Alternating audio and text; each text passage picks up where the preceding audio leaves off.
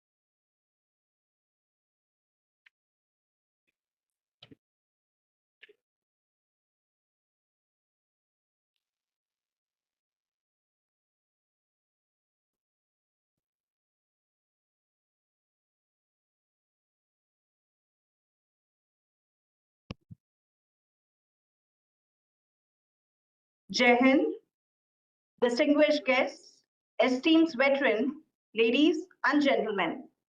On behalf of Major General V.K. Sharma, Ati Vishesh Seva Medal, Sena Medal and Bar, Director General, United Service Institution of India, and Squadron Leader RTS China, Director, Center for Military History and Conflict Studies, I, Commander Bhavna Salaria, extend a very warm welcome to you all at the Diamond Jubilee commemoration of the 1965 Indo-Pak War, a two-day gathering of remembrance, respect, and reflection.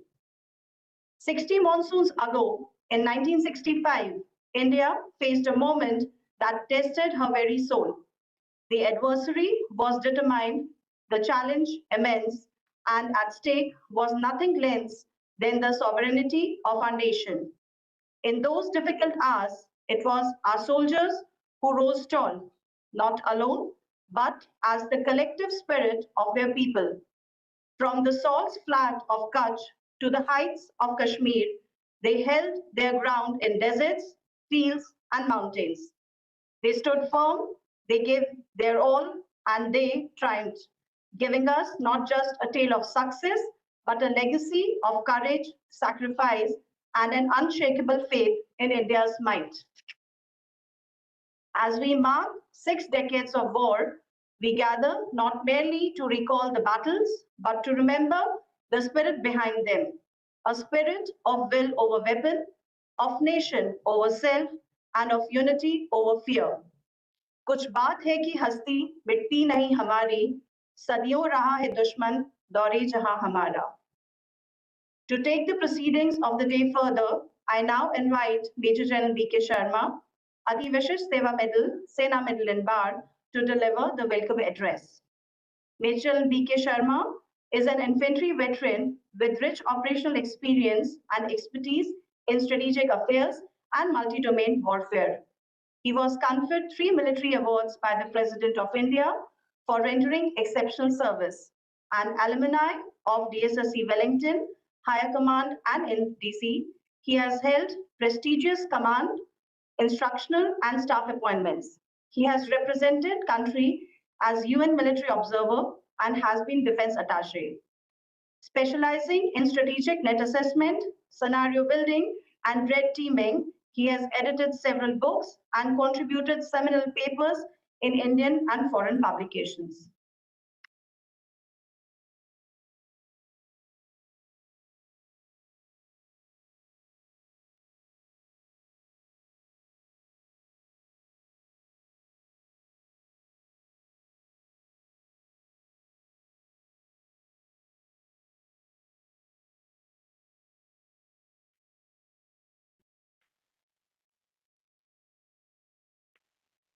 General Satish Nambiar, a former director and also the most iconic figure as far as India and USI fraternity is concerned. Mrs. Ranveer Singh, the brave heart of late Major Ranveer Singh Veer Chakra, senior council members of the USI, members of USI, serving officers, students, NCC cadets, ladies and gentlemen. It's an immense pleasure for the USI to celebrate this or commemorate this Diamond Jubilee of 1965 India-Pakistan War. And we are very happy that we will be listening to very informative debates and participation of the veterans who have the first-hand knowledge about 1965 war. So my compliments to our director, Center for Military History and Conflict Studies, Squadron Leader Rana Chinna. Now, Center for Military History and Conflict Studies is a unique center, not only in India, but in Asia, which is indeed the repository of India's military heritage and playing a significant role in military heritage diplomacy in the country, be it creation of monuments, memorials, mobile exhibitions in India or abroad, be it creation of the digital archives for the 3 services to preserve our military records, a Veer Gatha program which has been instituted by Ministry of Defense. We have created a virtual portal on which we just keep populating the acts of valors and supreme sacrifice by our war heroes.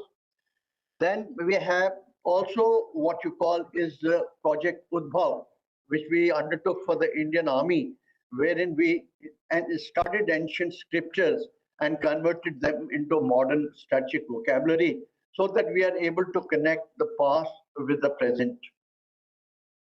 Other things that we have is, a series of programs like we did on 1965, then we did on 71, we did on Battle of Hajipir, we did on Battle of Tangel, we did on Magna Crossing. This is to get all the veterans here and so that we can get to know their first-hand account and experience of the battle. And very recently on the Battle of Haji Pir, we did an event with 15 corps at Baramulla. Another major event we are now undertaking with the help of Indian Army is Ranbhoomi exercise, wherein we are now taking groups of visitors to different epic battlefields in the country. And it's some kind of what you call as a military heritage tourism. Equally important was an event we conducted at Dana together with Bihar Regimental Center, wherein we looked at the ancient military system of India. And we had all the scholars and the faculty, students of that region participating in that event. But the most important event we have is the Indian Military Heritage Festival, and we would be conducting the third season of that in the month of November. Now, as far as this event is concerned, of course, we are all waiting to hear General Satish Nambiar, but to put things in perspective, you know, post-independence, when India was looking at its strategic security, there was a colonial anti-colonial mindset. We were also, we imbibed socialism as an ideology. And as far as our foreign policy was concerned, it was the Nehruvian benign view of the world, and also Hindi Chini Bhai Bhai, Panchshil and all. And we know what happened, that we neglected our defense and security, and we had a major debacle in 1962 war. Thereafter, I think Pakistan, which has always had very inimical intentions towards India, it got little emboldened, and it tried to test Indian resolve, being a member of that time CENTO, getting state-of-the-art equipment in terms of patterns, sabers, starfighters, Canberras, Ghazi submarine. So they tested our waters at Run of Kutch as a prelude to 1965 war. Then was Operation Gibraltar, followed by Operation Grand Slam, both in Jammu and Kashmir.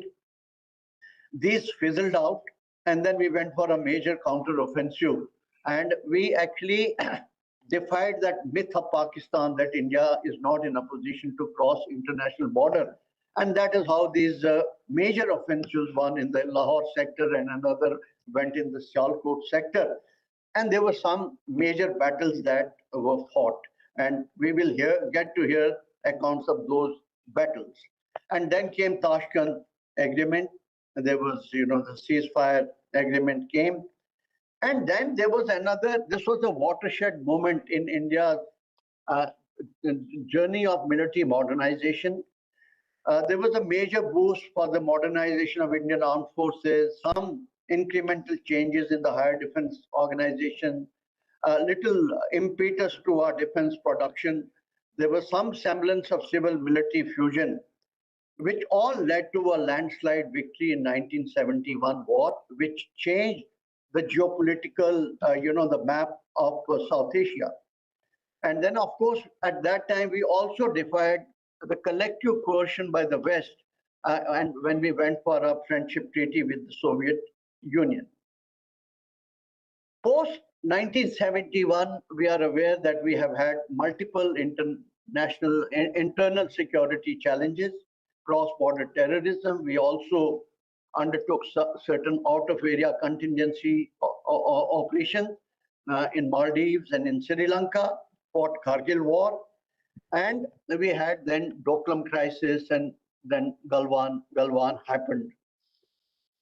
We also emerged as a formidable nuclear power, and there were certain economic reforms undertaken, and there was a half-baked approach to defense and security, because Kargil committee and Arun Singh committee reports were not fully implemented. But again, about 5 years ago, we have now the DMA, we have the CDS. At least there is a wish list of theaterization, and there are still split voices on that. But we have a vision, Viksit Bharat, now what you call is 2047. And one of the signature initiatives in that is Atmanirbharta, being self-reliant. We also given a good account of ourselves, how to preserve a strategic autonomy and multi-vector engagement. But come Op Sindhur and the geopolitical dynamics are again undergoing a paradigm shift. You know, see how the great power relations are undergoing a shift, what US has done and what is happening now in the Shanghai Cooperation Organization. So we are in a new phase of India's strategic destiny. Very recently, I just come back from Mao, where we did this Run Samvad, a massive seminar for 2 days, in which about 500 people participated. So there is a huge consciousness about, you know, the security, in the defense technology embracement that we want to now imbibe in a very significant way. So people are very seriously now looking at how do you apply this technology at the tactical operation and strategic level. So these are some of the challenges for future, and I'm sure that our country will be able to tide over some of these challenges, seize these opportunities, and put our country on a sound footing as far as our Viksit Bharat vision is concerned. I'm sure that today's deliberations here will give us a very sound strategic context in which we should place the future of India. Without further ado, thank you very much, and thank you for coming, and we look forward to some very exciting sessions. Jai Hind.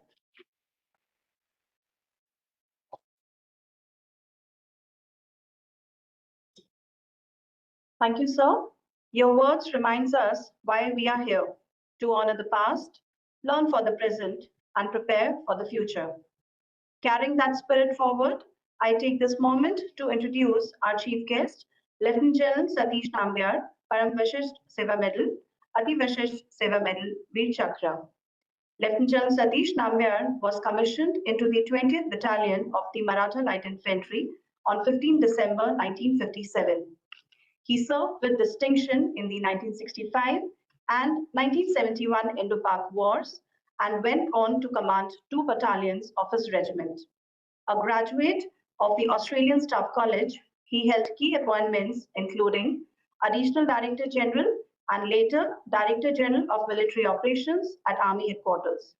He had the distinction of raising and commanding the Indian Army's 1st Mechanized Brigade Group and subsequently commanded a mechanized division. Between 1977 and 79, he served with the Indian Army Training Team in Iraq and later as military advisor at the High Commission of India in London. He was also on the faculty of the Defence Service Staff College, Wellington. In 1992, General Nambiar was appointed as the first force commander and head of mission of the United Nations Protection Force in the former Yugoslavia, where he commanded from March 1992 to March 1993. He superannuated as Deputy Chief of Army Staff in August 1994.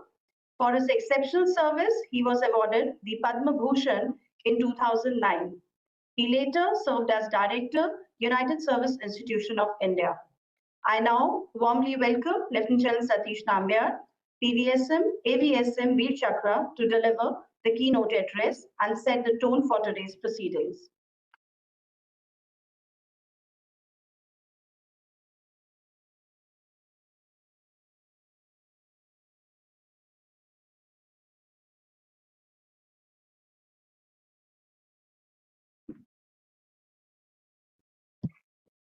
Thank you very much.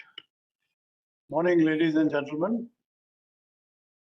It is indeed a pleasure and a privilege to have been asked to deliver the keynote address at the United Service Institution of India on the occasion of the seminar being held to commemorate the 60th anniversary of the 1965 India-Pakistan War.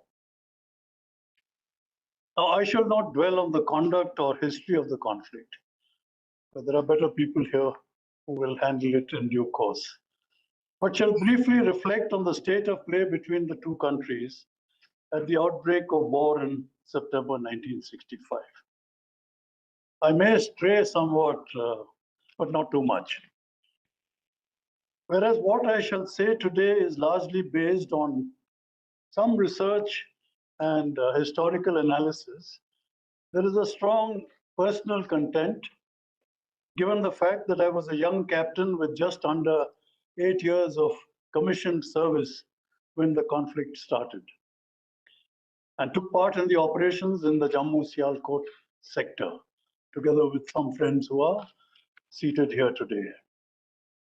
And let me state at the outset that for that very reason, my remarks will largely be about the Army, not because the contributions of the Indian Air Force and the Indian Navy were any less outstanding, because I then knew so little about them. Now let me start with the politics of the time. As the Director General has mentioned, the defeat at the hands of the Chinese in October-November 1962 reflected poorly on the capacity of the then political leadership to handle issues of governance and national security. The military setbacks being the result of the neglect of vital aspects of organization, equipment, and operational capability, readiness of the Indian Armed Forces, as also political interference in its internal affairs. There was therefore a great trust deficit between these two vital pillars of the Indian establishment. The credibility of the country's foreign policy thrust based on non-alignment and appeasement of the Chinese was perceived as flawed, and the intelligence apparatus was not only suspect, but seemed to be in some disarray. Now, the Pakistanis no doubt perceived the political situation in India as one where the political leadership under Prime Minister Lal Bahadur Shastri was weak, divided, and in any case, pacifist. How wrong they were proved is another matter altogether. Shastri came out as a hero to us youngsters in the Indian Army at that time. The political philosophy of the Indian state being based on secularism and tolerance and all that, and the fact that we were required to deal with a two-front scenario imposed limitations on the government of the day.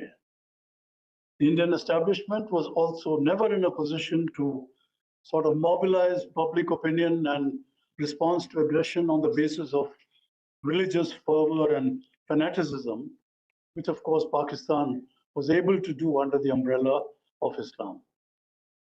Now, in the aftermath of the 1962 debacle, the government of India had undertaken measures to expand, re-equip, modernize, and reorganize the Indian Armed Forces. While these measures were long overdue and needed to be put in place urgently, they placed the organization under some strain with some unavoidable adverse impact. The additional manpower requirements for the newly raised units and formations of the Indian Army were met by increased intake at all levels, at officer grade through short service commissions and shortened training periods, and similar arrangements at the level of personnel below officer rank.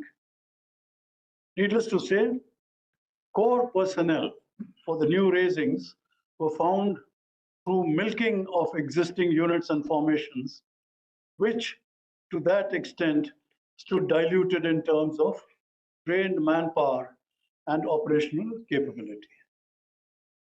Newly raised formation headquarters and units had not yet had time to develop integration as effective entities. Training, of course, was underway in real earnest, as were efforts to ensure operational readiness of units and formations. There were therefore inevitable imbalances in organizational capabilities, as also in training standards, both at the individual level and of units and formations. Now, insofar as Pakistan was concerned, the practical wisdom then prevalent was that if India was to be defeated on the battlefield, it had to be dealt with before the expansion, reorganization, and re-equipping of the Indian Armed Forces was completed. Hence, the earlier the better. That was their thought process. Now, a couple of words about the morale.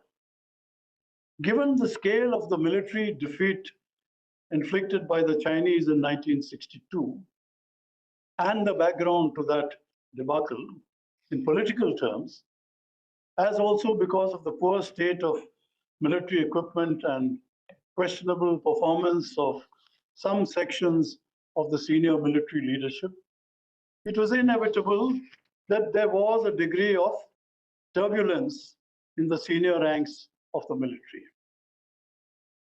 Fortunately, the repositioning of senior military commanders of proven professional competence and credibility, and the inherent resilience of the Indian Army units and establishments ensured that there was no serious debilitating impact on the morale of the service as a whole. A major contributing factor to this quick recovery was, in my view, the fact that the impact on the morale at junior leadership and the rank and file was almost nil. As someone who had 5 years of commissioned service at the time of the Chinese aggression, I can claim to speak with some credibility on that aspect. Though I was deployed at that time on the ceasefire line in the Uri sector and therefore did not have the honor and privilege of fighting against the Chinese, I'm fully aware of the fact that while the Indian Army suffered major reverses on the whole, the performance of the junior leadership and the rank and files in most cases was unexceptionable.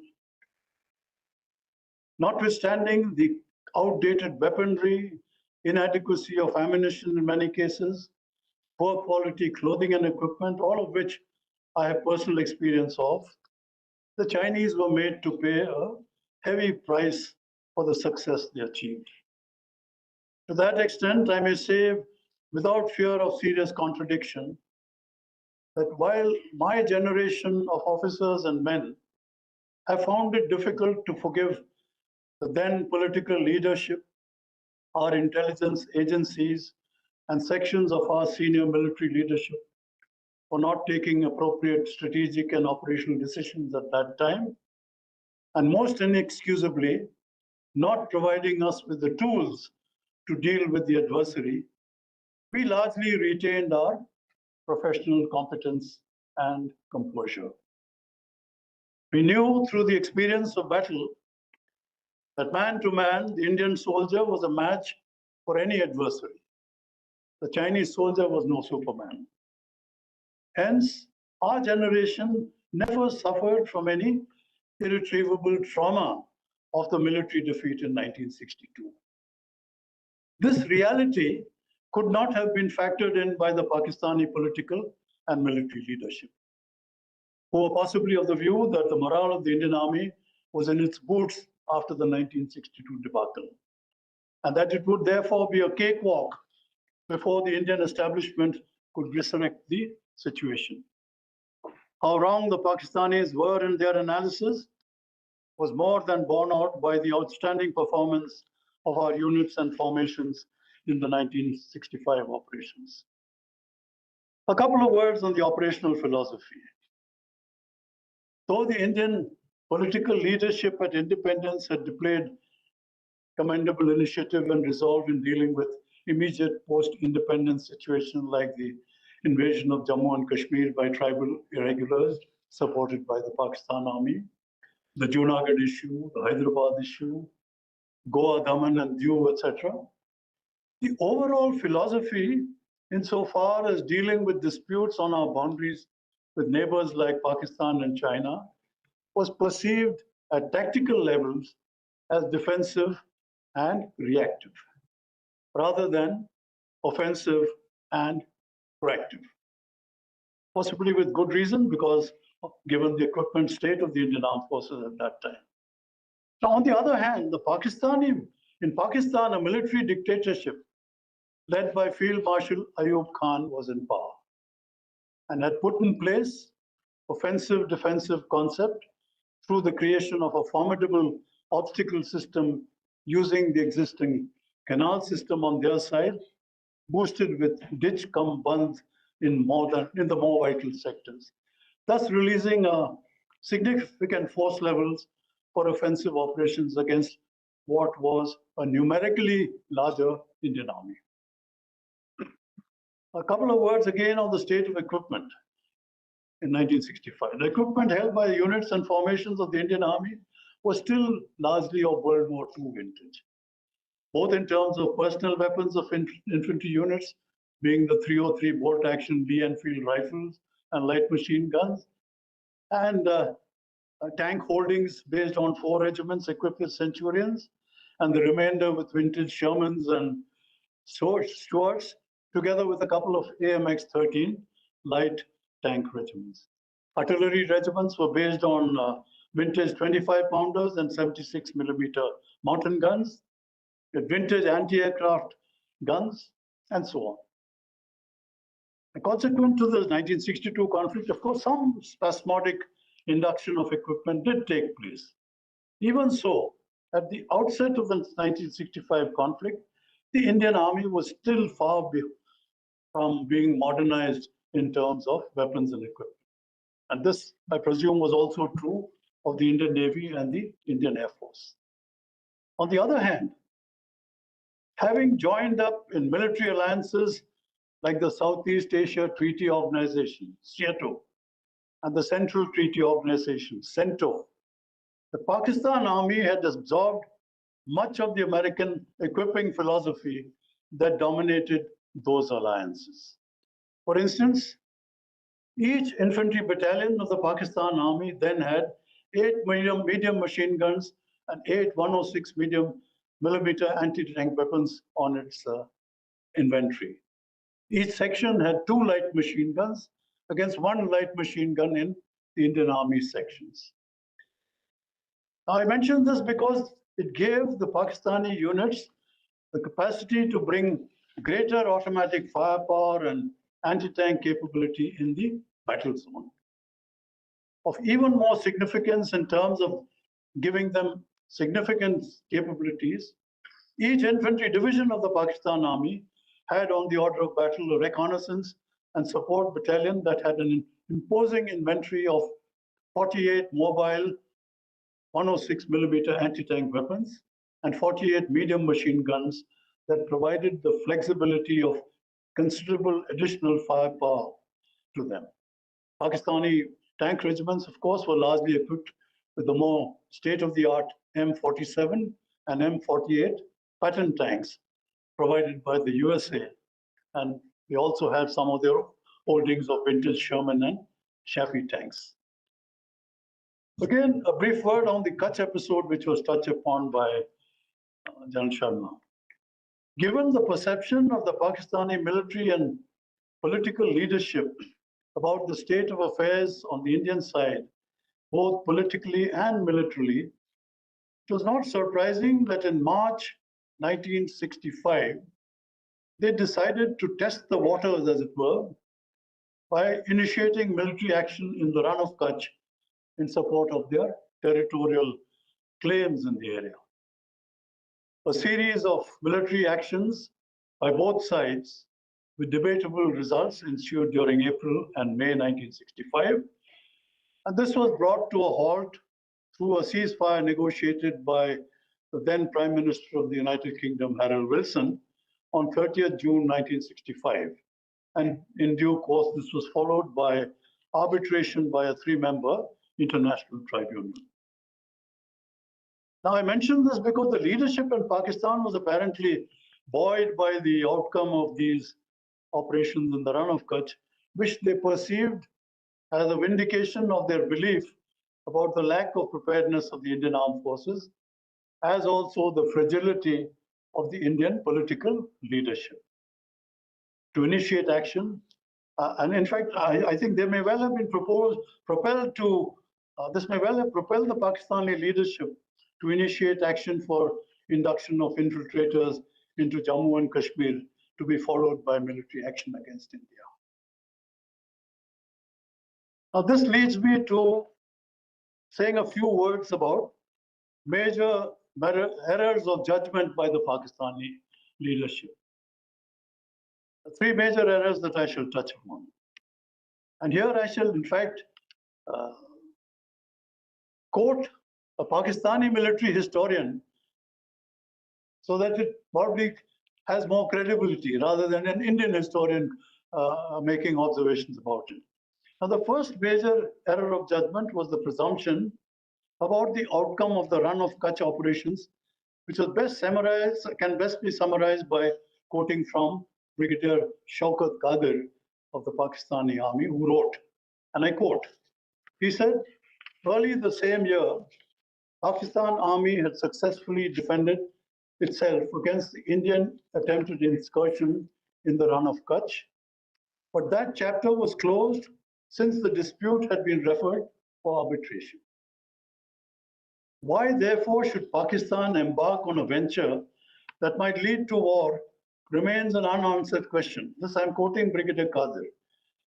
An unanswered question today, particularly when we were aware that such a venture in which we were considered the aggressor would result in the severance of aid from the United States, which ultimately happened. It is a matter of historical record that Bhutto, the foreign minister, convinced Ayub Khan, the president, that the Indian response to our incursions in Kashmir would not be across the international border, but be confined to Kashmir. I'm still quoting Brigadier Qadir. He must have offered powerful diplomatic arguments as forcefully and articulately as he could. But despite that, I find it difficult to comprehend how Ayub accepted such an argument, which was militarily untenable. And while Ayub could be accused of many things, he was far from being militarily unwise. End of quote. This is what Brigadier Qadir had said. Now, on the second error of judgment, as it were, was the presumption about local support for the infiltration into Jammu and Kashmir. And about that, again, I will quote Brigadier Shaukat Qadir. He says, for some obscure reason, Pakistan undertook Operation Gibraltar without preparing the grounds for it or seeking guarantees of local support or even attempting to assess the mood of the Kashmiri people. Pakistan went into Operation Gibraltar without any preliminary preparations and undertook a guerrilla operation inside Indian-held Kashmir with a large number of regular soldiers, some special service group elements, and a smattering of irregulars, expecting to be welcomed by the local population, who were expected to rise up in arms against the Indian government. He continues with this quote, they were destined to be rudely disillusioned. Far from rising up in arms, the local population denied any support and in many instances handed over the infiltrators to Indian troops, an act for which they should not be held to blame in any way, since by then they were reconciled to staying within the Indian Union. And Pakistan made no preparations for such a venture. It was to take, he continues to say this, it was to take another 24 years for them to rise indigenously against the Indian Union. And now he's talking about what happened in 1989. And he says, Gibraltar soon became a disaster. The majority of the infiltrators were captured by the Indian troops, though some managed to exfiltrate. End of quote. Now, on Operational Grand Slam, which again I think the Director General mentioned, which followed soon thereafter, Shaukat Qadir, again I'll quote, because I think it's greater credibility when you quote a Pakistani than my saying so. Among other things, he says, and I quote, was one of a number of contingency plans that had been prepared to support Gibraltar. Since Gibraltar's failure was considered inconceivable, this plan, that is Operation Grand Slam, was intended to sever the road link between India and Indian Kashmir once the valley was up in flames. Now that Gibraltar had not just failed, but had resulted in the loss of some key positions in Kashmir like Haji Pir, Operation Grand Slam was undertaken to relieve pressure on the troops defending Kashmir. It was four-phased: the capture of Cham, the crossing of River Tavi, and consolidation, followed by the capture of Akhnur, and finally severing the Indian lines of communication and capturing Rajouri. Despite the difficulties of terrain, especially entailing a river crossing, the possibility for success lay in the bold audacity of the plan, which necessitated speed in execution, because if time was permitted to the Indians, they would reinforce Akhnur and it would be impossible to capture. End of quote. As it happened, the operation did not succeed, at least not in its full sense. And in fact, it turned out to be the third error of judgment by the Pakistanis, because it led Prime Minister Lal Bahadur Shastri to give the Indian Armed Forces clearance to enlarge the scope of operations as deemed necessary. That, therefore, ladies and gentlemen, was the state of play when the Indian Army launched operations across the international border in the Lahore, Sialkot, and Sindh sectors in September 1965, about which no doubt you will hear more later in the day. A couple of reflections in conclusion. Though the outcome of the 1965 war cannot be considered an outright victory for the Indian Armed Forces, it went a long way in restoring the pride, confidence, and self-esteem of the forces that had taken a battering in 1962. It also restored the image of the forces in the eyes of the general public. This went a long way in ensuring that the Indian Army units responded with added determination to the provocations along the ceasefire line in Jammu and Kashmir in later years, at Nathula in 1967, at Sumdarong-2 in 1987 against the Chinese, and in securing the outstanding victory in the 1971 war, and more recently, the Kargil operations. The performance of the junior leadership was outstanding as always. The junior leadership of the Indian Army has never let the side down, right since independence to this day. It is a measure of the commitment and dedication of the junior leaders that the officer to personal below officer rank casualty ratio during the 1965 war was 1:14 against a rank structure ratio of 1:60. That speaks of the quality of our junior leadership. The 1965 war, I think, proved, if such proof is necessary, that it will always be the man behind the weapon that matters, and not so much the weapon system itself. The Indian Army Jawan proved his worth once again. Thank you, ladies and gentlemen, and Jai Hind.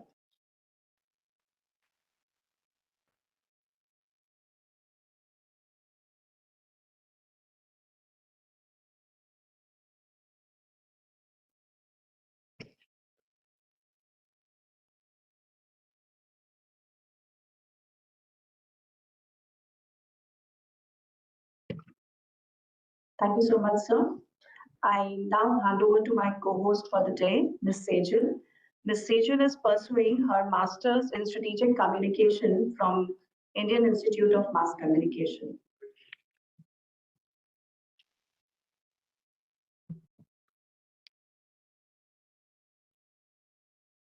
We now have our first panel discussion for the day, which is on evolution of India's foreign policy since 1965, from restraint to resurgence. This session focuses on discussing the change and continuity in India's foreign policy since 1965, the lessons learned since the conflict that continue to guide India's diplomacy in the era of G20 and international stewardship, India's relations with the UN and other international organizations since 1965, and India's stance on the challenges to a rules-based world order since the conflict.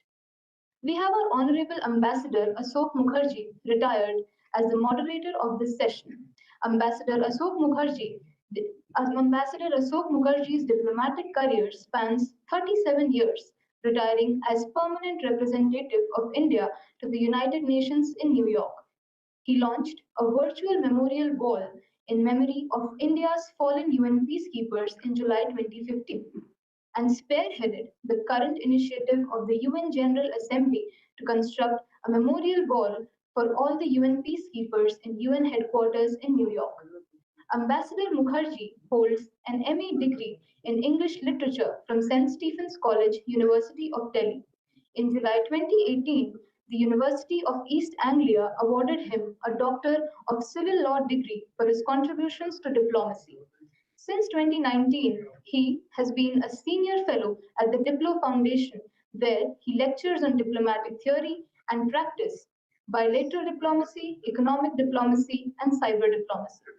His book, Valor and Sacrifice, The First Indian Soldiers in Europe, 1914 to 16, was published in 2010 in London. And his first copy of his book, India and United Nations, 1945 to 2015, A Photo Journey, was presented by the Prime Minister, Shri Narendra Modi, to the UN Secretary General in 2015. He co-edited the book, Gallipoli Revisited, published in 2022 by the USI. He writes regularly on India's foreign policy in Indian and international journals. Now, may I please request Ambassador Ashok Mukherjee to come up on the stage? Our first panelist for this session is Ambassador T.C.A. Raghavan, retired. Ambassador T.C.A. Raghavan is a former Indian High Commissioner to Pakistan and High Commissioner to Singapore from 2009 to 13. He was a Director General of the Indian Council of World Affairs, New Delhi. He was awarded a PhD by the Jawaharlal Nehru University in 1992 for his dissertation relating to the economic history of India. He is a member of the Governing Council of the Institute of Peace and Conflict Studies, Adjunct Professor, School of Conflict Studies and Security Studies, National Institute of Advanced Study, and Visiting Professor, Center for South Asian Studies, School of International Studies, Jawaharlal Nehru University. He is also a recipient of Jadunath Sarkar Gold Medal for 2024 by the Asiatic Society in Calcutta. Ambassador Raghavan has authored lots of books, and his latest being Circles of Freedom, Friendship, Love, and Loyalty in the Indian National Struggle in 2024. May I please request Ambassador Raghavan to come up on the stage. Joining him on our panel is Ambassador Manjeev Puri, retired. Ambassador Manjeev Singh Puri joined the Indian Foreign Service in 1982 and has served as the Ambassador of India to the European Union, Belgium, Luxembourg, Nepal, and as a permanent representative of India to the UN. In addition, he has served twice in Germany, in Cape Town, Muscat, and Bangkok. From 2005 to 2009, he headed the UN Economic and Social Affairs Division in the Ministry of External Affairs of India and led the Indian delegation for the first meeting of the Global Forum on Migration Development in Brussels in July 2007, and the presentation of various reports by India at the Human Rights Council. During 2011 and 12, when India served on the Security Council, he was also a senior member of its delegation.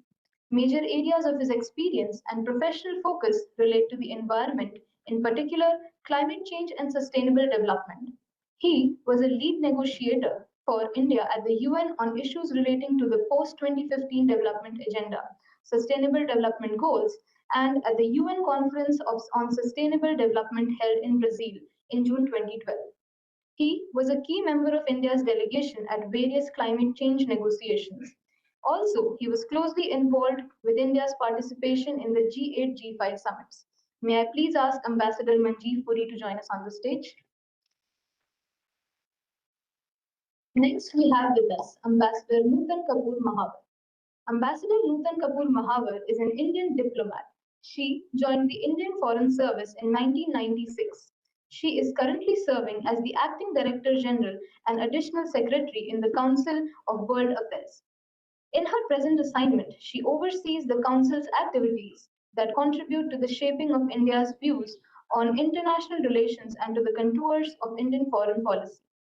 During her 29 years of service, Ambassador Nutan Kapoor Mahavar has gained expertise in the working of institutions of global governance, having done a stint at the Permanent Mission of India to the United Nations and other international organizations in Geneva. She has served twice in the Indian Embassy in Moscow and is known as a Russia hand in the Indian Foreign Service. In the Ministry of External Affairs in New Delhi, she has looked after India's relations with the West European countries and has served as the Joint Secretary. Ambassador Nutan Kapoor Mahavar has edited several books and book projects of ICWA, latest being Indo-Pacific Reimagining the Indian Ocean Through an Expanded Geography, co-edited with Vijay Sakhuja in 2021.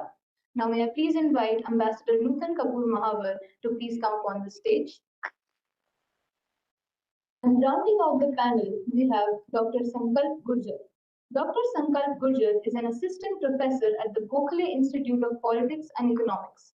Prior to joining GIPE, he has taught at the Department of Geopolitics and International Relations, Manipal Academy of Higher Education, and has worked as a research fellow at the Indian Council of World Affairs, Sapru House, Delhi. He is the author of The Superpowers Playground, Djibouti and Geopolitics in the Indo-Pacific in the 21st Century.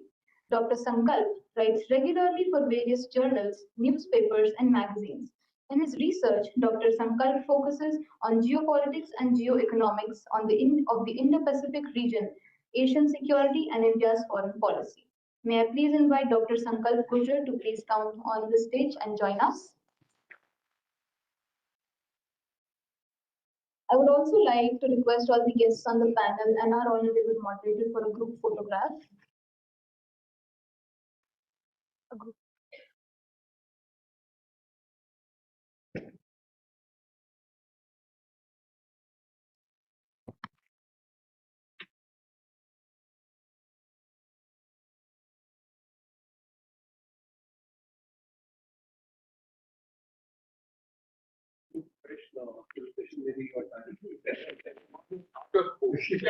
Family photograph is very difficult to get you back.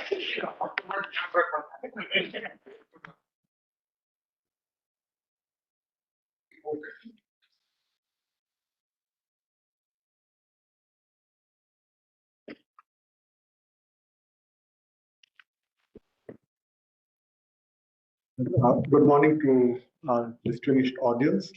I would like to thank USI and its project partners for having convened this commemorative session on the 1965 war. We have a very distinguished, knowledgeable panel, so I'll not stand between you and what we have to say for very long, but I just wanted to make a couple of points which flow from what our Director General of USI had said in situating this panel discussion. The first point I'd like to make is that 1947 to 1965 are quite formative years for the structure and orientation of India's foreign policy. On the one hand, India was leading the process of decolonization, which culminated in the 1960 historic resolution of the United Nations, enabling a lot of former colonies to join international community in the United Nations as sovereign states. And that was India's priority, what was referred to as the Nehruvian influence in Indian foreign policy. At the same time, and something that is less spoken about, but I think is going to be apparent more and more in the next few years in the context of Viksit Bharat, is India's focus on development, peace, and security. That is something that we have not spoken of too much, but that is now emerging as the driving force of India's engagement in international affairs. And even the latest issues relating to the tariffs by the United States on India is linked with the linkage between development, transformation, peace, and security. So that's the big obsession or framework of India's foreign policy, which is rooted in that period of 1947 to 1965. While this was happening on the Indian side, the trend in our neighbor, Pakistan, was going the other way. And we heard a little about the reference to Seattle and CENTO from our previous speakers. And there's one more event and one more alignment which Pakistan entered into in 1954, which was the signing of a bilateral mutual defense agreement, assistance agreement with the United States of America. And that has dominated and influenced Pakistan's thought process in terms of its international policies as well as its military policies ever since 1954 till today, when despite all the ups and downs of what has happened in our region, Pakistan continues to be designated by the United States under its law, domestic law, as a major non-NATO ally.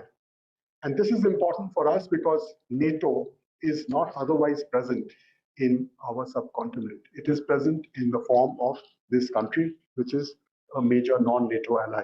So whatever we talk about and lessons we draw from 1965, 1971, 1999, and the recent Operation Sindoor, all have to factor in this dimension of Pakistan acting as a surrogate for NATO, which has a direct impact on our aspirations, including that of Atmanirbhar Bharat, which we spoke about. So these are the 2 points that I thought I would place before you. And the last point was a reference to Kashmir and Pakistan, because I think that without that, our discussions would not really be complete. In 1947 October, when Kashmir acceded, the princely state of Kashmir, Jammu and Kashmir acceded to India, 26th of August, it became an integral part of the territory of India. That's the first point. And I think that's the most important point, that the territory was Indian territory, and that was violated by Pakistan's irregular and regular military actions. And that was what was the reason for India to take this complaint to the United Nations Security Council on the 1st of January 1948. If you read the document, it protests about the violation of territorial integrity of India.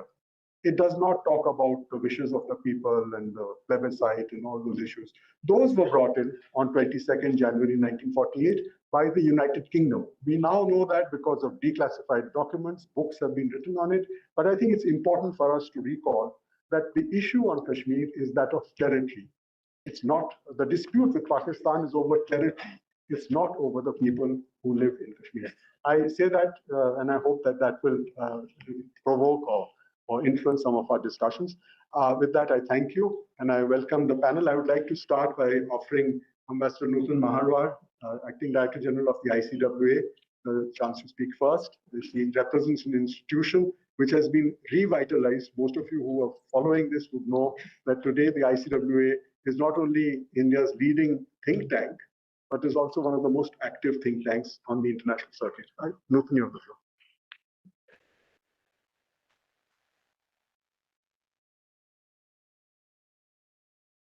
Thank you, sir. Distinguished experts, my seniors on the panel, and friends. I would like to thank Squadron Leader Chenna, an eminent Indian military historian, who extended the invite to me to speak in this panel today. I would also like to thank USI for providing a platform to air views on wars of yesterday for their bearing on understanding of international relations then and now, and accordingly, what our policy and approach should be in the contemporary context. It needs no reiteration that we won the 1965 war with Pakistan. A young fledgling democracy which had just experienced the first change in its leadership after the 17-year-long rule of Prime Minister Nehru, the first Prime Minister of independent India, won in a war in 1965 against a military regime in Pakistan. While Indian democracy had taken root by now, Pakistan had begun to experience reversals, with its military establishment rapidly growing extensive roots and spreading like a banyan tree. We won against Pakistan in 1965 despite no alliances, not even friendships, with the great powers of Cold War rivalry fame. 1965, you see, was well before the 1971 Indo-Soviet Friendship Treaty.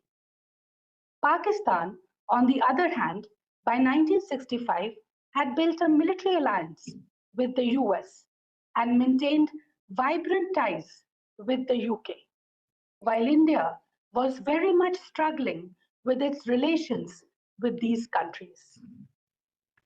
We also won against Pakistan in 1965, despite Pakistan being firmly backed by its all-weather friend China, which had just dealt us a hard-hitting defeat in the 1962 aggression.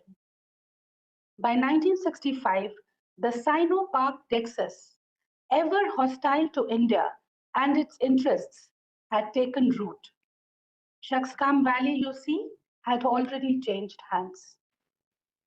We won the 1965 war despite having to accept a ceasefire brokered by the UN, a body that was anathema to India when it came to ties with Pakistan due to consistent anti-India, pro-Pak P5 gains. We won the 1965 war despite having lost the life of the Prime Minister who was at the helm of affairs on the territory of broker of peace, Soviet Union, after signing the ill-fated Tashkent Declaration, about which generations of Indian diplomats have chosen to remain silent. We won the 1965 war despite the inimical Sino-Pak nexus having taken the lives of two Indian prime ministers in the 1960s. Prime Minister Nehru after the 1962 India-China War and Prime Minister Shastri after the 1965 India-Pakistan War. We also won against Pakistan in 1965 despite the debilitating poverty, deadly famines, food rationing and shortages that many of you would recall in India of the 1960s, which left the government with no option but to take steps popularly referred to as Green Revolution and Operation Flood, which were more of a necessity than a privilege.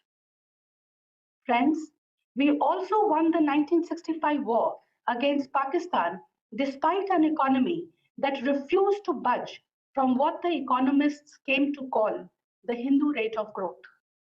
And last but not the least, we also won the 1965 war despite Pakistan's show of air superiority in the operation, as also acknowledged as many of the students who are here and the youngsters who are here would see in Wikipedia's write-up as of date on the war. Friends, when we won against Pakistan in the 1965 war, nobody in the world except us seemed to notice or care about it. As Pakistan's friendship and alliances with key world powers and its strategic relevance to them continued to grow and flourish. What I described just now is India's political setting of 1965, of the 1965 Indo-Pak War, domestically and externally. Operation Gibraltar was designed to infiltrate forces into Jammu and Kashmir to precipitate an insurgency against India, which led to the 17-day 1965 war. Through Operation Gibraltar, Pakistan sought to repeat the success of its malintentions as displayed in 1948 in its invasion of Kashmir by infiltrating Razakars and designated Pak Army personnel as tribals, ably assisted by colonial British generals stationed in Pakistan. The Pak strategy won in 1948, but in 1965, it did not. 1948 changed the map on the ground for successive Indian generations to bleed. 1965 did not. Pakistan's malified intent, its devious designs, were also apparent in the name it chose for the operation, Operation Gibraltar. The idea being to draw a parallel to the Muslim conquest of the Iberian Peninsula that was launched from Gibraltar in 711 AD. So it is not only now, if we are to take the Pahalgam attack, that Pakistan has sought to give a decidedly religious flavor to its campaigns against India. Military, diplomatic, low-intensity proxy, or socio-economic.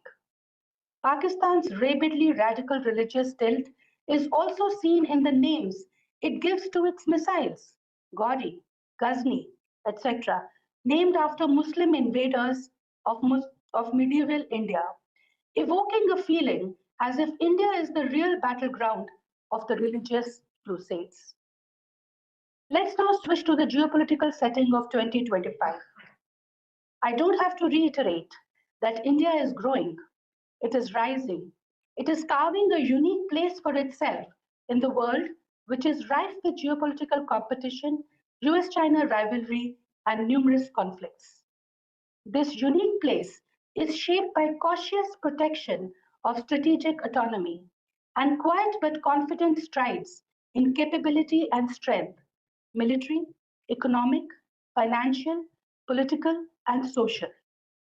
The unique place is also shaped by the policy of striving to be a Vishwamitra, friend of the world, general non-alignment, and equidistance.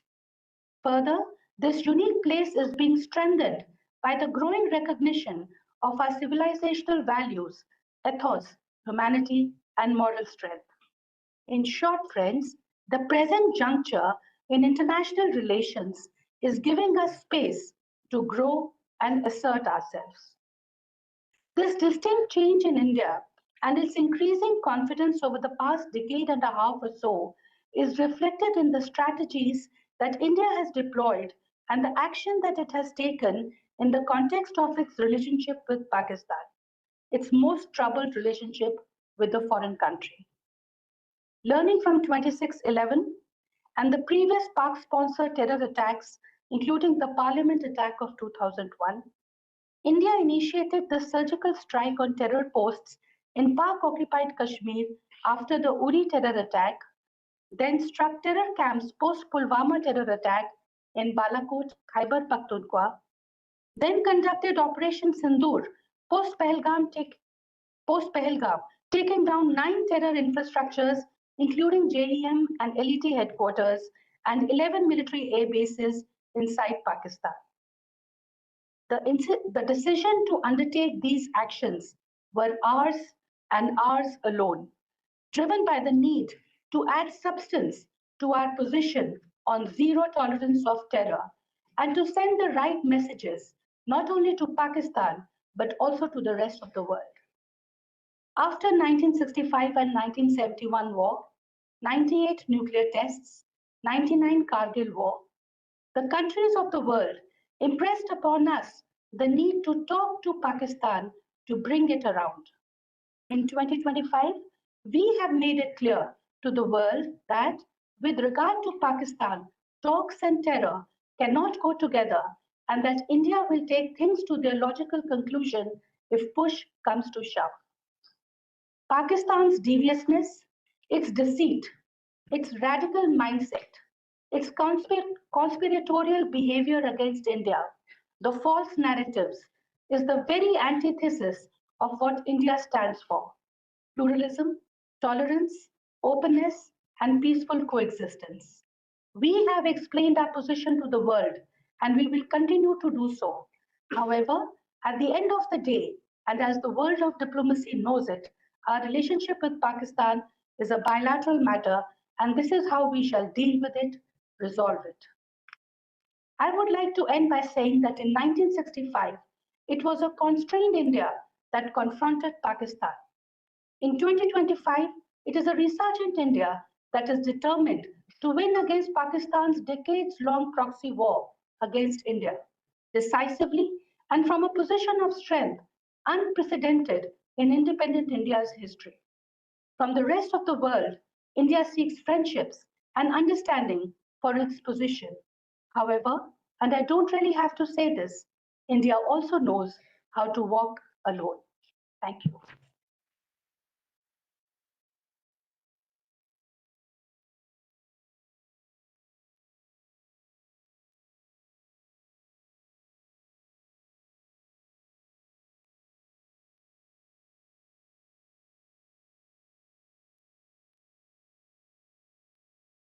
Thank you, Marwa, for that. And we pose the questions that you have at the end of the session. So, Mike, and I'd like to call on Ambassador Nagavan, former High Commissioner of India to Pakistan, Christian Jordan, and all speak to us on the topic. You have 12 minutes.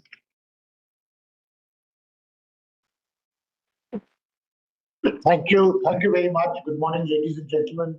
May I begin with thanking General Sharma for inviting me and also to congratulate him and Squadron Leader China for organizing this seminar. I think it's essential that we focus on aspects of our history, even as we deal with the present, because the object of history really is to deal with contemporary issues in a more informed way. This commemoration of the 1965 conflict, in fact, takes place in the wake of another conflict. It was shorter, but also very intense in the form of Operation Sindoor. And I'd like to begin with that juxtaposition of 1965 and 2025. Clearly, a great deal has changed since 1965. The world has changed, India has changed, Pakistan has changed, our region has changed. At the same time, many things have not changed. But one fundamental change when one focuses on the strategic and geopolitical situation is, of course, that both India and Pakistan are now nuclear weapon states. And that's a pretty fundamental change when one looks at the strategic and geopolitical aspects of the India-Pakistan interface. But at the same time, there are many things which have not changed. If one looks at how the international community reacted to the 1965 conflict, and you look at the situation of what happened during Operation Sindoor, there are very, very, very many commonalities. And there was certainly, as this time, even in 1965, the sense amongst many countries that this is really a local issue. There's nothing for which, over which we have to get too energized about. But there was also this implicit sense of criticism of India, and that was most prominently from the United Kingdom, and that had a certain influential position at that time with regard to the United States and other European countries. There was that sense from the United Kingdom that India has aggravated the conflict by expanding it and crossing the international border to deal with a local conflict of infiltration, relating to infiltration in Jammu and Kashmir. So this international aspect of a general, not trying to be even-handed between India and Pakistan is certainly a similarity between 1965 and 2025. But the point which interests me are really a much more fundamental similarity between 1965 and 2025, which is at the narrative level. If you look at how 1965 is perceived in Pakistan today, the 6th of September, or I think it's the 5th of September, is celebrated as Defense of Pakistan Day. 6th of September, it is Defense of Pakistan Day, because the overwhelming narrative in Pakistan is that this was a war which India embarked upon to deliver a major military blow to Pakistan, and we successfully resisted that onslaught. So when we in India, of course, look at 1965, we don't look at it in terms of being necessarily only an 18-day war beginning on the 2nd or 3rd of September, but it has a longer, deeper background going back to Operation Gibraltar. In Pakistan, the 1965 war is seen as the day in which Indian forces crossed the international border into Sialkot and in Lahore. So this difference of narratives is, of course, very similar to what we encounter today. Because in India, the perception after Operation Sindoor is that a very strong political and military message was conveyed to Pakistan in terms of the damage inflicted on it as a consequence of the terrorist outrage in Pahalgam. In Pakistan, the narrative is completely different, that an Indian offensive was very successfully deterred, and we stood up to India. So in a sense, both sides have a victory narrative very similar to that of 1965. So just like we say that we won the 1965 war, in Pakistan, the view is that they won the 1964 because they successfully deterred India. And the interesting point is, and this is the commonality between 1965 and 2025, and this is what interests me as someone who looks at the geopolitics of South Asia, is how both countries have different notions of deterrence. Because we feel that by Operation Sindoor, we in fact restored deterrence, and because of the terrorist outrage which was committed in Pahalgam, punishment was inflicted. In Pakistan, the view is that deterrence was restored because Indian aggression was not just countered, but was successfully responded to.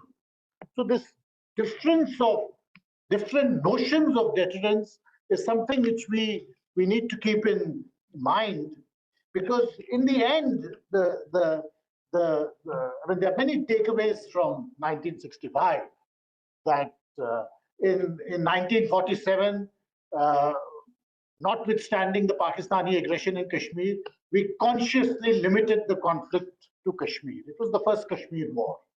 1965, that restraint we moved away from, although at the time of Kargil in 1999, we again maintained that restraint of not crossing the LOC. This time you can say that Operation Sindoor in that sense restored an element of unpredictability in our responses to Pakistani provocations by crossing the IB.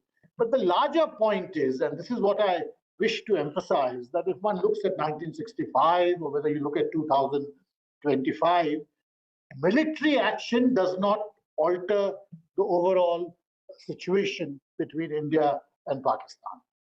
In whatsoever manner you look at it, whether this deterrence has been restored or whether deterrence has been established, military action does not change the situation fundamentally.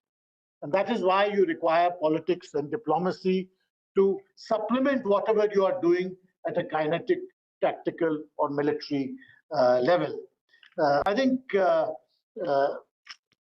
when we are talking about the diamond, the Jubilee, I recall about a decade ago, exactly a decade ago, being in Islamabad and reading Pakistani reports about the commemoration, the 50th anniversary commemoration of 1965, and simultaneously looking at the internet on Indian newspapers commemorating 1965. So you get two different perspectives almost on a daily basis. And not surprisingly, the Pakistani accounts would emphasize the battles of Cham, Chavinda, while the Indian accounts or our accounts would concentrate on Asal Uttar or the campaign towards Batanagar in Lahore.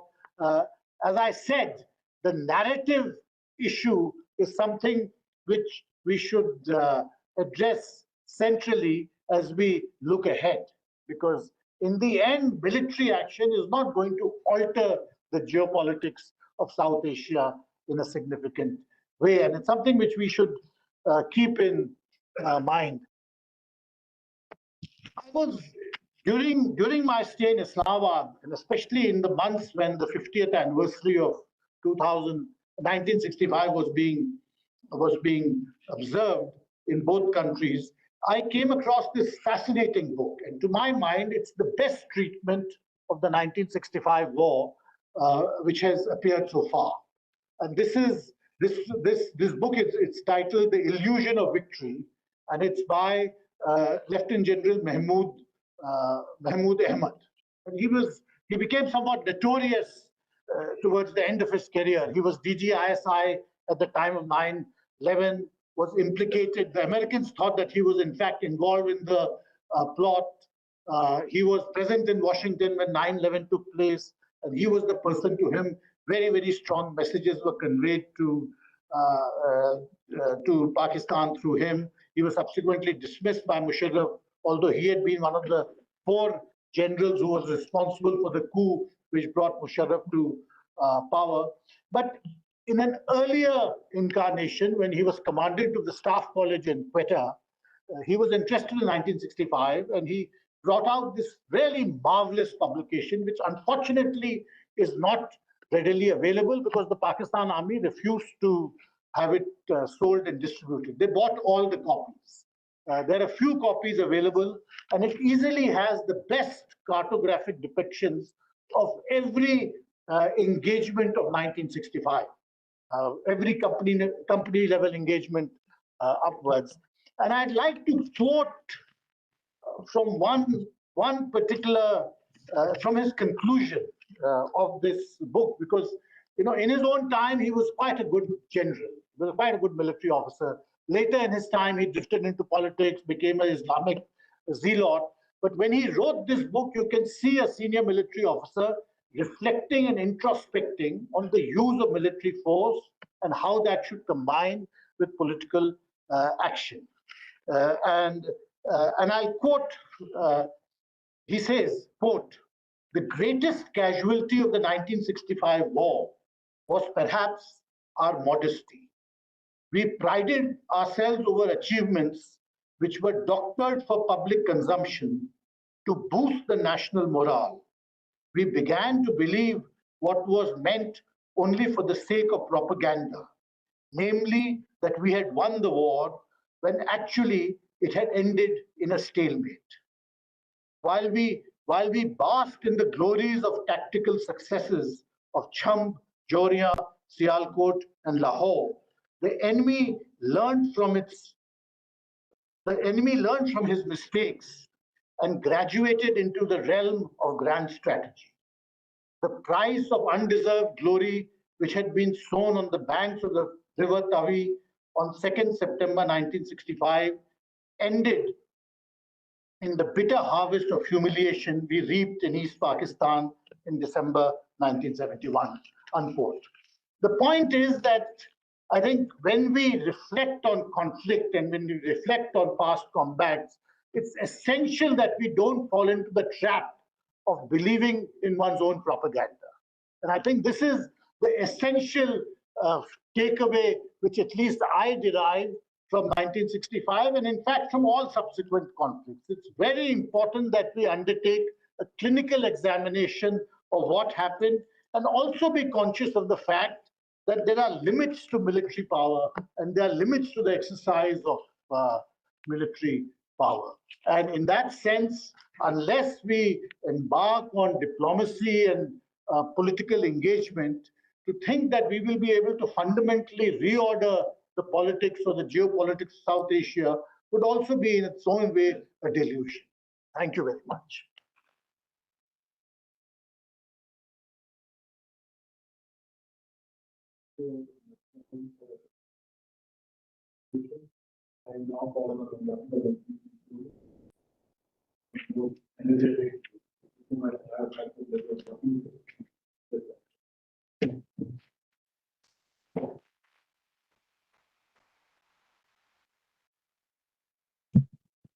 Thank you very much, sir. Thank you for the invitation. DG sir, thank you. Rana, thank you very much. And General Jagatdeep Singh, thank you very much. Let me try and make this a little, somewhat, as he said, energetic, but humorous also, because in this seriousness, you should also keep your head a little level and not always believe what is said to you in terms of analysis as you go up in your life. I see a lot of young people here. It's a very incestuous panel. I'm very delighted that Professor Saab has come from Pune.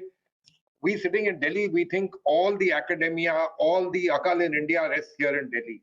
But this is one of the most venerable institutions in India dealing with politics and economics. Welcome. The rest of us belong to one little incestuous sect. Ambassador Mukherjee was my boss. Raghavan and I are batchmates in the Foreign Service. And Nutan and I worked for the same boss in the Ministry of External Affairs. So please don't mind it, but that's the way these things are. You know, we think we know everything in Delhi. We certainly do.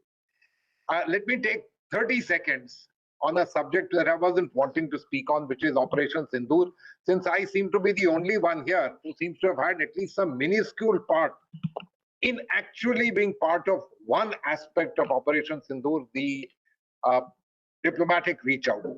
So I was a member of one of the delegations, the delegation that went to Russia, Spain, Greece, Latvia, and Slovenia. There were several other delegations. We covered, I think, a total of some 32 or 33 countries. Let me take a few seconds of your time to tell you, and many people in India ask this question, who are these countries? Latvia जाने की क्या जरूरत है? Slovenia में क्या रखा हुआ है? Very good point. And in the narrative back home in India, that was not what we were told. All kinds of ideas have been put out about Pakistan, of course, पता नहीं क्या कर देंगे हम उनको, and so on and so forth. And the righteousness of what we are saying. But the ideas, and I want you all as officers of the government going forward to understand, the delegations had a very specific purpose, and this choice was very, very thought out. Pakistan is currently serving on the UN Security Council. The Security Council has 5 permanent members and 10 non-permanent members who serve for 2 years. Pakistan is serving 2025 and 2026. All these countries will be countries which are either serving in 25 or 26. Now, I think let's be very clear. We as a country, we are going places. Of that, there's no doubt, and I'll speak a lot about that. But we are also quite mindful of what happens in the world. And there's a fact to it, and there's a reason to it. And the UN Security Council and what happens there particularly irks us. And all those who have served on the Pakistan desk, otherwise at the UN desk, will remember, this is the one thing. In fact, let me tell you something.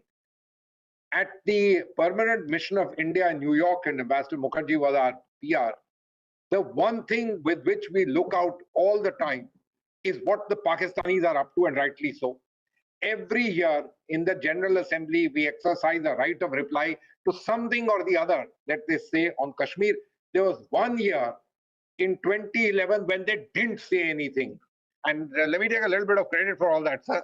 Me and our current minister, Hardeep Puri, we really had a good relationship, but it was because the Pakistani PR there at that time took a conscious decision that let's avoid this, there are other things to do. By the way, on all other matters, I must tell you, we and the Pakistanis are on the same page. It's a very interesting country. Unlike Bangladesh, which is somewhat smaller but almost the same size as Pakistan, which perceives itself as a small developing country, recipient on aid, etc. Pakistan doesn't. It takes aid much more than anyone else, but it perceives itself as a major player in international relations. It's got this bug in its head that it's equal to India. And that perhaps is one of our greatest assets when it comes to many UN negotiations, especially on the economic side. Did some of you know that at the UN, climate change, you all know, let's leave Mr. Trump out, it's by far the most important subject which is under negotiations in the world. We may have a 3 years hiatus, we'll come back to all of this. At all of them, the Pakistanis and we sit on the same side, perhaps the strongest negotiator. Having said all this, I want to draw your attention to something else. You know, when I walked in, General Nambiar was speaking, and he was speaking about his own experiences of the 65 war. I'm not that young, so I want to tell you my one abiding image of the 65 war was to be standing at Delhi, Old Delhi railway station and seeing of my cousin going to fight the battle on the Western Front. He retired as a general of the army. So I do know what happened. What happened in 65? Why are they celebrating the Diamond Jubilee? If we go by whatever has been said, we won, they won, God alone knows what happened. No. Why is it important?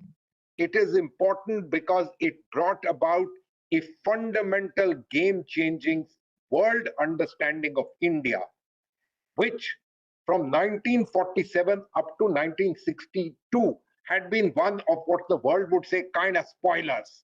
Decolonization, non-alignment, etc., neither here nor there. In 62, a defeat. Whether we liked it or not, it's a fact. And in 65, we turned the graph back. We may have brought the graph only to even keel, but after that, the graph has never gone down, which is why 65 is worth commemorating. 65 is worth remembering. It's the turning point of India in the world. And now let me say to all the young people here and those of my age who are sitting here, which is the war that we all remember. 71, isn't it, from blackouts and so on? None of you would know any of those things. Nutan, you mentioned rations. You were not even born at that stage. You're a young lady. That's for Raghavan and my generation to know what ration cards look like. You know, 71, without any doubt, the world took note of you. Perhaps the only instance in the world where a country helped create another country and didn't covet that land. That was India for you. You think the world didn't notice? Of course they noticed. And it happened despite the world's most important superpower looking at you, not in very gracious sort of a manner. Of course, the countervailing side was done by us. Again, a great role in diplomacy. 71, I know I'm sitting here in the military establishment and everything is about military. Of course, the military was critically important. Of course, the leadership was important. Let's not forget the political leadership which exercised the right judgment calls, which allowed 71 to happen, which was getting the Soviet Union on your side and aiming it in such a way that Pakistan would not be able to leverage various elements which were possible in the world, which would have put pressure on us not to act in the case of Bangladesh. But let's leave that out. Again, we meandered for 25 years. And then the world discovered something very interesting. From the 1990s onwards, liberalization, etc. How many of you have heard the word BRICS? Come on, how many of you have heard BRICS? But you know the original is BRIC. And it's from a 1999-2000 paper by Jim O'Neill, who was the chief economist of Goldman Sachs. What do you think BRICS did to us? What do you think BRIC did to us? Think for 30 seconds. It changed the way you and I think about ourselves.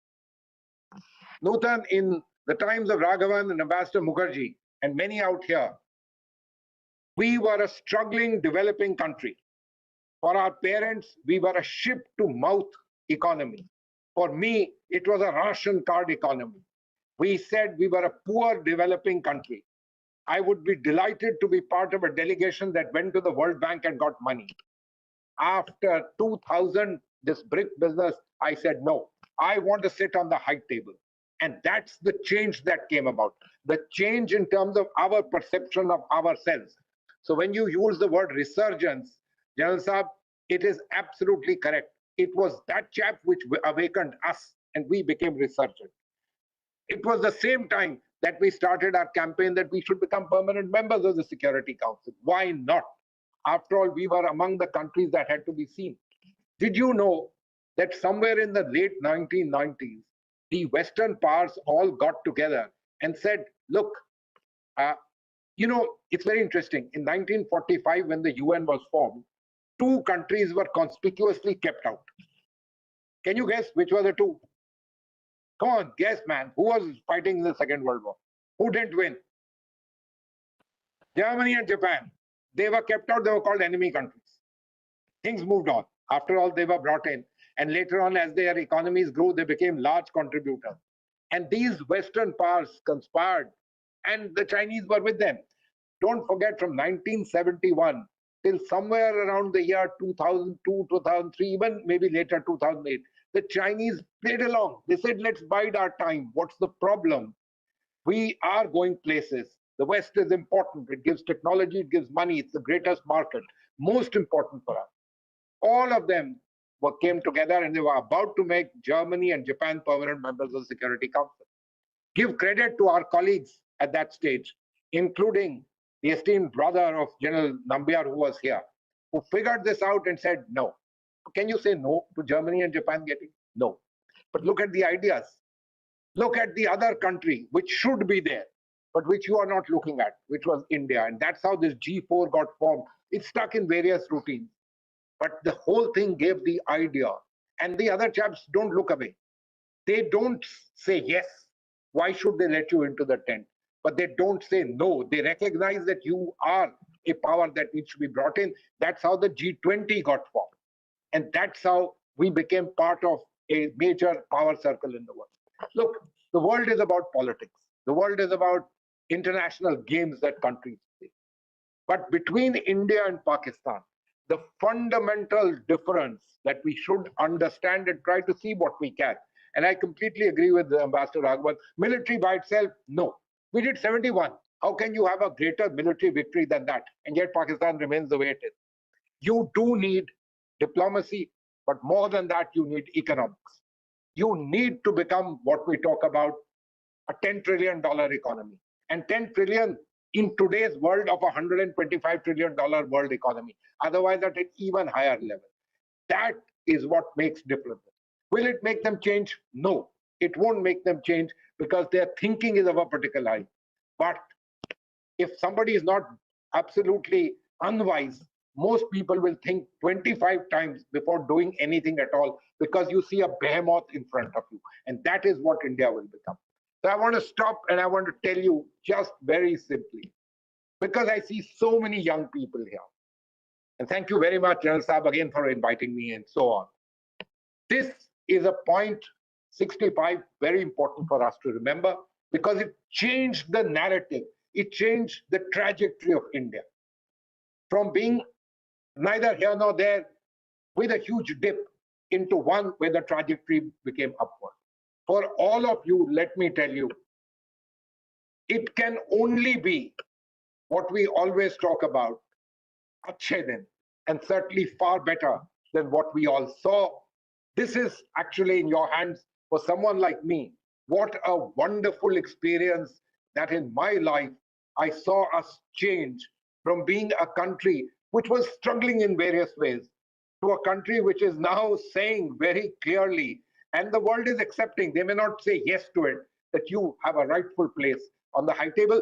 That's what Pakistanis are nowhere near. And that's the point that we all need to work on. Thank you very much for all this.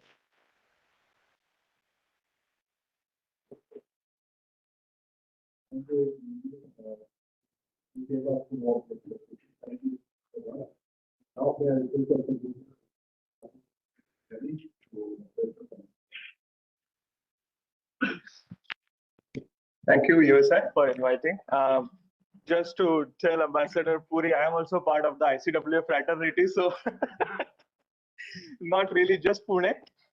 So it's also tough to speak in front of my two former bosses, Ambassador Raghavan and Nutan ma'am. So, but it's always reassuring also to have your bosses because they will have your back. And we were lucky to have Ambassador Raghavan in ICWA, part of that team. Okay, so about 65, I think most of the points have been covered. So I thought what I can do different. And my mind goes back to Paddy Upton. So those of you who follow cricket would know Paddy Upton as the guy who turned around Indian cricket team from the psychological trauma of Greg Chappell years, part of the Gary Kirsten's team. And he wanted to understand how Indians look at strategic history, strategic culture, because he wanted to understand how Indian team will play. And there he stumbled upon 65, 71 and all the military history. And he drew a lesson that Indians do not initiate any wars, but if their backs are put to the wall, then they respond ferociously. And 65 was an example where we didn't initiate, but when we were asked to, we did respond ferociously. So Paddy Upton's book, 65 War, that is the first point that I thought we must sort of remember. Second point, I think regarding 65 War, which is also common now, is the superpower involvement, right? I mean, so Operation Sindoor, Americans want the credit for whatever they did or they didn't do. In 65, it was also Americans who were involved. They stopped aid to both countries. They were seen as unreliable. Before actually Operation Grand Slam, there was UK involvement. Harold Wilson was partial towards Pakistan. So, and then after the war is over, it was the Soviet Union. Alexei Kosygin was personally involved. Only problem with Kosygin was that he didn't seek Nobel Prize as someone is seeking now, So he did that because he was seeing that, he can have a greater balance between India and Pakistan in the South Asia.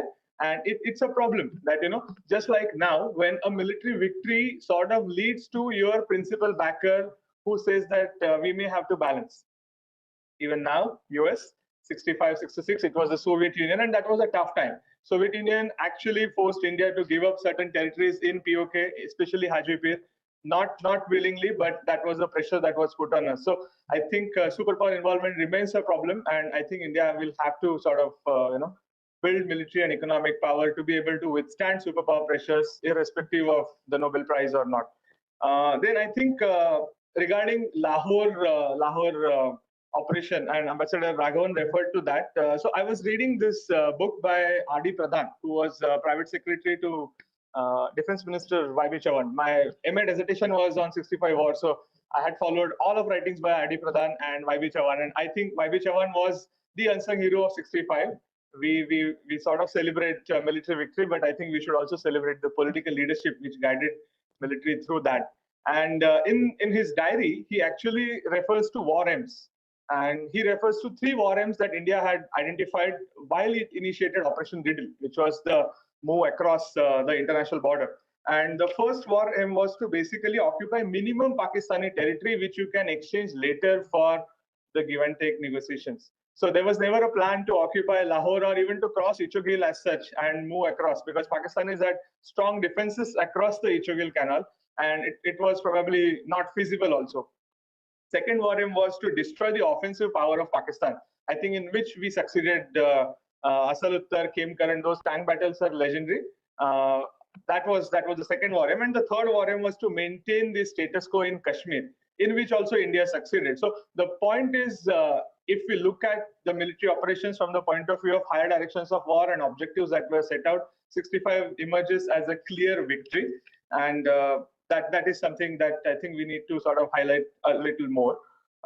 Then I think this war also led to this derisive characterization of India-Pakistan war as riots with tanks. I think this is the American scholars who started referring to this war because they thought that India should have attacked maybe in East Pakistan. Entire Navy and Air Force should have also gotten involved in this war. So this was the American view of how the war should be fought. But if we measure our actions based on our military aims, I think we were right what we were doing, right? So, but this riots with tanks remained for a while, at least till Steve Cohen was alive. I think he used to refer to it quite regularly. I think this was also the war which was probably the last war fought without Soviet weapons, because Indian Army and Pakistani Army, Pakistan had American weapons, of course, and India was getting Soviet assistance, but not to the extent where we fought 71 and wars after that. So I think this was a war where Soviet weapons were not major; they didn't play a major role. But interestingly, Pakistanis had destroyed some MiGs while they were parked on the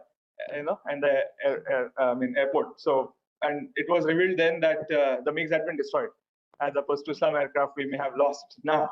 So, and then the final point I would like to make is that the 65 war changed subcontinent to the extent where India realized that it is really alone in the world, that you cannot count on US, UK, or USSR for your security. You have to build your military power, and that the international community will remain partial.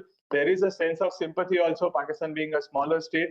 So I think Y.B. Chavan refers to this as probably the futile war.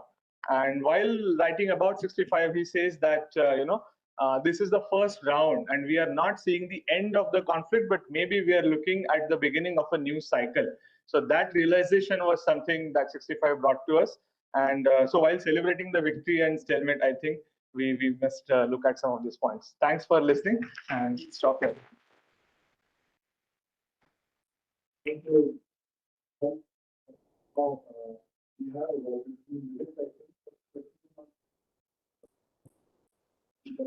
So my request to you is please raise your hand, identify yourself. You may ask the question of one of the panelists and you may ask the question of the entire panel. Which one you want? But you identify who you are, so that the panel is a response. So, want to go.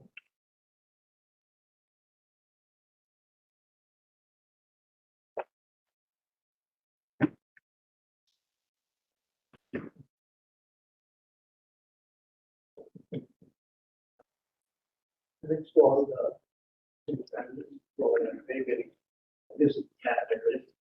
My question to the instance in which in Indo-Pak relations, which led to the 65 conflict in terms of losing Kashmir. Post 1962, the United States, we sought assistance from the US, and I think the Kennedy administration offered $500 billion worth of assistance. Post Mr. Kennedy's departure, the Johnson administration, under the pressure from Pakistan, said that you first sort out the Kashmir issue before we give you this aid. And the aid was stopped. Pursuant to that, to the best of my knowledge, which the Honorable Mr. Raghavan may kindly clarify, India's foreign minister went to Islamabad and took along 3 maps to exchange for settling the Kashmir issue. As to the best of my knowledge,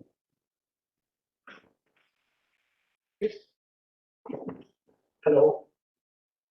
These 3 maps were territories to be handed over to Pakistan in exchange for peace. One of them was a simple one, and at most was the value of Kashmir.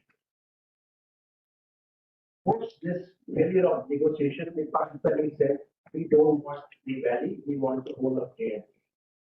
And that's where the negotiation stalled. After that, there was this incident of the year of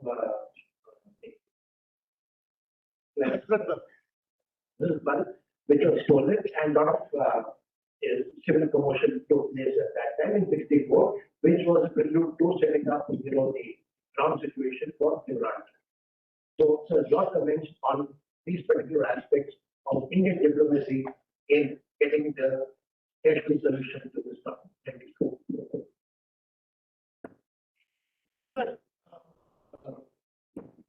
You see, you're quite right about some of the facts you related. But this has nothing to do with US needs. This followed the 1962 conflict with China. And the US then felt that in its own global perspective, South Asia needs to be strengthened against inroads of communist China. And for that, India and Pakistan should have a better relationship. And there was a lot of pressure on India by the US and the UK to reach some kind of a settlement with Pakistan, and that led to a number of rounds of talks between India and Pakistan. The Indian side was led by Sardar Swarup.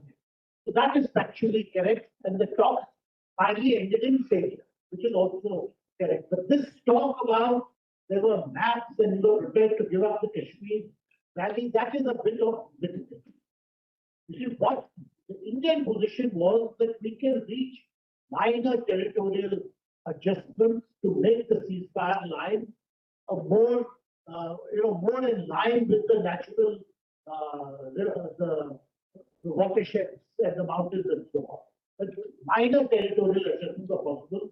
But the point that we were prepared to give up the Kashmir Valley, that the Pakistanis wanted the whole of Jammu and Kashmir, that's actually not factually correct. There was no appetite in India even then to negotiate major territorial changes in Jammu. So, in short, that is my answer. The rest of your question is correct. There was a series of negotiations between India and Pakistan. Those talks ended in failure. Thereafter, the Pakistanis felt that negotiations are not going to lead anywhere.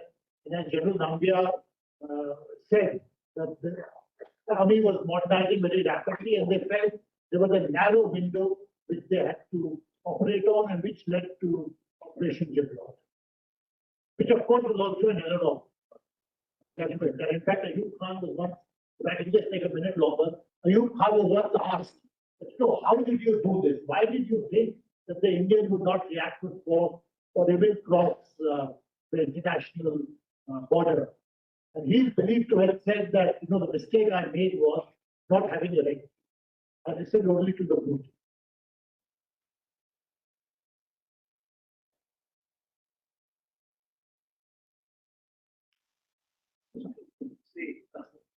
my question is about the Marlays at Tashkent. Who had that sort of influence to steer the outcomes of Tashkent? Particularly, there are certain myths about this receding Haji Pir to Pakistan just on a platter. Vis-a-vis, they were just 13 kilometers short of Oslo. They had made very deep ingress into that. And probably this was the great barter, this Akhnur versus Haji Pir. Was that as a factor? And then why did we not take Munabab? My question that always comes to me is that Munabab is still in Pakistan. Any views on this? The point was that when you went into the negotiation, this is the first point we should remember, that you agreed to go to Tashkent because it was in your interest. You didn't want to prolong, the state of no war, no peace, just with the ceasefire. You wanted a settlement. So you went to Tashkent because it was in your interest. So did the Pakistan. And there the Soviets were very keen that this meeting is a success. So they brought a lot of pressure on both sides that the most sensible thing is that you go back to the status quo. Now, Haji Pir had acquired a larger-than-life role in the public discourse in India. But when I read the MEA report, the number of officers, Vicky Jaipal, who was present, has written about it, and he says Haji Pir was a small thing. It was never that much of an issue because we knew we would have to withdraw. Because in the end, you also want to regain the territories you had lost in Cham, and you're quite right about it. That's a very rich farming land. I think Munabab was part of that overall settlement, that you would withdraw to the position as they was before the conflict. They had also, the Pakistanis had also made advances, which they also had to vacate. And then on both sides, there was this sense that the agreement there had been shortchanged. In Pakistan, that was led to the beginning of the students' resistance and the general public mood turning against Ayub Khan, and then finally to his downfall. In India also, there was a lot of criticism, but the criticism got nipped in the bud because Prime Minister Shastri died in Tashkent itself, and that really overtook the whole. That became in itself a new narrative.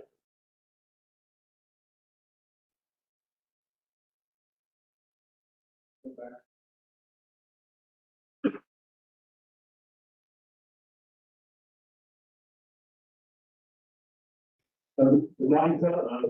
One person in the back, then I come to you. Please, with the white shirt.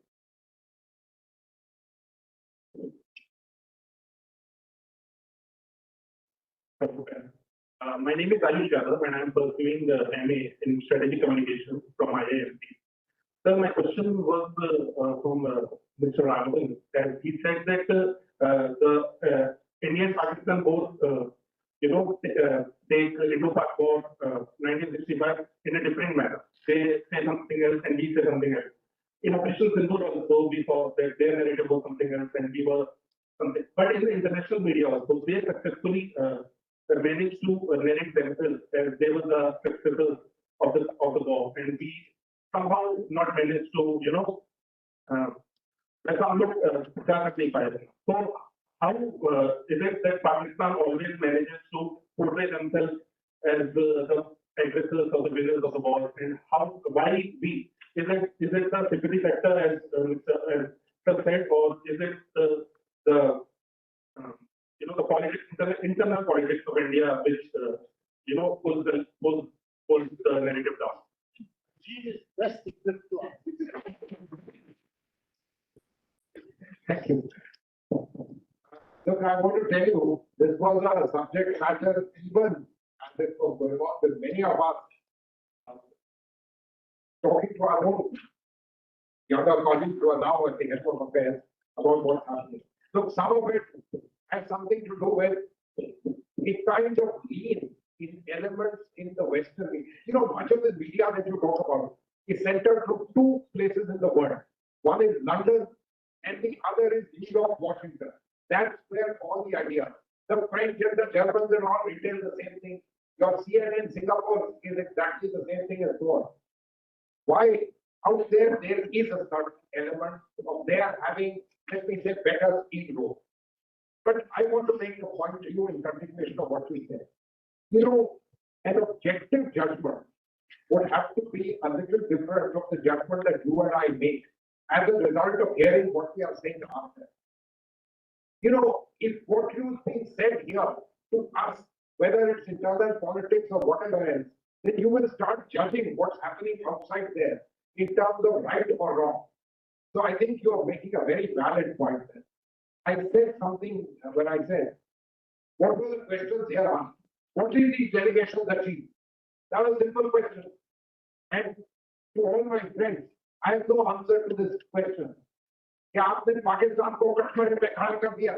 Well, that is objective. That could have been the objective. The objective was very simple. Sensitize those who will serve on the Security Council with Pakistan, not to fall for their shenanigans during the 2 years. Up till now, there has been success on that. Limited action that can be done. You think that why Pakistan out of the map? You know, both countries say this about each other, but that's not the reality. But one very important element of what you said, yes, as we are climbing the global high-table ladder, we need to understand that there will be deeper and greater competition for your achieving that. Pakistan is one of those elements, and we need to sharpen our abilities to have much greater, let me say, outflows coming from that part of the world, which are favorably inclined towards us. Let me also make a point. Almost everyone in the Western world and in most parts of the world have relations with India based on our economy. And they recognize that this is an economy and a country of interest. But we need to be able to leverage this, including with the strategic community. Make a good point, it's a fact. But we are also in the business of going up the ladder, which means facing stronger headwinds. Thank you. Good morning, sir. My name is Captain R.S. Savan. I am serving in the Indian Navy and presently appointed at the National Maritime Foundation.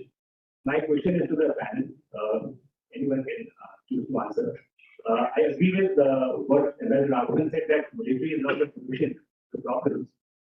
Precisely, we also understand that war is only a continuation of politics. And what we understand is that diplomacy itself is supposed to prevent this continuation going to violence. But as you see in the last 78 years of history, Pakistan has never been either in 65, nor in Pahalgam, nor in Pulwama. So how will diplomacy ensure that these things don't happen further? Because what has changed in diplomacy?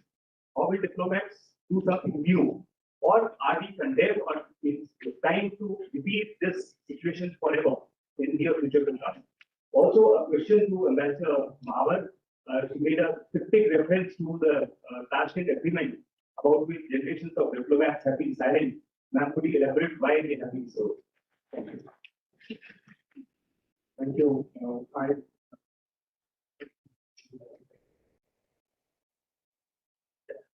Just to speak about Tashkent again, coming back to Vavi Chavan. So he wants in his diary that he was unhappy, but with the death of Prime Minister, couldn't say much. And regarding the return of Hajibir, I think he had expressed his strong reservations that we shouldn't give up, because that was the route through which interpretation was at its peak. So that was the reason why we crossed over to LOC and went to Hajibir. But yes, Tashkent, I think in the higher cabinet, people may have been unhappy, but it was the Prime Ministerial call to move.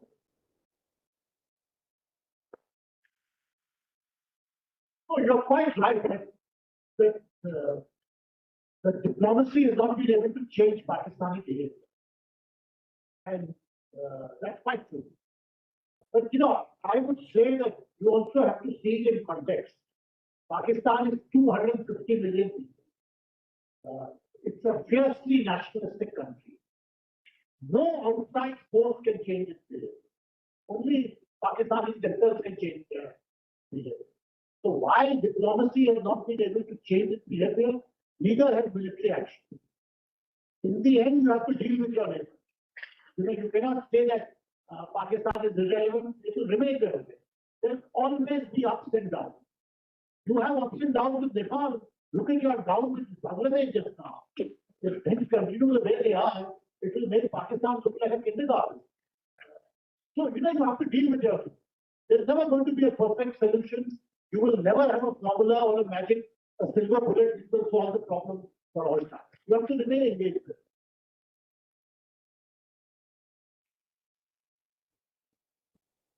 No, I just want to say, this is a question which we are asking. It is a very difficult question that you are asking, and every Indian knows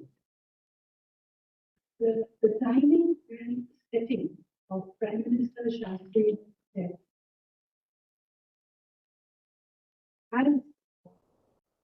was so shocking to begin with, and so relevant to the international relations of that time, that, and also on the subcontinent, that it has meant that we have been unable to speak because of the political sensitivities that are there. I can't go on that. Thank you. Thank you, Mr. For that. I just think that you also need to be the line of questions. As someone myself who lived in Tashkent for 3 years, I also agree. I went to the villa where Shastri died, and for me, it was proud to have one outcome of that death continues till today in our VIP standard operating procedure, which is that we have to have a call button next to the bed of the Prime Minister connected to this condition. Before that, we did. So I thank you all for asking questions. I hope that the presentations of our panelists came up to your expectations.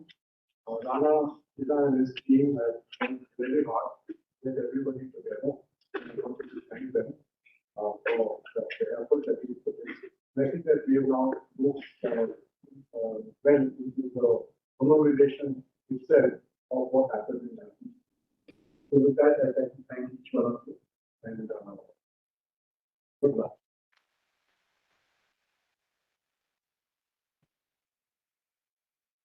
I would like to thank Ambassador Ashok Mukherjee and our honorable panelist, Ambassador T.C.A. Raghavan, Ambassador Manjeet Puri, Ambassador Nutan Kapoor Mahavar, and Dr. Sankalp Gurjar for sharing their invaluable insights on this pivotal topic. Now, may I please request Major General B.K. Sharma, AVSM, SMN Bar, DG USI, to come up on the stage and felicitate our guests.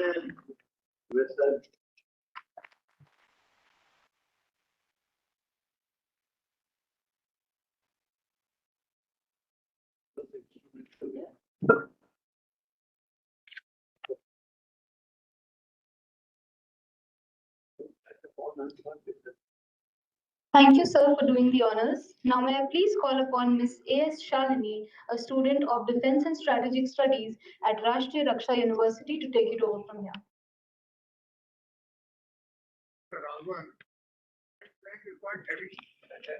Sorry, the right flank is quite heavy. Thank you, Sejal. From hardship to honor, from sacrifice to service, every step of a soldier's path leaves behind an enduring legacy. Now, we are going to witness a story where valor faces overwhelming odds and duty is upheld at the cost of life itself. The documentary, Soldiers Never Die, brings alive the inspiring life of Major Ranbir Singh, Veer Chakra, posthumous. His courage is timeless, whether it was guiding his men to safety through the forests of Bhutan without food and water for 14 days in 1962, leading a daylight charge against vastly superior enemy forces during Operation Gibraltar, or marching into Pakistan beyond Hajipir in 1965. Created with love and pride by his family, this documentary is more than a personal tribute. It is a salute to every warrior who has stood tall in the face of adversity, and to the families whose strength and support remain the unseen force behind our armed forces. For this, we are fortunate to have Dr. Amit Pathak as our moderator. Dr. Pathak is a senior fellow at the Center for Military History and Conflict Studies, USI. Fluent in Hindi, English, and Assamese, he is an avid student of history and culture with special focus on the Great Uprising of 1857 and historical aspects of his region of residence, that is Western Uttar Pradesh. He has many publications to his credit in these fields of study, including books 1857 Living History, published by Government Museum Jhansi, and History and Culture of Western Uttar Pradesh in 2 volumes. He has scripted and compiled this documentary, A Soldier Never Dies, based on the life of Major Ranbir Singh, who attained martyrdom during the 1965 Indo-Pak War. Now, I kindly request Dr. Pathak to come on to the stage and lead this section of the day further.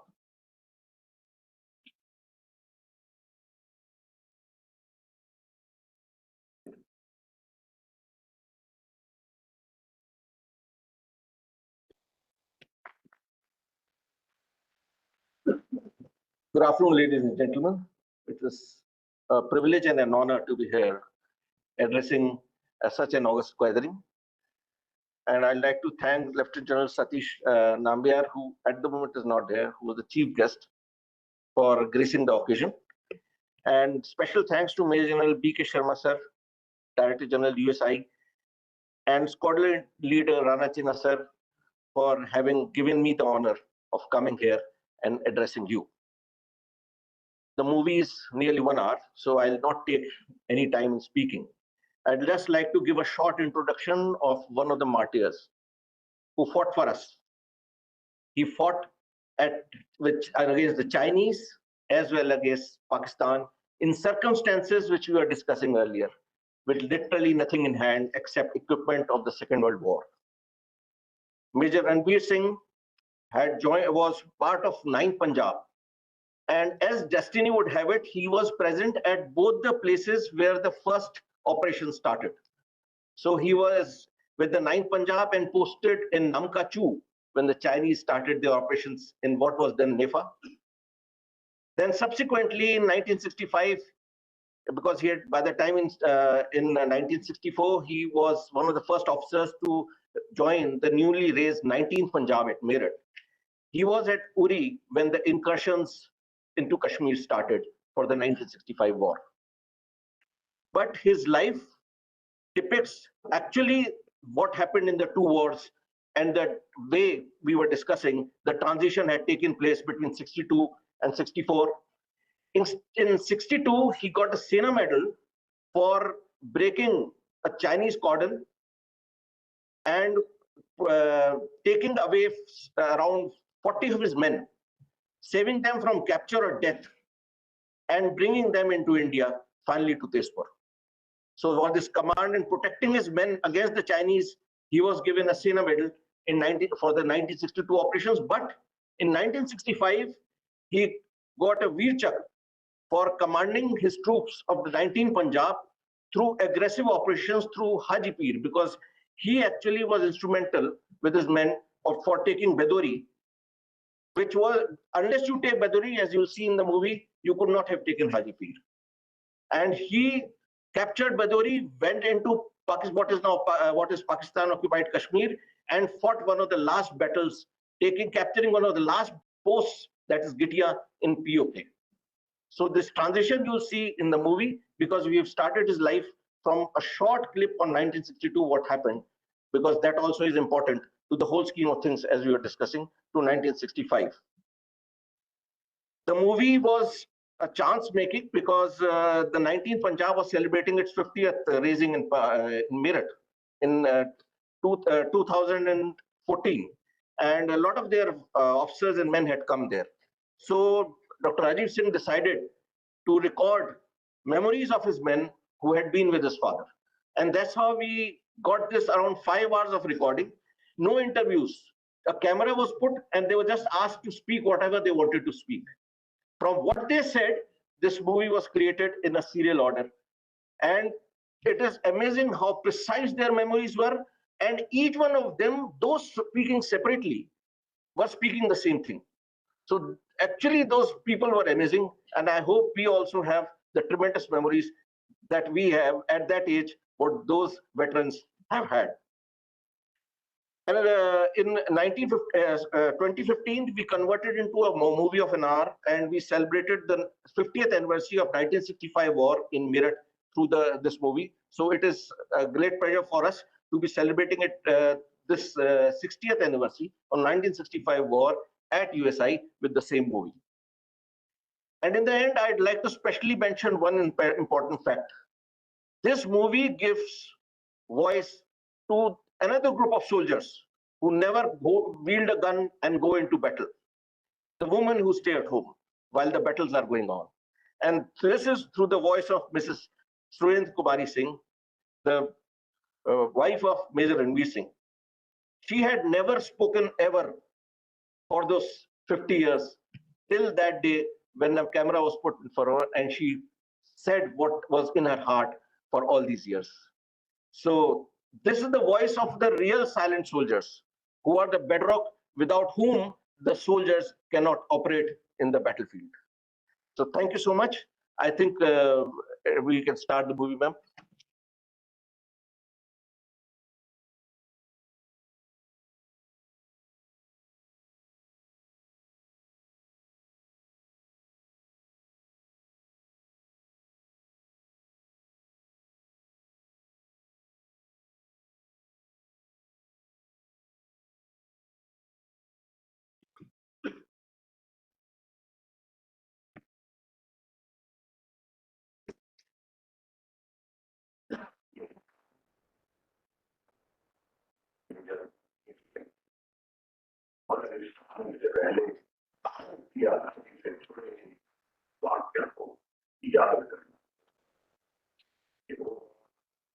जब हिंदुस्तान में एक बड़ी कीमत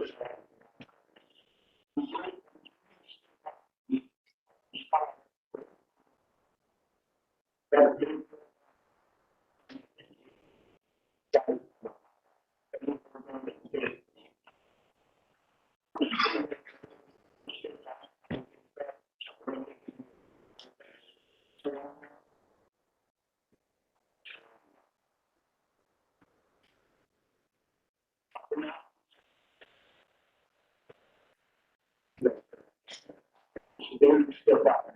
Who stops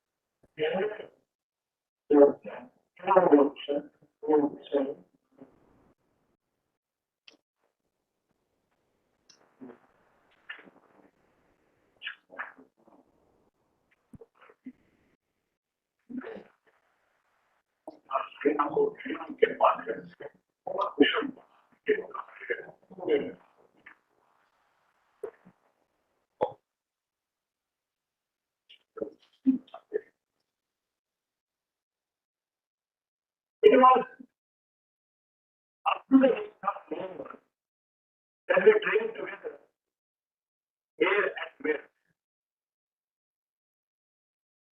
Absolutely, just understanding.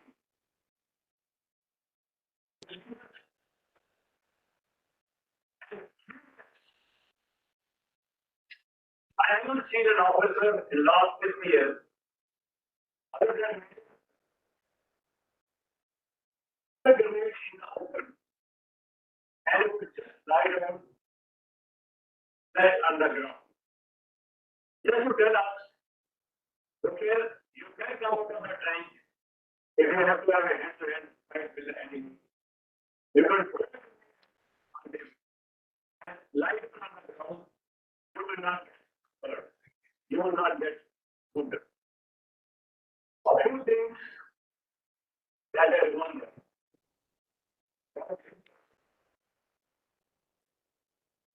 Or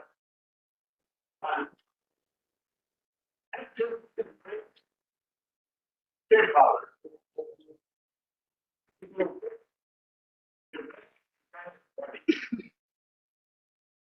Used to play a hockey as the left power. I used to play left up.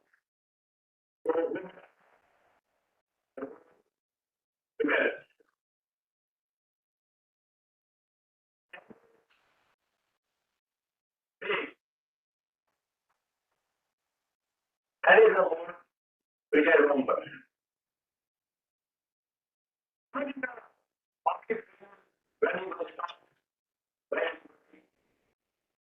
when means never lost his depth. And today, I can carry forward into the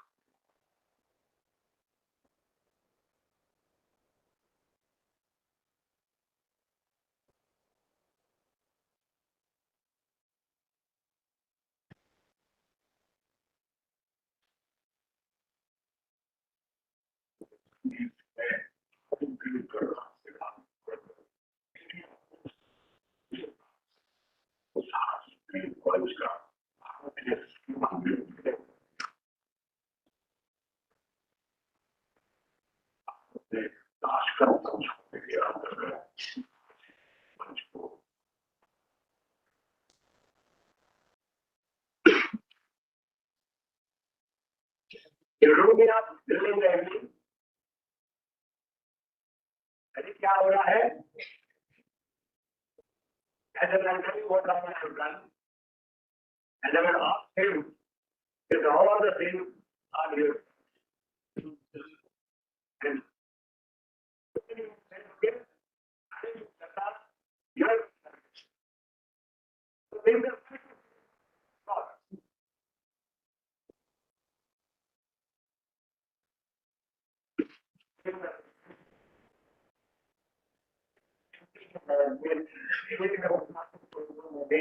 Joined here. Next year, it's 70%.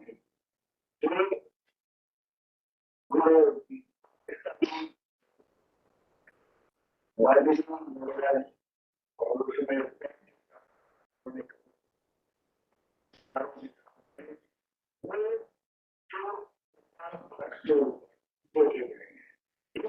Operating in the movie sector is often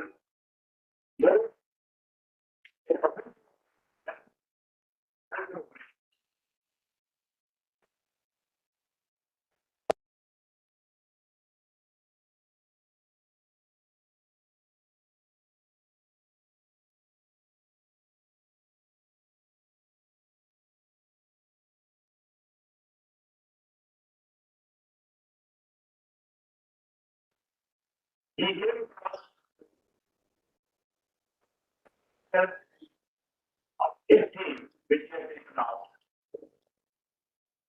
The rulers of Pakistani infiltrators, Pakistani the great Pakistan did not better grow.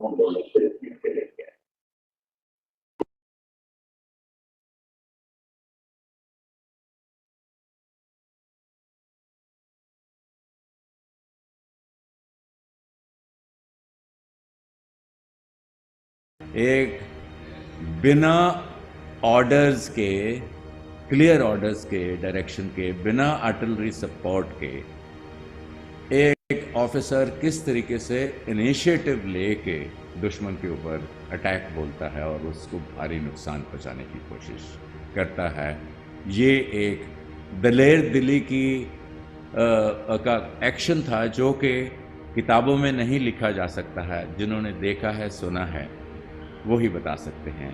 Unfortunately DK Sharda और निम्बालकर दोनों नहीं हैं।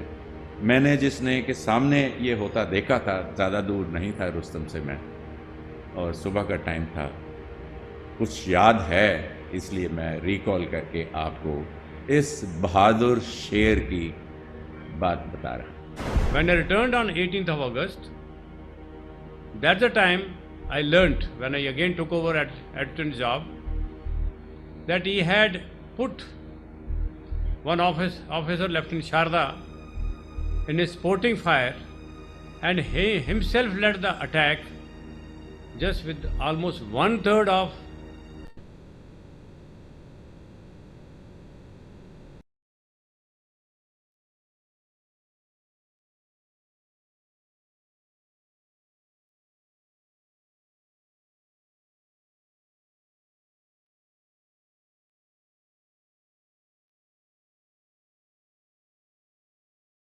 had been reported to the brigade headquarters and the divisional headquarters. He was specifically called at the brigade headquarters and complimented by the brigade commander and by the general officer commanding.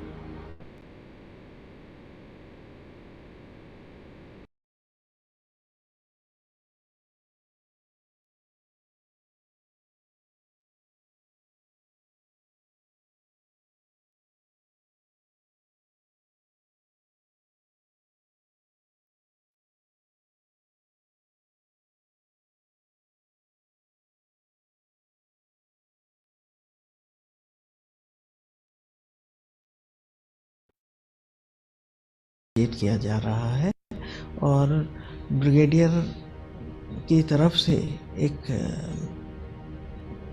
Congratulations commanding officer colonel संपूर्ण सिंह के पास आई और उसमें major साहब के बारे में लिखा हुआ था कि मेजर रणवीर सिंह ने इस एक्शन में बहुत हौसले दिलेरी और साहस के साथ काम किया और मैं उम्मीद करता हूँ कि भविष्य में भी आप इसी प्रकार से काम करते रहेंगे।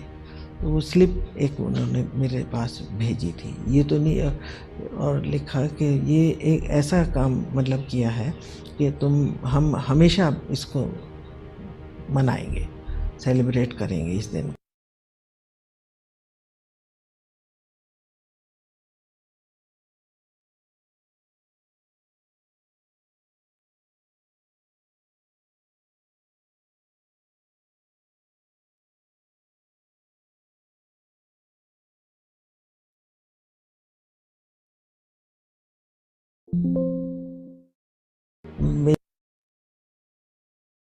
मेजर साहब की लड़ाई के दौरान 6 लेटर्स आए मेरे पास और उसमें उन्होंने मतलब अपनी उसकी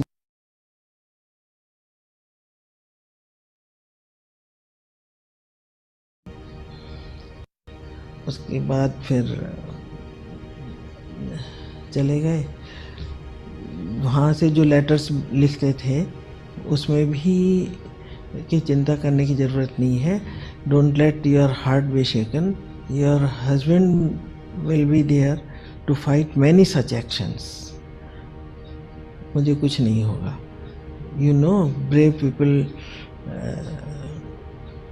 don't die so easily.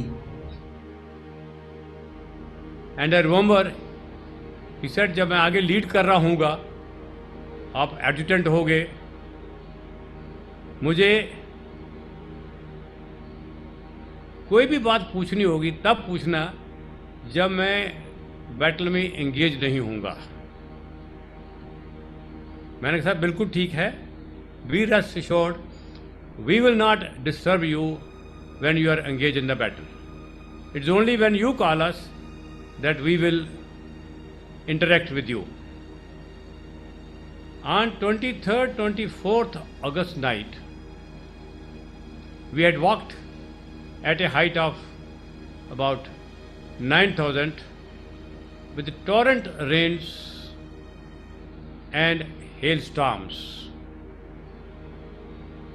When the whole battalion was moving, his company was immediately head up my party, which was in the battalion headquarters.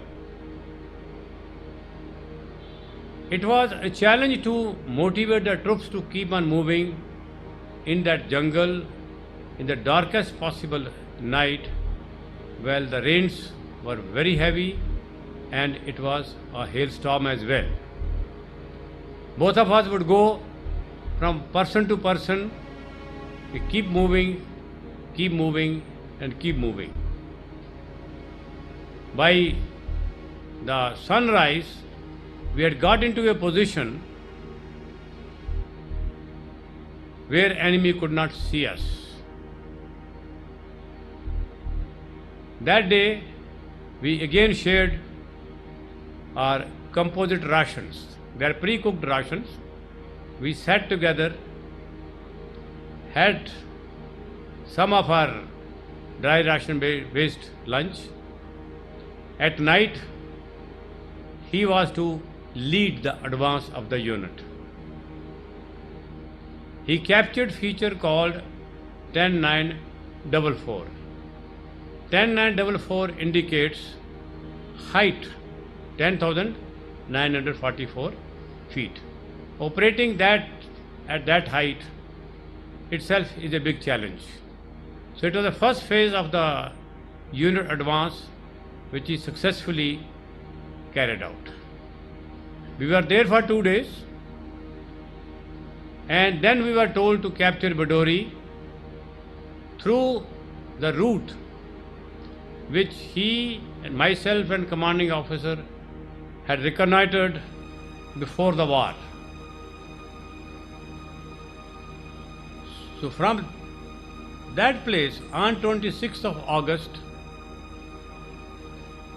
at a height of 11,000 approximately, we came down, we bogged down really speaking, for about 6 hours and came down to a height of 4,000 at Uri. We were so tired that 3 hours that we got to sleep at that place, guns were firing nearby, but none of us could get disturbed. We were sleeping almost next to each other in the open. Thereafter, we were lifted in the transport at night only and brought at the foot of Bravery feature, that is 12,330 feet high. 2 attacks of the Indian Army units had already failed on that peak. If that peak could not be captured, the Hajipir Pass could not be captured. Therefore, it had become a matter of honor and matter of lose or win for the Indian Army to put in a successful attack. 5 बजे हुक्म मिला कि 19 पंजाब इसके ऊपर attack करेगी। जब रात को हम घूमकर दूसरे दिन शाम को बंडोरी पोस्ट के पास पहुंचे तो कंपनी ने अटैक कर दिया। 2 कंपनियों ने अटैक कर दिया, 2 रिजर्व थी, हमारी कंपनी रिजर्व थी उस टाइम पर। 2 आगे वाले ने अटैक कर दिया। जब पोस्ट के ऊपर पहुंचे तो वो पोस्ट पाकिस्तान छोड़कर चला गया, तो हमारे कब्जे में आ गया। जब कब्जे में आ गया तो सवेरे हम मूव करके उस पोस्ट के ऊपर जब पहुंचे तो मेजर साहब का पैक जो है मेरे पास था, उसने बोला कि सजीद पैक लाओ। उसमें से उसने रेडियो छोटा सा रखा हुआ था और निकाला। जब रेडियो निकाला तो उसने खबरें लगाई पाकिस्तान की, तो हमारे कमांडेंट सीओ साहब उनको 20 चक्रे का अनाउंसमेंट हो गया। जब अनाउंसमेंट हो गया उसके बाद हमने उधर चाय चूय पिया तो दूसरी तरफ हाजी पीर की तरफ मूव कर दिया। जब थोड़ी दूर गए तो उस टाइम पर हमें खाना खुना 2 टाइम दिन का नहीं मिला हुआ था।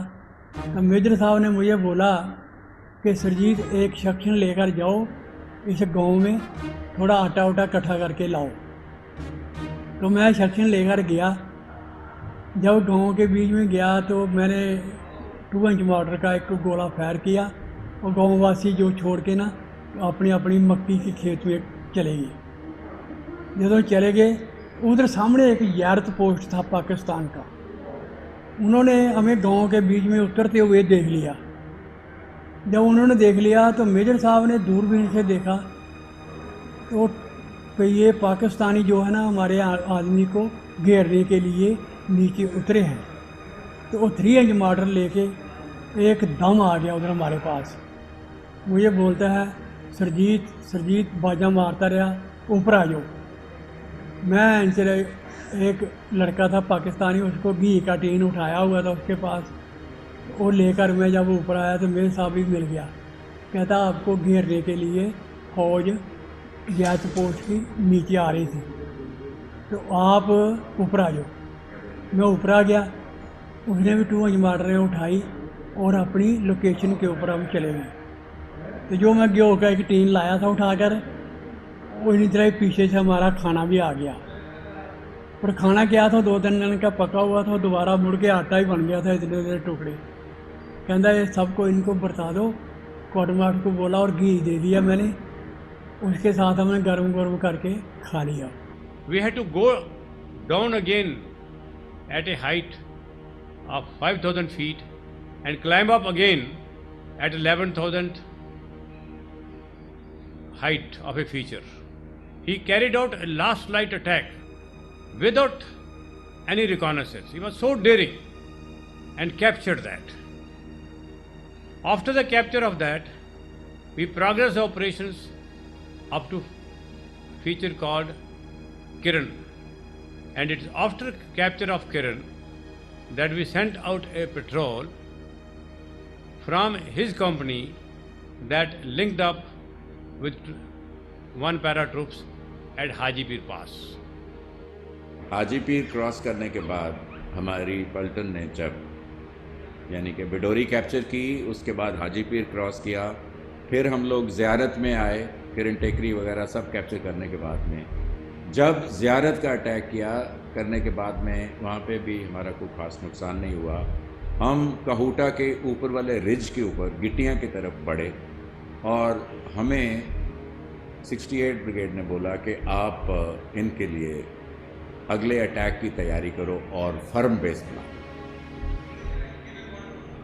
और लेट मेजर एसबी वर्मा के नीचे एक ब्रावो कंपनी को लीडिंग कंपनी के तौर पर फर्म बेस ऑक्यूपाई करने के लिए बोला गया और वो गिट्टियां से मुश्किल से 1000-1200 गज नीचे था। हाइट डिफरेंस कोई 400, 500, 600 फुट और जो वर्टिकल डिस्टेंस, जो हॉरिजॉन्टल डिस्टेंस था वो 1200 गज के करीब।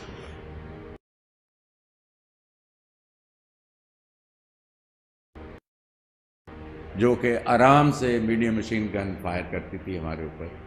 और पाकिस्तानियों के ब्लेंडिसाइड रॉकेट्स, 83 मिलीमीटर ब्लेंडिसाइड रॉकेट्स काफ़ी थे। उनके पास सिर्फ एक तोप थी, एक गन थी जिसका वो फायर कभी कभी हमारे ऊपर किया गया। 6 डोगरा को हुक्म दिया गया कि आप सामने वाली पहाड़ी गिट्टियां, जिसके 3 बड़े हिस्से थे, एक सार था, एक ट्री हिल था, सेंटर में गिट्टियां था और राइट हैंड साइड में 8777 था, एक्सट्रीम राइट। 8777 को छोड़ के ये 3 फीचर्स को, गिट्टियां, सार और ट्री हिल को कैप्चर करने के लिए 6 डोगरा को टास्क दिया गया था। और 6 डोगरा की अल्फा कंपनी सबसे पहले लीडिंग कंपनी थी, उनका अटैक फेल हो गया।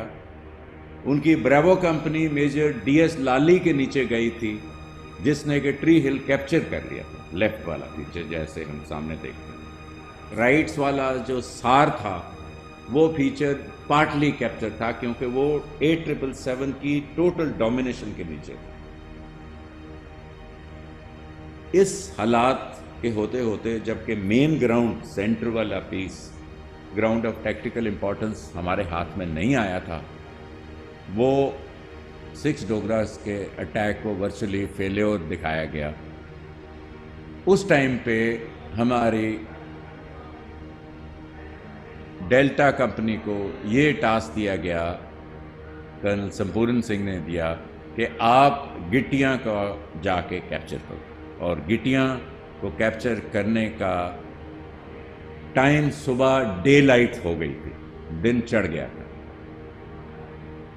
मेजर रणबीर डेल्टा कंपनी को लेके ब्रावो कंपनी के बीच में, उस टाइम पे मेजर वर्मा जख्मी हो गए थे और मुझे कंपनी का चार्ज दिया गया था, मुझे ब्रावो कंपनी कमांडर बना दिया गया था। मैं उस टाइम पे फर्म बेस कंपनी कमांडर था जब मेजर वर्मा के प्रॉब्लम होने के बाद में ही was evacuated from here to the hospital और मैंने इसका चार्ज लिया था। उस टाइम पे मेजर रणबीर जब निकले तो उनके ये वर्ड्स थे, सतेंद्र ये पहाड़ी हमारी है, मैं थोड़ी देर में आया। इस बंदे का इतना मोराल ऊंचा होता था, इतना दिलेर, इतना बहादुर इंसान मैंने जिंदगी में नहीं देखा। उसको पता है डे लाइट अटैक है, दिन का वक्त है, दुश्मन 8777 से डोमिनेट कर रहा है। दुश्मन ये जो सेंटर वाला फीचर है, गिट्टियां सबसे डोमिनेटिंग फीचर है, इसका कंट्रोल उसके पास है। हाँ, लेफ्ट में 6 डोगरा जरूर उनकी एक कंपनी बैठी है, राइट में एक सेक्शन बैठा हुआ है, लेकिन गिट्टियां उनके पास पूरा अपने कब्जे में। As usual, he was a model for the troops. In the mountain warfare, you are required to carry additional load. Since we were far away from the road heads, so mortar bombs and MMG belts, they were carried on man pack in addition to the normal load. Normally a Jawan carries either a MMG belt or mortar bomb, but Major Ranveer was the one who would carry 2 mortar bombs and MMG belt as well. So then he would do that. How can men stay behind? He was carrying a pack at his back. Let me tell you, that pack had gone above his head height. I still remember, he was putting on a balaclava with his pack on. We shook hand and his words were, see you tomorrow morning at Gittiyan. कोटवर्ड मिल गया, major साहब बोलता खड़े हो जाओ, move करो। हमने move कर दिया। जब हम पाकिस्तान और डोगरा रेजिमेंट ने जो रात को लड़ाई की हुई थी, वो आपस में भिड़ के आपस में थोड़े थोड़े मर गए। उनके जब सुबह दिन चढ़िया, उनके 60 आदमी बचे हुए थे।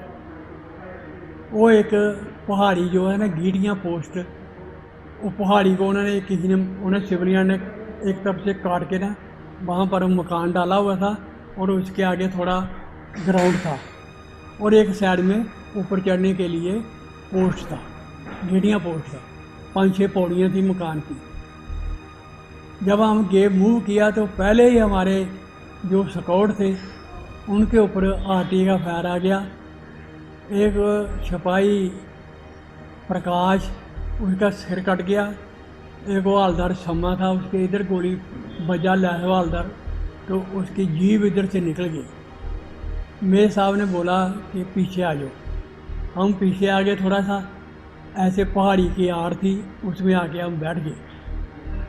बैठने के बाद डोगरा के एक लेफ्टिनेंट जख्मी होके आ गया। उसको उसने पूछा कि आगे की क्या पोजीशन है। उसने बोला कि हमारे 60 आदमी जो बचे हुए हैं ना, वो मकान के अंदर हैं, और पाकिस्तान जो है हम मकान को फाड़ के गोले अंदर ग्रेनेड थ्रो करके उनको ख़त्म करने की प्लान बना रहा है। उसने बोला अच्छा ठीक है। मेरे साहब ने जब खड़े होके उसने पहला लफ्ज़ बोला कि जो गोली हमारे लिए बनी है ना, वो हमें हर हालत लगेगी, भावें हम लड़ाई में हों या पीछे हों, वो हमारे लगनी है। उसके लिए कोई घबराने की बात नहीं है, तो खड़े हो जाओ। हम खड़े हो गए। कहता है 60 आदमी वो हैं, तो 82 आदमी हम हैं। 142 के 42 यहाँ तो उधर ख़त्म हो जाएंगे, नहीं तो उनको निकाल कर लाना है। मूव। उसने मुझे ऑर्डर दिया कि सरजीत आप थोड़ा पीछे रहना, अगर कोई आदमी भागता है तो इसको गोली शूट कर देंगे, मेरा ऑर्डर है। जब हम मूव कर गए, मैं पीछे हो गया। मेरे साथ नर्सिंग असिस्टेंट था, सिपाही। उसने अपना दवाइयाँ वाला झोला लिया होगा और वो साथ में था।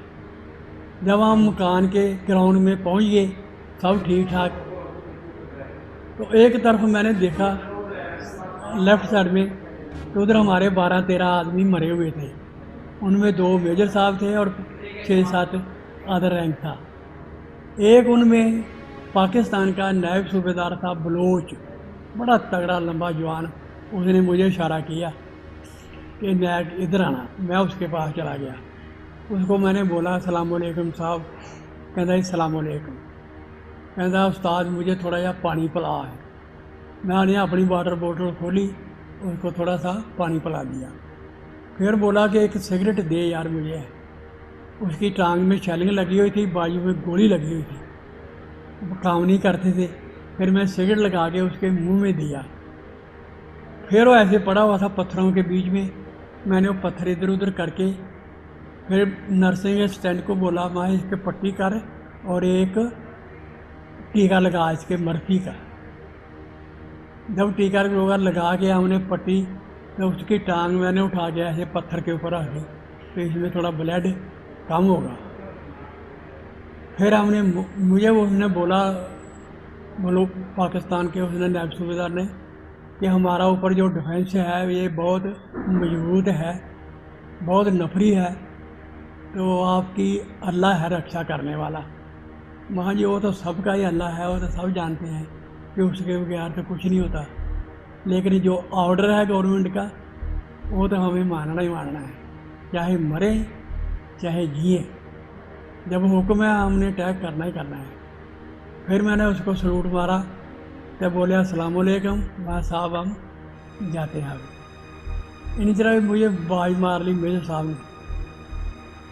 एक लड़के को बोला कि सरजीत को बुलाओ। मैंने मुझे बुलाया उसने, मैं ऊपर गया, क्या बात है। उसने एक सिपाही से अपनी LMG ले ली। जब उन्होंने उससे LMG ले ली तो कहता, उसके मुंह में ज़्यादा था आता हमेशा में साले साले ज़्यादा बोलता था।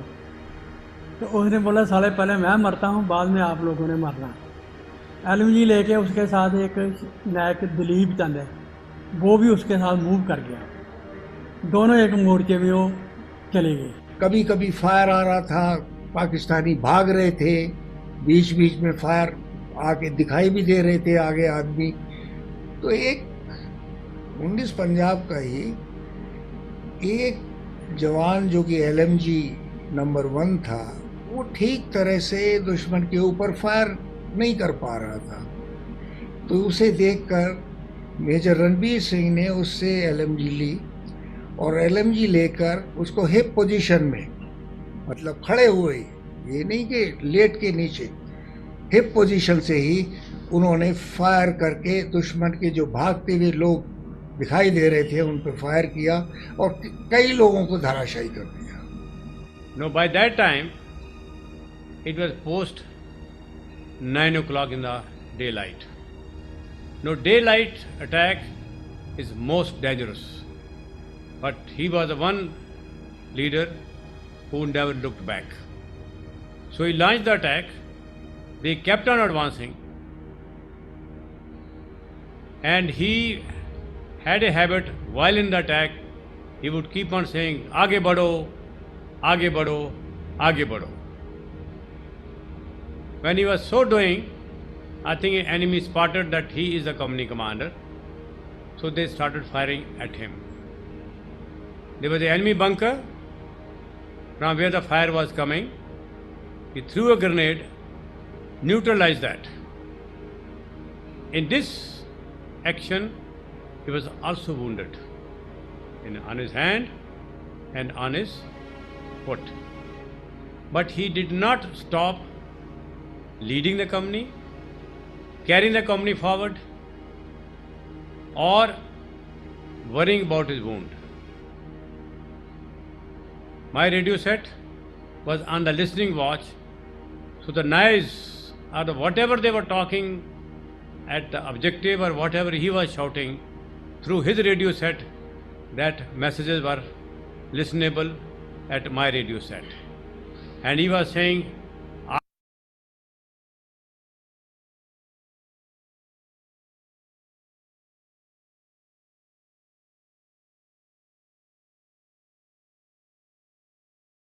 आगे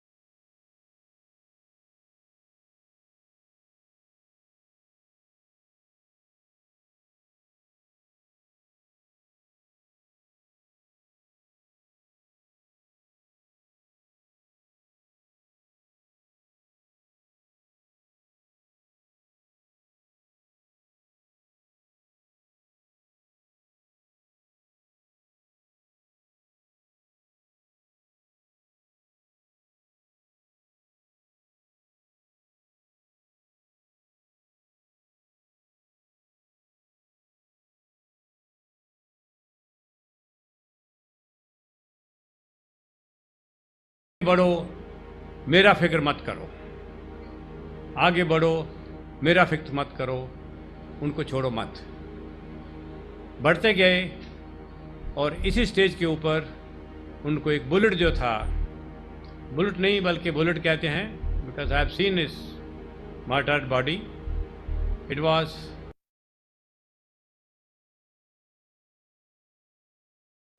a burst of the enemy MMG, which had made almost a 2-inch diameter hole in his chest.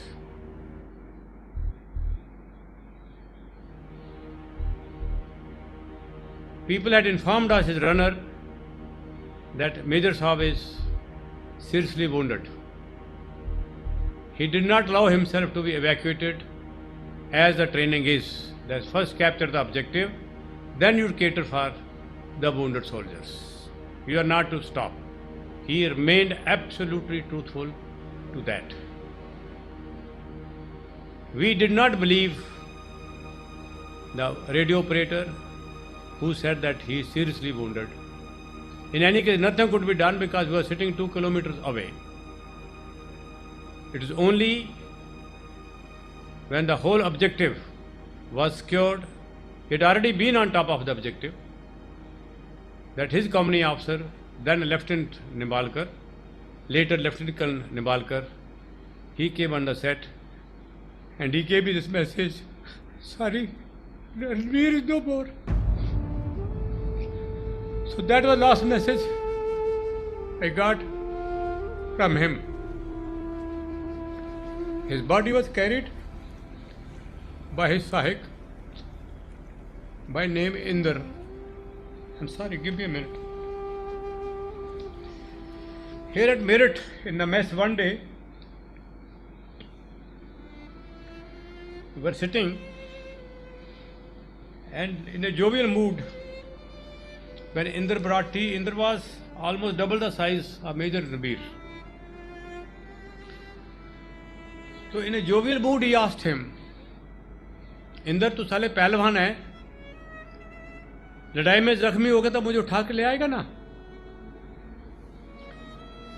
And Inder said, साहब आपको कभी नहीं छोड़ूंगा. And when Inder reached my location, he was in tears and he said, sir, मैं major साहब को ले आया हूं लेकिन मुझे अफसोस है कि मैं उनको जिंदा नहीं ला सका. मैंने रणबीर साहब को जाते देखा था और उस जोश में देखा था जब वो जिंदा थे, और कुछ घंटों के बाद में उनको जब वापस लाया गया स्ट्रेचर के ऊपर, वो ठंडे हो रहे थे. मैंने उनको, मेरे साथ आर्टिलरी के मेजर बहल थे, वो ओपी ऑफिसर के नाना वडकर के साथ ओपी ऑफिसर बैटरी कमांडर थे. उन्होंने और मैंने दोनों ने उनको लास्ट बार अपनी तरफ से किस किया था माथे के ऊपर. मेरे को हुक्म मिले तो इनका अंतिम संस्कार बड़े विधि विधान के साथ में पंडित जी को भी बुलाया गया. वहीं पे एक जगह देखी गई, चौरस जगह, क्योंकि पहाड़ पे मिलती भी नहीं है. 50 गज बाई 50 गज के करीब का एरिया मेरे को एक जगह मिला, और जो कि पहाड़ी से दामन में था उसके, कि भाई उस मुझे मालूम था कि जैसे ही हमने इसमें चिता में आग लगाएंगे तो पाकिस्तान आर्टिलरी की शेलिंग करके उसमें दखलंदाजी करेगा, तो वो गोले यहाँ नहीं लग पाएंगे. तो वहाँ पर फिर इनका अंतिम संस्कार किया गया. सबकी फिर जो फूल थे वो हर एक को वैसे दिए गए. जब अंतिम संस्कार करते हैं तो हर एक जो सैनिक होता है उसकी आइडेंटिटी डिस्क होती है, वो एल्युमिनियम के बनी हुई गले में होती है, तो वो निकाल के उसके जहाँ पर संस्कार कर रहे हैं उसके साथ में टांग दी जाती है किसी चीज़ के ऊपर, ताकि जब इतनी चिताएं होती हैं उसके बाद में ये पता करना कि किसकी चिता के फूल कहाँ हैं, तो वो ज्ञान हो सके, वो करने के बाद में ये सबके घरों के ऊपर वो पहुंचाया गया। अपने ऑफिस में सब ने बोल रखा था, उन्होंने बोला हुआ था कि जब तक हम ठीक हैं तो डेली एक टेलीग्राम भेज दो कि ऑल वेल, और नीचे अपना नाम होता था रणवीर। तो 20 तारीख का जो टेलीग्राम था, 21 तारीख का टेलीग्राम 22 तारीख को मिला हमें, 21 को भी नहीं, 20 का टेलीग्राम जो था वो हमें 21 तारीख को मिल गया, लेकिन 21 तारीख के बाद कोई टेलीग्राम नहीं आया। और उस समय और एक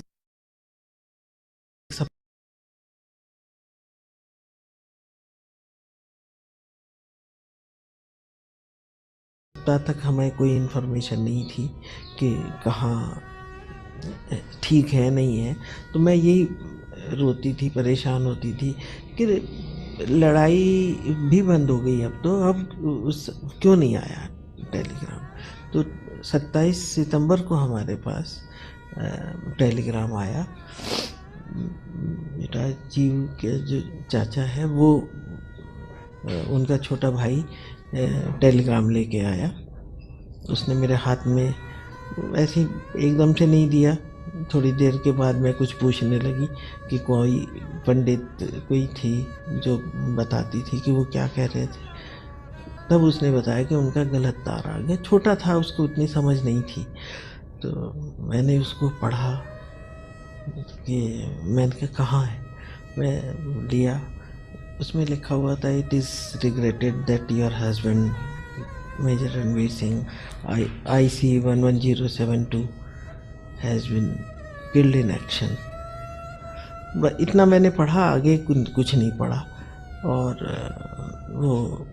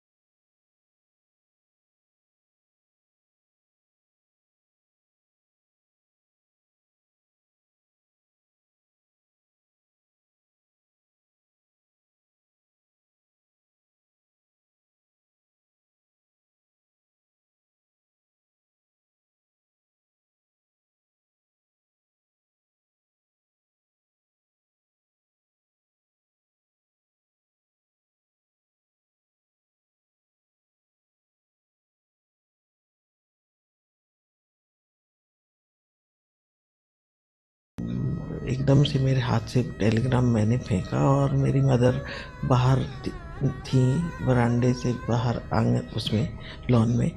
तो मैं एकदम से दौड़ के, मेरी चीख निकली और मैं एकदम से मतलब फिर पीछे लौट गई आदर्श नगर वाले घर में।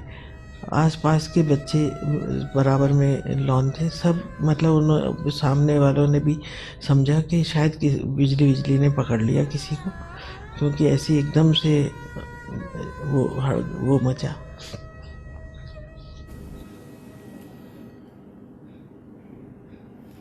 अच्छा, जब क्योंकि इन्होंने तो मुझे देखा नहीं था, इनकी मदर और लोग कहने लगे कि तू इसी लड़की के भाग्य की वजह से बच के आ गया, तो इसके शादी ज़रूर करनी है।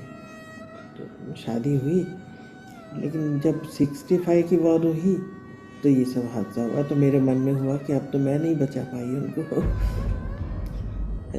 जब फील्ड एरिया में चले गए थे तो वहाँ से लेटर लिखा पिताजी के पास। कि सुरेंद्री को, मैं समझता हूँ कि सुरेंद्री को जॉब ज्वाइन कर लेना चाहिए, तो वो बिजी रहेगी। शायद ये सब इसीलिए, मतलब क्योंकि उसके बाद तो आई नहीं। मैंने जॉब के लिए ट्राई किया उस समय, लेकिन इतना टाइम भी नहीं था, नहीं हुआ। ऐसे ही वहाँ लड़ाई के दौरान जो लेटर्स आए वहाँ से, तो मतलब ये हमेशा ये कहते थे कि आपके जब हम एनुअल लीव आऊँगा तो हम 10-15 दिन मेरठ में ही रहेंगे, इंस्पेक्शन हाउस में रहेंगे। फिर जब ये घुसपैठ ही आ गए, इन्फिल्ट्रेशन शुरू हो गया बहुत ज़्यादा, तो उसमें लिखा हुआ था कि anything can happen in a big flare up, I don't know I will be able to come on leave और नॉट। मतलब उनको ये था कि मतलब एनुअल लीव नहीं आ पाऊँगा या नहीं, लेकिन अब पता नहीं भगवान ही ये बुला रहा था कि अब नहीं आऊँगा।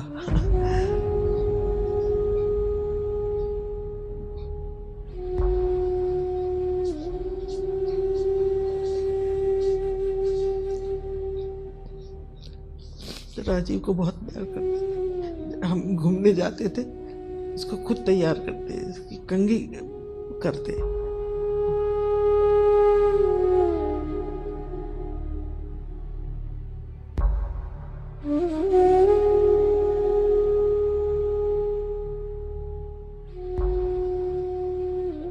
बस ऐसे तो इतना थोड़ा ही टाइम था कि मैं मतलब कुल 14 मंथ्स हम लोग साथ रहे हैं सब।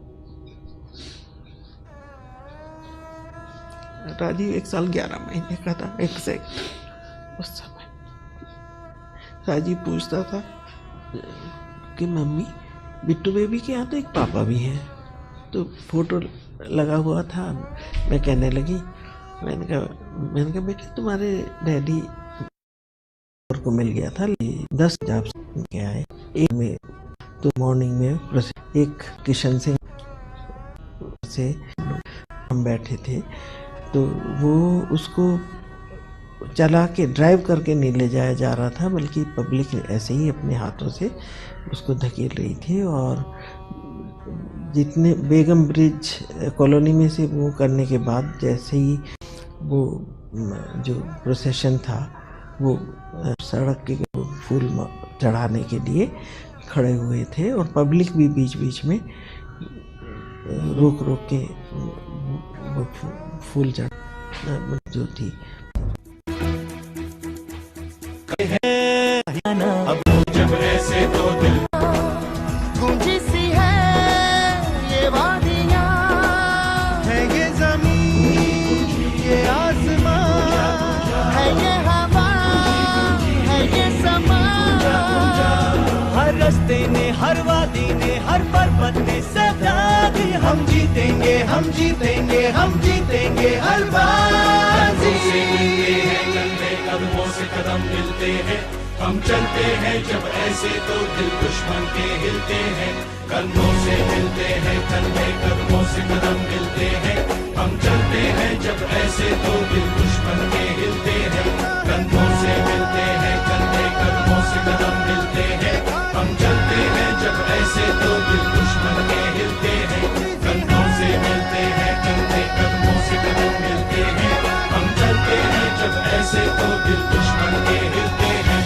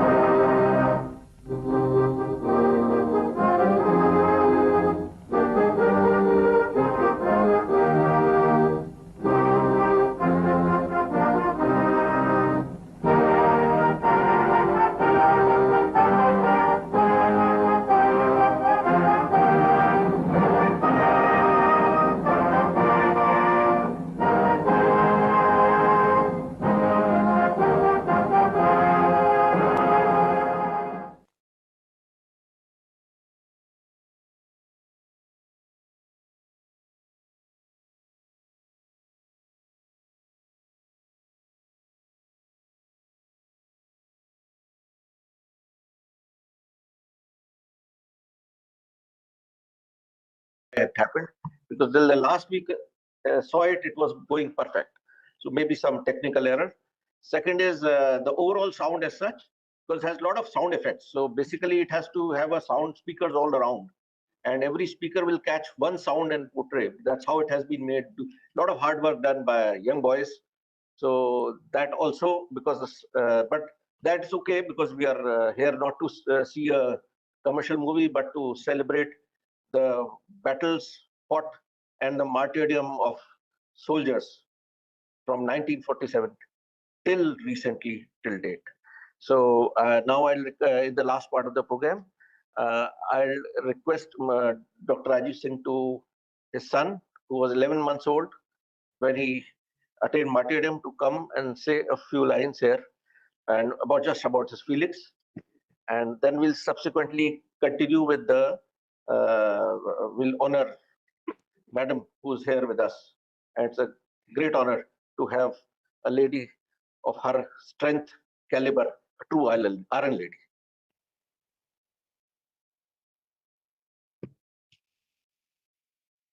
Thank you all very much. It's been an honor to be here with you all. And I'll just take a couple of minutes, that's all. I have never seen my dad, never talked to him. Making this movie was a journey of knowing him. I met with people, met with brother officers and soldiers who fought the war with him. And through them, I met him. And today, he lives in me and I live with him. Thank you.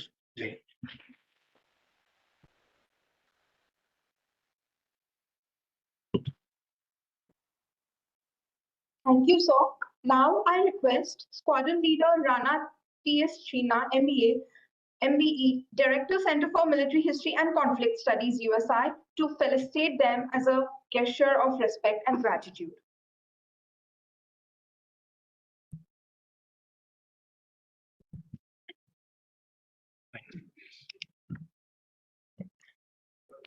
Ladies and gentlemen, while we wait for our guests to come onto the stage, I'll just take a couple of minutes to say a few words.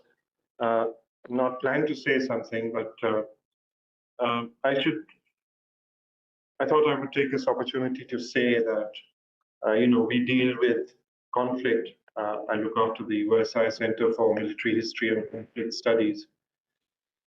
What we tend to forget is that there is a very human cost to conflict, which is why when we remember the wars that have been fought in the past, we do not talk in terms of celebration, we talk in terms of commemoration.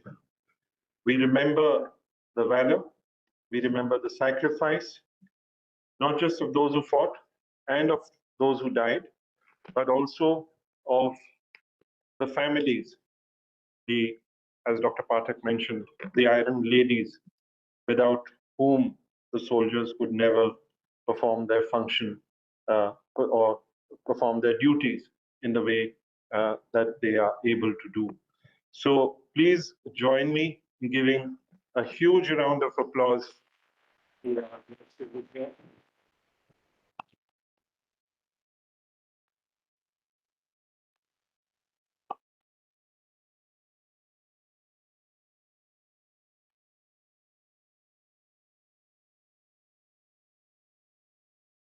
Ma'am, I would like to thank you from the bottom of my heart and from all of us who are present here, and on behalf not just of the United Service Institution, but of a very grateful nation for all that you have endured and all that you have given so that our country may live.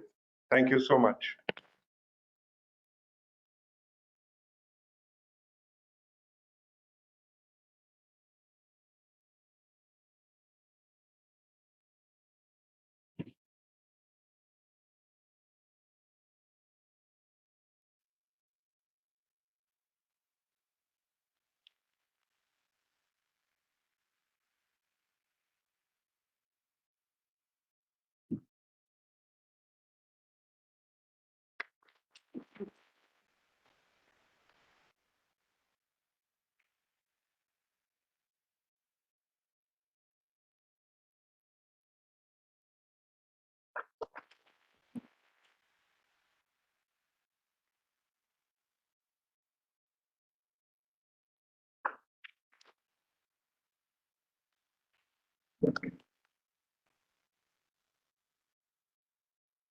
Thank you very much, sir. And thank you, Mrs. Surinder and Dr. Rajiv, for joining us on stage and allowing us to honor the legacy of Major Ranveer Singh. Right.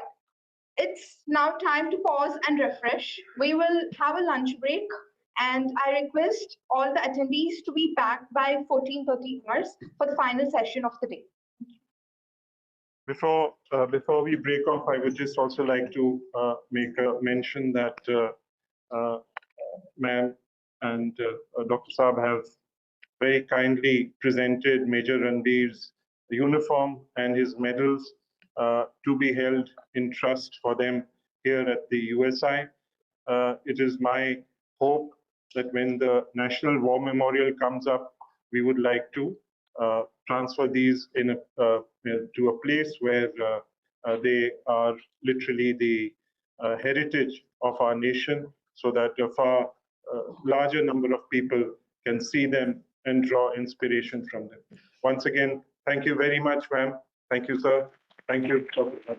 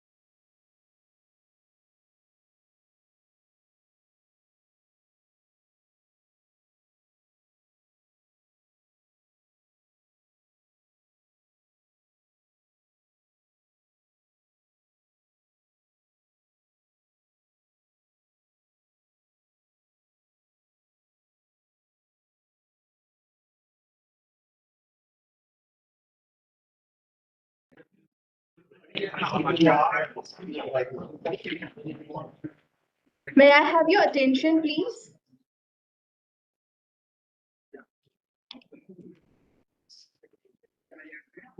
A very good afternoon to all present here, and welcome back.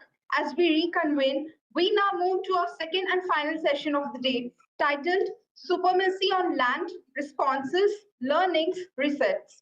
This session will explore the evolution of the Indian Army since 1965, how it matured both tactically and strategically, the shifts and research in its operations, the role of higher defense organizations in planning and coordination, and the enduring lessons from the conflict that continue to inform land and joint operations today. For this session, we are privileged to have with us an eminent moderator, Colonel Tejinder Hundal, Vishisht Seva Medal, PhD. Colonel Tejinder is a serving Indian Army officer with over 2.5 decades of military experience. He holds a doctorate in defense and strategic studies and an MPhil degree in international relations from Punjab University. He is a diligent observer of the evolving geostrategic framework of the Indo-Pacific and its associated implications, in addition to his profound interest in the involvement of Indian personnel in the two world wars. The officer is currently engaged in two projects, the history of Danapur and the role of Burma military police during the First World War. May I now have the honor of inviting our moderator, Colonel Tejinder, to please join us on stage and lead the dialogue that follows.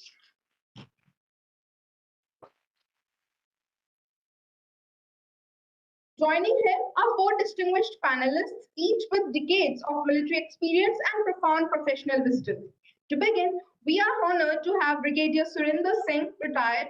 Brigadier Surinder was commissioned into the Regiment of Artillery on 2nd of August 1964 and served the Indian Army with distinction for nearly 4 decades. He participated in major operations including Op Ablaze, Op Riddle, the Bangladesh Liberation War, Op Pavan, and many more. His regimental appointments included Troop Commander, Second in Command of 62 Mountain Regiment, and Commanding Officer of the newly raised 242 Mountain Regiment. He later also commanded 373 I Artillery Brigade. A distinguished alumnus of premier institutions, he attended the U.S. Army Field Artillery School, DSSC Wellington, College of Combat, and the National Defense College. He superannuated on 1st of September 2001, leaving behind a legacy of professionalism, leadership, and dedicated service to the nation. I now have the privilege of calling upon our first panelist this session, Brigadier Surinder Singh, to come forward and take a place on the stage.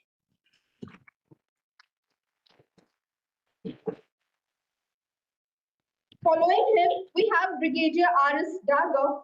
Brigadier Daga holds a BA degree and has attended several prestigious professional courses during his service, including the weapons course at the Infantry School MAU, the driving and maintenance course at Ahmednagar, and also the technical course at the Armored Corps Center and School. Junior Command course, the Defense Services Staff College course at Wellington, the Senior Command course, and the Higher Defense Management course at Secunderabad. He has served in a variety of key appointments. Brigade Major of 2 Armored Brigade, Deputy Assistant Military Secretary at the Military Secretary's Branch Army Headquarters, Military Assistant to the Deputy Chief of Army Staff, and Colonel Administration 19 Infantry Dip. In command appointments, Brigadier Daga has led with distinction as Commandant of 2nd Lancers, Commander of 45 Infantry Brigade, Deputy General Officer commanding of 1 Armored Division, and Deputy GOC of Punjab, Haryana, and Himachal Pradesh area, Shimla. Having heard about Brigadier Daga's remarkable journey, may I request him to please come forward and take a seat on the stage.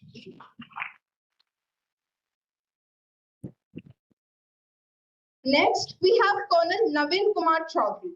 Colonel Navin Kumar Chaudhary was commissioned into the 3-9 Gorkha Rifles on 17th December 1961, earning the Gold Medal for Tactics and Leadership.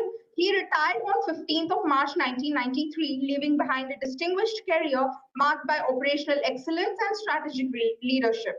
Throughout his service, Colonel Chaudhary completed multiple prestigious courses, including Signals, Anti-Tank, Weapons, Junior Command, and Staff College. His key assignments included divisional officer at the NDA, demonstration company commander at High Altitude Warfare School, and more. Brigade Major of an independent brigade, staff roles at Army headquarters, and senior instructor at the College of Combat. His operational experience spans 6 decades, including the 1962 Sikkim operations, the 1965 Hussainiwala and Fazilka sector engagements, where he also took prisoners of war, the 1971 Gulmarg sector, Nagaland in 1973, and the Ladakh and Jammu and Kashmir KG sector between 1978 to 1981. He commanded 6 Bihar, demonstrating exemplary leadership in challenging terrains as well. Now, having introduced Colonel Chaudhary's inspiring profile, may I request him to kindly join us on the stage.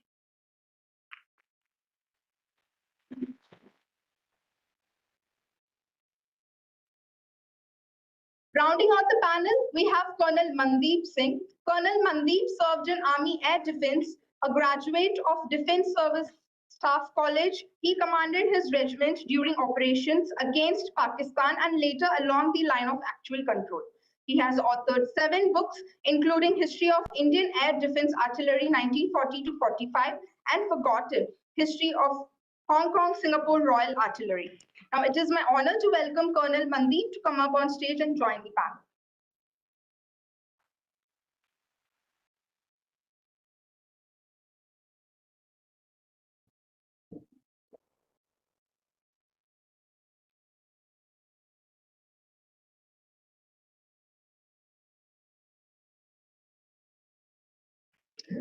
Now, I kindly request our esteemed moderator and panelists to rise and join together for a group photograph.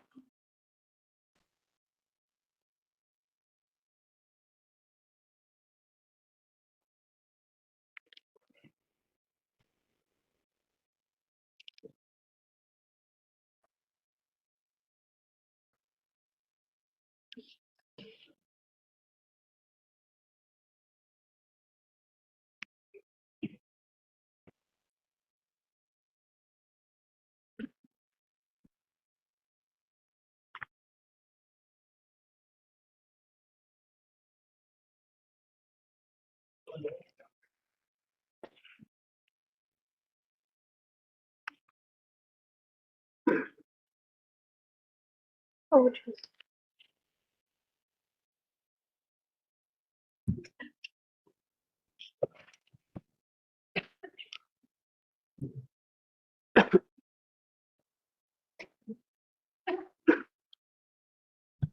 A very good afternoon to all the distinguished guests, both on and off the stage, and the students, both who are pursuing their studies, and the NCC cadets. It's an honor and privilege for me to moderate this esteemed discussion of esteemed panelists. As we just heard, out of 4, 3 actually fought in 1965 operations. So I was not even born then. So it is a difficult task and made more difficult by the post-lunch session. But we'll try to do justice, at least, and the panelists will tell you about their experiences and all for the 1965 operations. As has been brought out since morning, 60 years have passed when 1965 war was fought, the recent Op Sindoor. A lot has changed during these 60 years. I just jotted down some points in morning while sitting here. The spectrum of warfare, what we'll come to know when our distinguished panelists speak, what was there in 65 and what we just witnessed short while ago, has totally changed. The war today is technologically driven. It's multi-domain. The precision military strikes, the asymmetric and hybrid operations, which we used to hear, but we actually witnessed, the information and psychological warfare, the actual manifestation we witnessed during Op Sindoor. And of course, some of it was alluded during the first session in the morning also. the remotely AI-assisted applications, the real-time inflow of operations. Ladies and gentlemen, 65, there was none of it, except maybe a bit of psychological information warfare, what our distinguished panelists in the session one referred to in the morning. But what took us, won us the war in 1965 was a pure determination, drive, guts, and glory of these gentlemen who are sitting here. So what we have,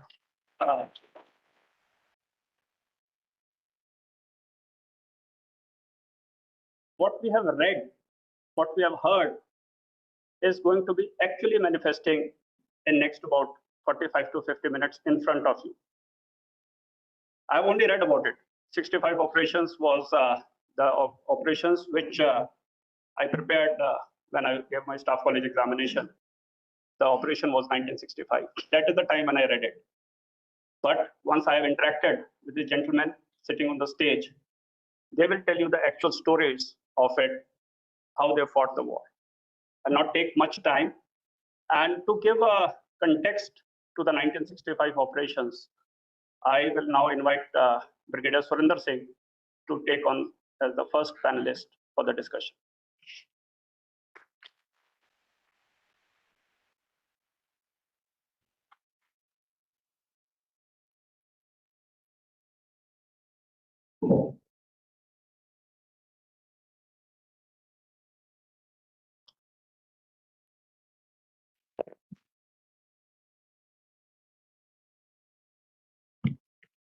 Hello. Good afternoon, ladies and gentlemen.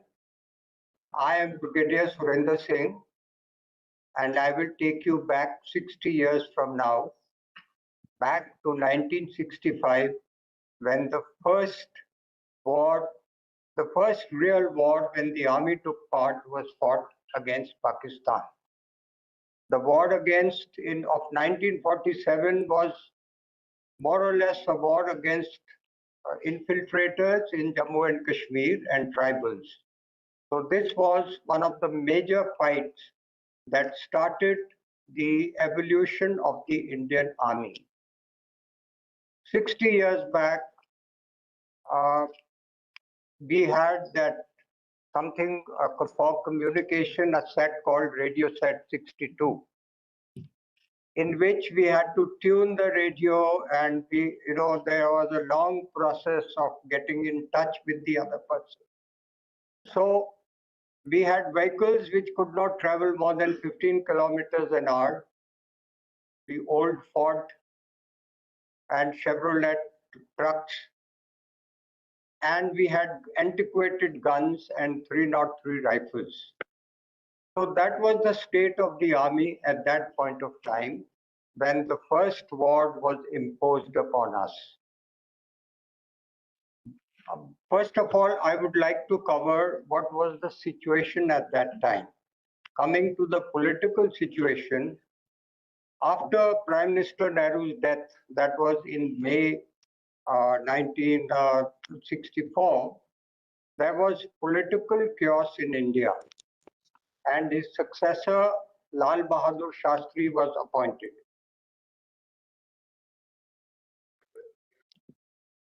So, at that time, situation prevailing in India was that there was a drought in India. We were dependent upon our food supplies from America on that PL 480 aid program. The army was basically with antiquated arms. Now, coming to the situation in Pakistan, Field Marshal Ayub Khan had taken over as the president of the country, and he made two defining moves. The first move was that he joined on a mutual defense pact with the United States of America, SEATO, Southeast Asian Treaty Organization. This enabled Pakistan to get state-of-art weapons at almost throwaway price.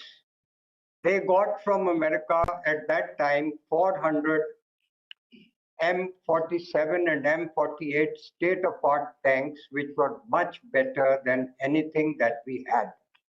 Similarly, that time they were called armored personnel carriers, as well as self-propelled guns, 105 millimeter self-propelled guns.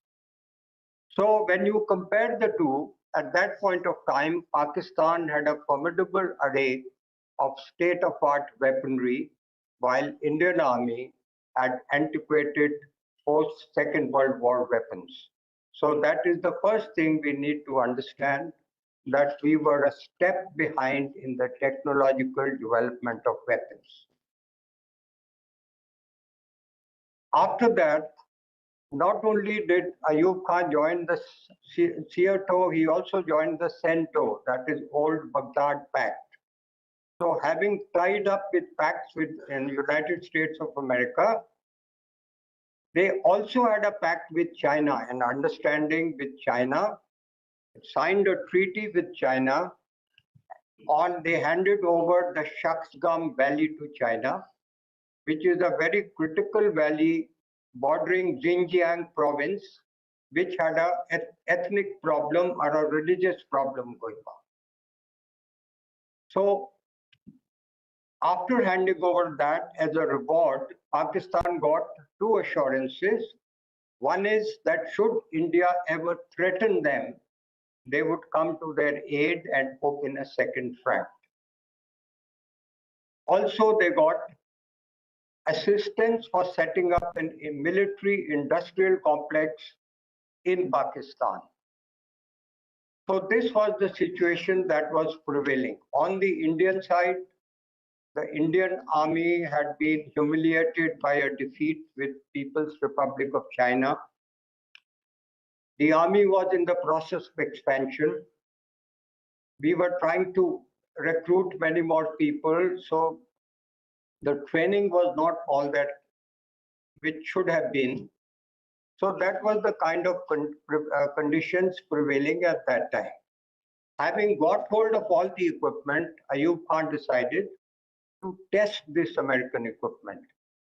So he initiated in Ran of Kutch an incident which he could try out his Patton tanks.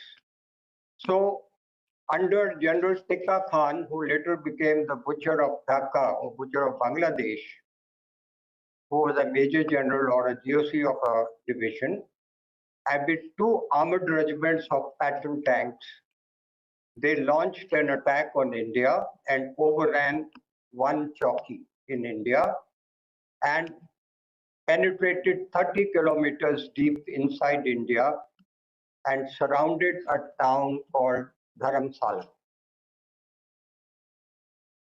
Dharamsala was defended by India at that time with a division with 2 brigades, but they had no armor at that point of time. However, actual fight did not take place due to international international mediation. The troops went back to the borders, but Ayub Khan's aim was served. He had tested his tanks and M47 and M48 in battle, and he was ready to attack India. In addition, what were the conditions in Jammu and Kashmir? Sheikh Abdullah had been dismissed as a chief minister of Jammu and Kashmir and was tried for treason because he was hobnobbing with Pakistan at that point of time. His successor, Mufti Ghulam Muhammad, ran a very corrupt and an incompetent government, and the local population was also up in arms and they were not very happy with the situation. At this point of time, Field Marshal decided to attack India. So they tried the same trick that they tried in 1947. They trained 30,000 infiltrators into military tactics. They toughened them up by inserting regular army officers in civilian clothes and infiltrated into India. This was the operation they called Op Gibraltar. Gibraltar is a rock in Europe which is considered to be so solid that Pakistanis thought that by naming it Op Gibraltar, they have a very solid operation going. But these people infiltrated into India.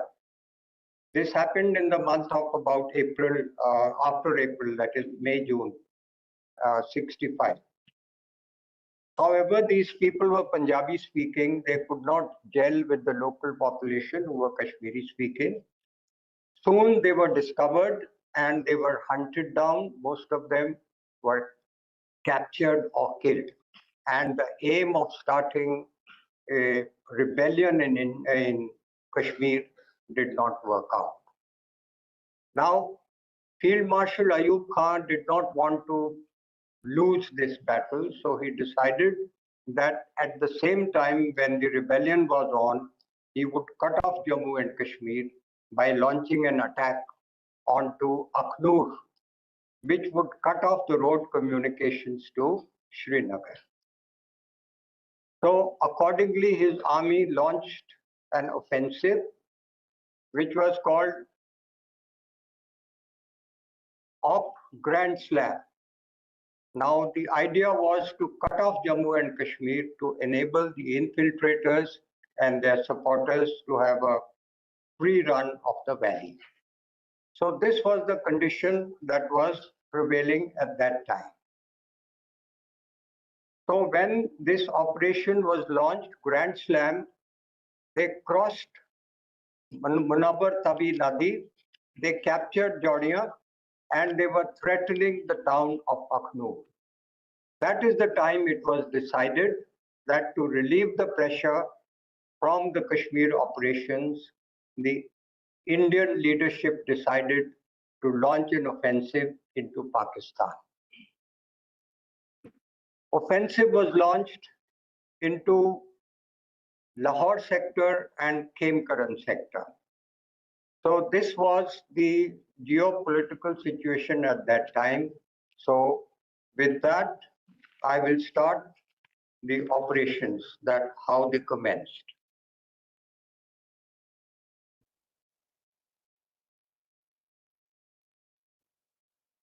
How do you read for you? नहीं अब पिछले पहला वापस कर लिया हाँ ठीक है हाँ this is the one okay हाँ thank you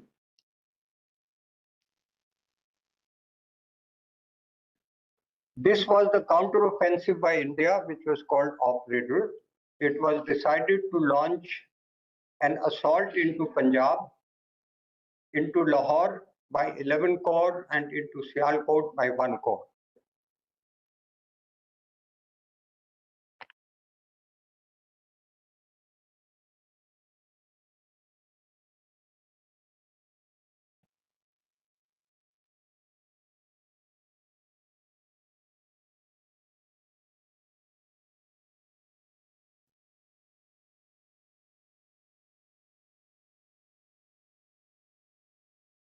Yes, this is a sketch that is showing you the Lahore front.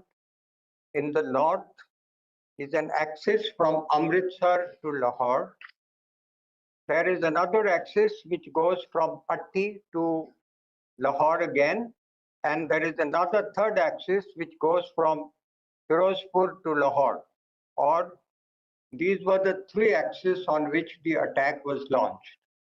15 Div was launched on Amritsar Lahore axis, whereas 7 Infantry Division was launched on the Patti Lahore axis, and 4 Mountain Division was supposed to be launched to attack Kasur. Now I want to explain one thing, a difference between a mountain and an infantry division. In a mountain division, the wherewithal to fight an armored battle are not there. They don't have the weaponry to be able to take on tanks or any armored vehicles like that.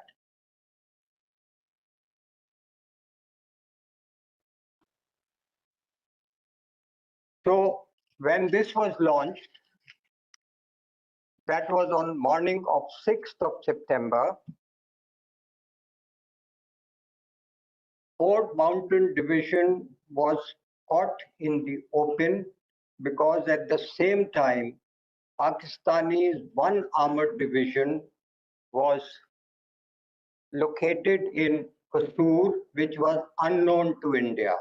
In fact, our intelligence system of both sides was very poor. We did not know where this armored division was.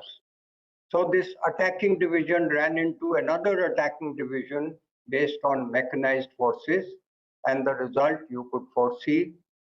At least 3 battalions lost cohesion in command and control, and they practically disintegrated. By the 7th evening, a very serious situation arose.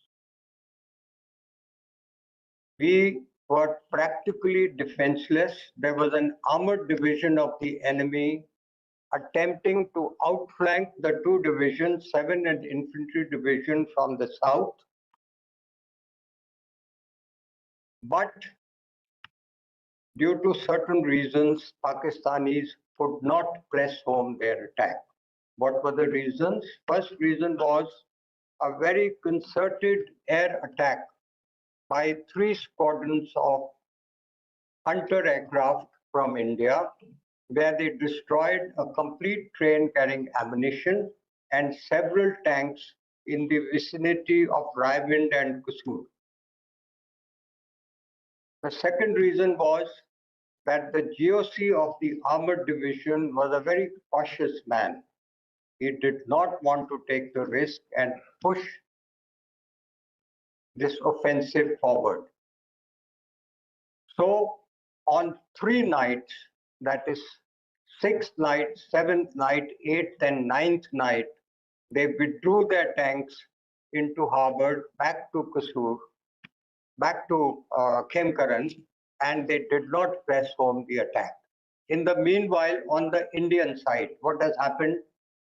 As usual, we were surprised. There was a mechanized attack that was coming against infantry. So they quickly reorganized themselves into a horseshoe formation around the village of Asaluttar. Asaluttar at the apex and the arms spreading around. And they waited for the enemy to come. In addition, they were able to flood both sides of the road. Consequently, when they restarted the attack on the 9th, most of the attack were the tanks trying to outflank the Indian positions in Asaluttar. We walked into, marshy fields, and the tanks could not move forward. Most of them got struck. In the meanwhile, the corps commander had released 2nd Independent Armored Brigade, particularly 3rd Cavalry, which had Centurion tanks, which were effective against patterns. And they formed a part of a horseshoe ambush, cleverly sighted in the horseshoe, along with the RCL guns, and they let the Pakistanis have it. At the end of the day, after the battle was over, there were 97 Pakistani tanks that were destroyed in that battle, and almost 50 armored personnel carriers. It was a very lucky battle for us. We were very fortunate, but of course, the rearguard action by our troops also deserves all the credit for stopping the Pakistanis for those 3 days.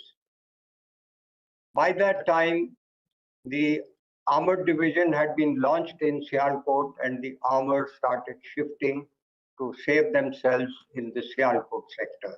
So thus ended the Battle of Khemkaran, which was a critical battle. It is not difficult to imagine that at certain point of time, we could have lost that battle. And imagine the consequences of 2 divisions being cut off from the mainland of India. So finally, I would say that God was on our side and we were able to win that battle, and the grit and determination of the troops that fought the battle. I will introduce you the sketch. You see, if you can read, I'm not sure you can, that Asal Uttar is somewhere along that red line, and the horseshoe in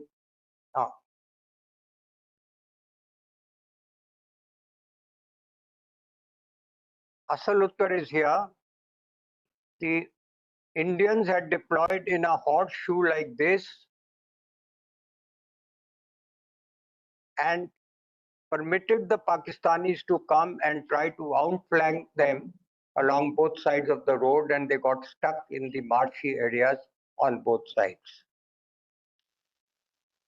So this was the Battle of Asal Uttar, a very famous battle which, after practically losing, India won by sheer grit and guts.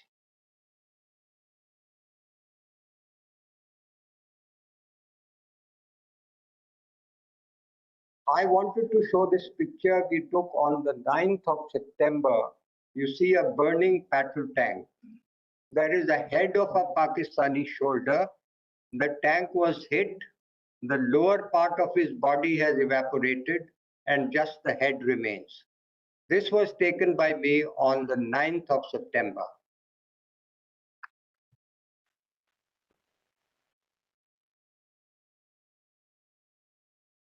Now, this is as far as recalling in very, very brief, the operations that took place. But what is more important is, what were the lessons that we gained from this operation? Evolvement of operational concepts and tactics. This was the first actual war fought by the Indian Army, and a lot of lessons were learned and a lot of actions was taken after the war was over. First is deployment on linear frontages. Imagine Pakistan Army with 2 divisions was able to defend a frontage of almost 100 kilometers with just about 2 divisions. In the classical deployment of divisions, you occupy dominating ground and to prevent the enemy from capturing it. But in our context, we do not want to lose an inch of ground. So Pakistanis, must give them credit, they thought of a new concept that they based their defenses on something that is called the Ichogul Canal. This was a canal about 90 kilometers long, starting from the north and going south right up to Kasur. The canal banks were steep, 4 meters high. The canal was about 3 meters deep and 25 to 40 meters wide. So it was not a practical proposition to be able to cross that canal without specialist bridging equipment. So we learned a lot of lessons from them. They were able to defend the entire territory of over 100 kilometers with just about 2 divisions. This was a linear defense with certain reserves in the rear. Now this set off a number of ditch-cum-buns which were deployed, which were made by India in next 20 years from Jammu to Amritsar. So this was one very important lesson, that how we modified our tactics to be able to hold longer frontages with reserves in the center. Next, Ichogul Canal, I've already brought out. Next was the mediumization of artillery. The regiment of artillery had grown up on the British concept that you want to keep the enemy's head down in the last 150 yards so that the enemy is not able to shoot at your troops accurately. That concept did not work, because unless you are able to cause damage to the enemy, he will just bend into his bunker and stand up and start shooting again. This lesson was learned that when after the battle was over, we tried to recapture Khemkaran by two concerted attacks by a very heavy buildup of artillery. Both the attacks failed. Why they failed? Because this canal was defended by concrete pillboxes sited in mutual support at the most likely approaches. The artillery used to launch their fire support, but it did not affect the concrete bunkers at all. So when you lifted the fire, the fellow got up and started shooting back again. So this started a lot of thought process in the artillery that are we on the right track? Are we wanting merely to keep the enemy's head down, or do we want to cause destruction on the enemy? So with the lighter guns, there is no chance of penetrating any bunkers. So therefore, generally the trend was to minimize the guns. At that point of time, the only medium gun available was 130, and significant numbers were bought in the next few years. So this is as far as artillery is concerned. Next was the application of fire of artillery. In a classical indirect firing, a very small number of rounds landed anywhere near the bunker. So therefore, the answer was to either directly fire them by 130mm guns, which were supposed to be anti-tank guns also, and by tanks, rather than engaging with a classical fire support or classical fire plan, trying to keep the enemy's head down. So this was one of the major lessons that we learned during the war, and in the subsequent years thereafter, we took steps to overcome these problems. Next was the development of ammunition. Since we had vintage ammunition which exploded only on touching the ground, it was decided to get precision-guided ammunition which would home on to the target. If you find a bunker, we should have the means of hitting precisely at the top of the bunker. And that development also, that capability came about in India in terms of Krasnopol, a guided weapon, 155mm weapon, which came, of course, many years after the war. And also the latest Excalibur, that is the American 155 weapon. Next was assault bridging. At that time, we had no concept of assault bridging. Now, it was necessary if you want to tackle a linear object, you should be able to either capture a bridge or just assault a bridge and get your troops across as soon as possible. So this assault bridging concept was also thought about from that time onwards, and we developed a very decent capability of assault bridging in the engineers. And finally, what is most important was acquisition of intelligence. We were practically blind. Imagine two corps going into battle and they had no idea where the enemy's armored division was. Fortunately, today we've come a long way. We are able to predict every soldier practically where he is. So this was one of the major lessons. Both sides, not only us, both sides were quite blind to what the enemy is doing. That is all I have to say. Thank you.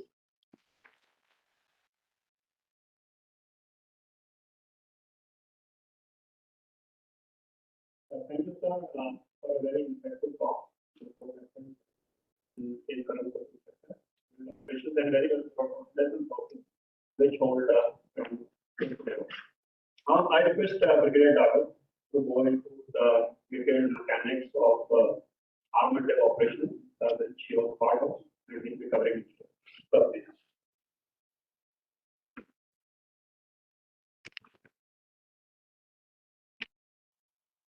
Good afternoon, ladies and gentlemen.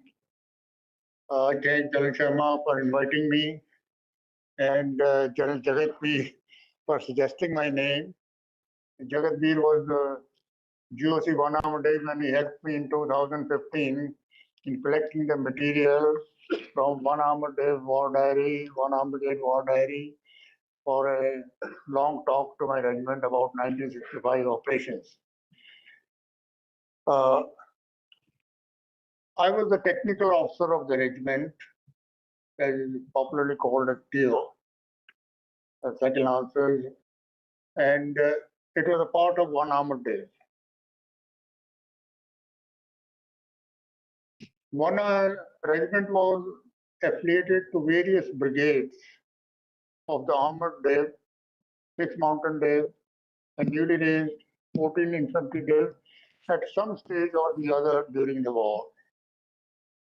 So it gave me an opportunity to go around the core zone, less the 26 infantry days, and see firsthand what actually was happening. And colleagues and friends were there. So from them also I came to know the actual state of war. If you don't state the truth, then how can we draw the right lessons? It is not about who is right, but what is right. That is important. Before we get down to the actual operations, I'd like to touch upon the state of equipment of my regiment. In late 1963, we were issued with upgun Sherman tank.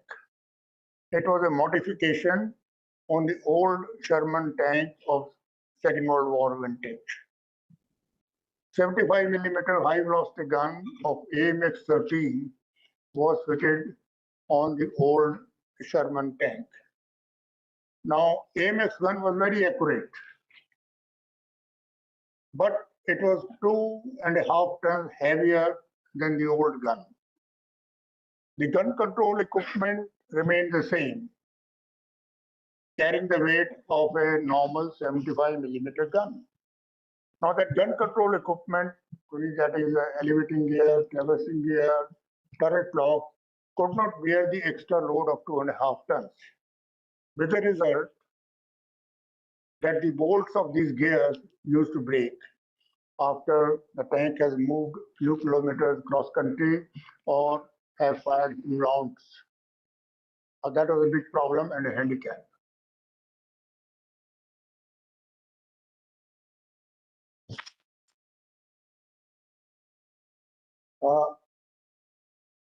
Before we moved to Armored Day, we were part of 26 Infantry Day.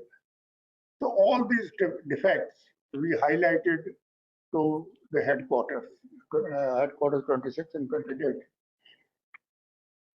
Somehow or the other, they did not understand the problem, the gravity of the problem. It affected the operational efficiency of the regiment. They advised us, typical infantry formation, that put your gun in the yoke in the rear.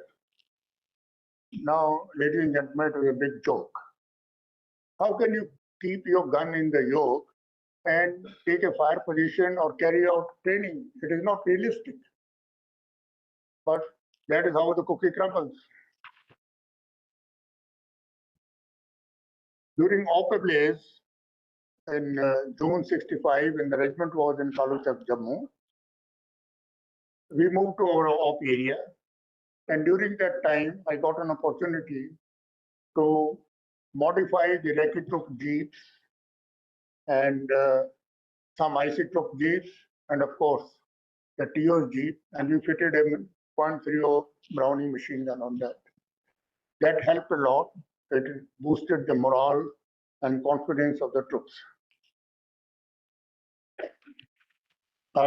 In July 65, the regiment was ordered to move to Jalandhar as part of one armored division.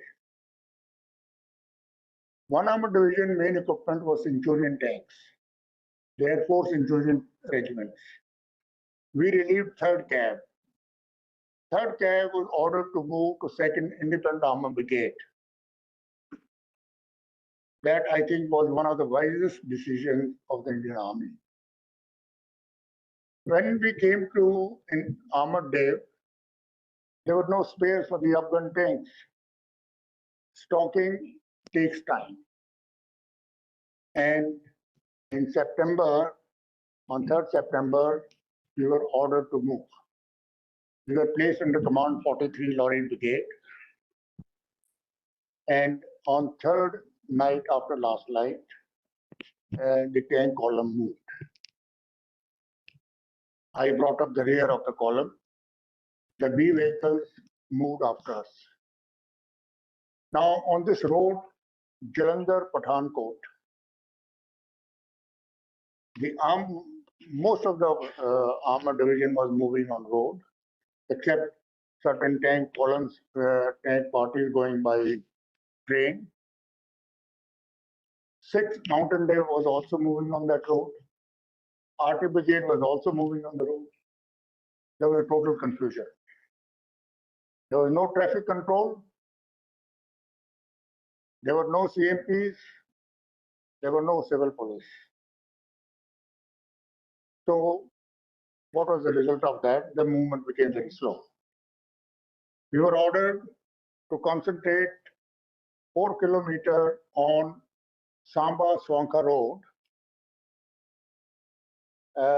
We got daylighted at milestone 98 on the main highway of Pathankot, Jammu, 4 kilometers short of our Konk area.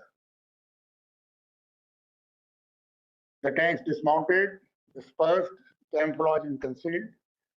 And during day, the corps commander came, newly appointed General Dunn.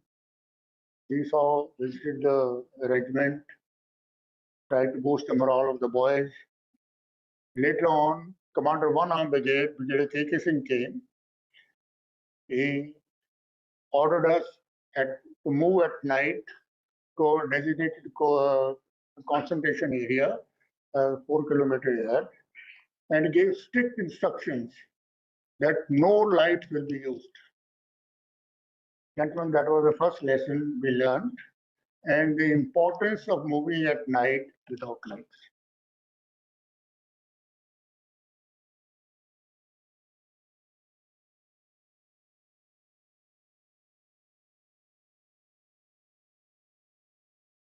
Now, I know because I commanded the regiment also, the tanks carry out approach march at night without lights. That is still happening. Of course, now they have got night vision and other facilities. At that time, there were no such night vision capabilities of the tanks. But B vehicles, most of the regiment these days have forgotten that drill. Maybe due to accidents or whatever the reason may be. But its importance of moving at night cannot be overemphasized.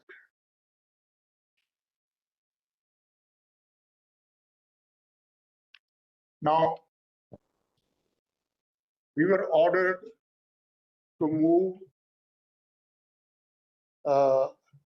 ahead of 40th Lorry Brigade, the place under the command. And D-Day was fixed 7th, 8th night.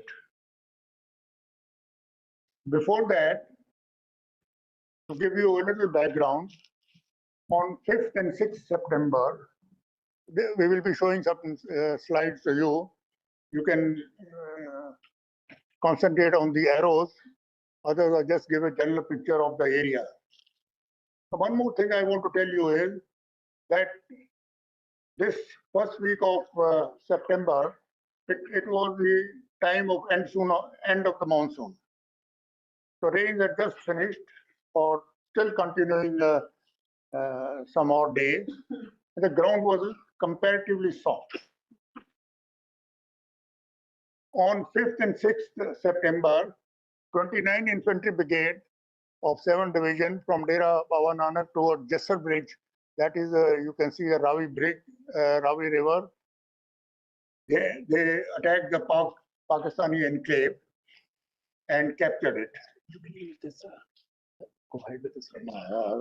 I don't want to get involved in the. I'll do that. I'll do that for you.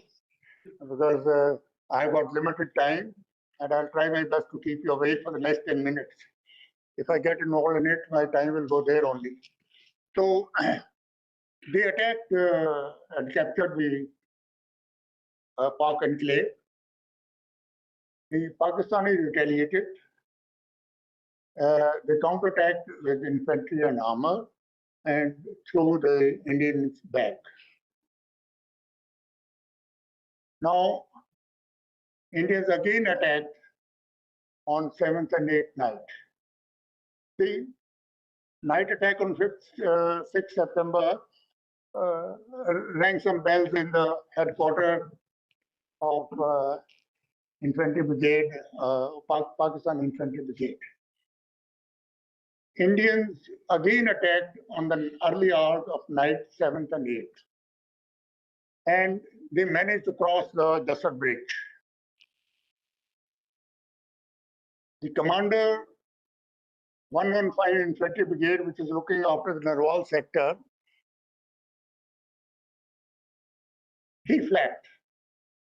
He thought that the attack a night earlier and the attack now on 7th, 8th night, that is a forerunner of the Indian main attack.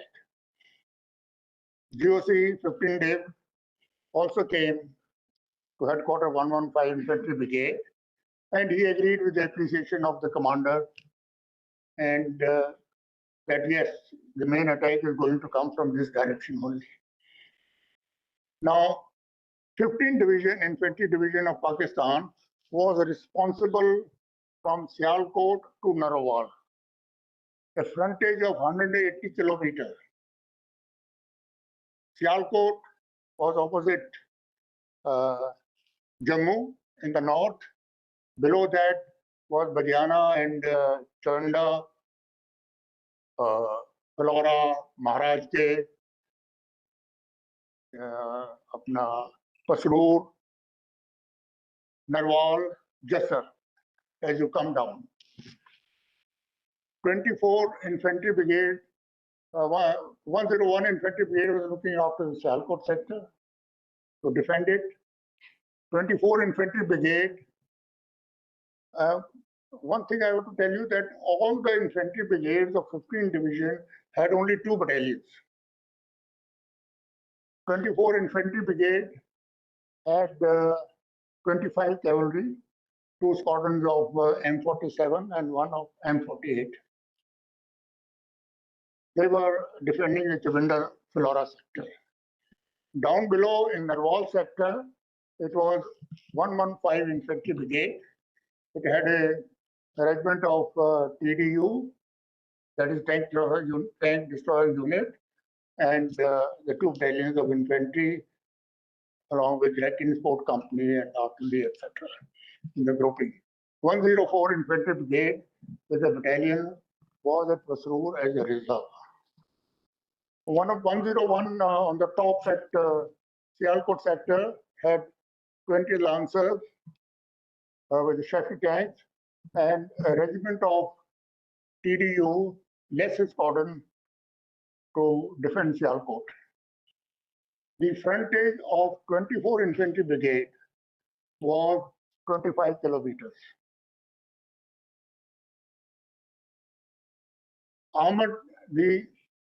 This attack of 5th and 6th night and 7th and 8th night, and the decision of GOC Infantry Div to 24 Infantry Brigade that move your brigade and 25 cav to Narwal sector to throw the Indians out and stabilize the situation.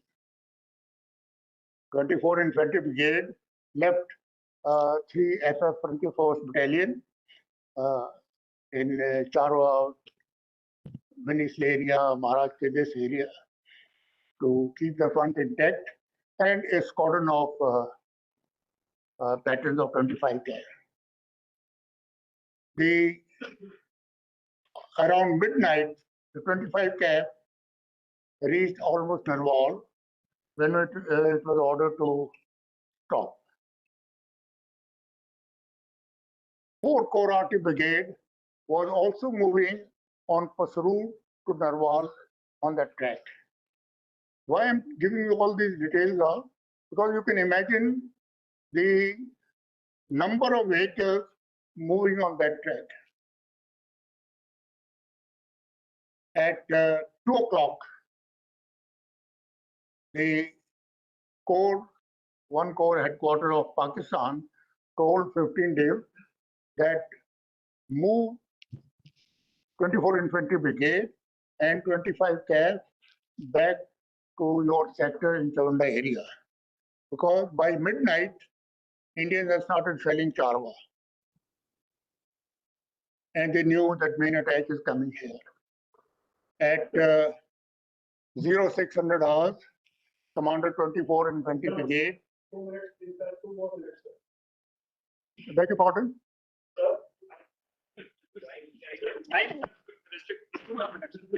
That is his problem, not mine. You sort out between two of you.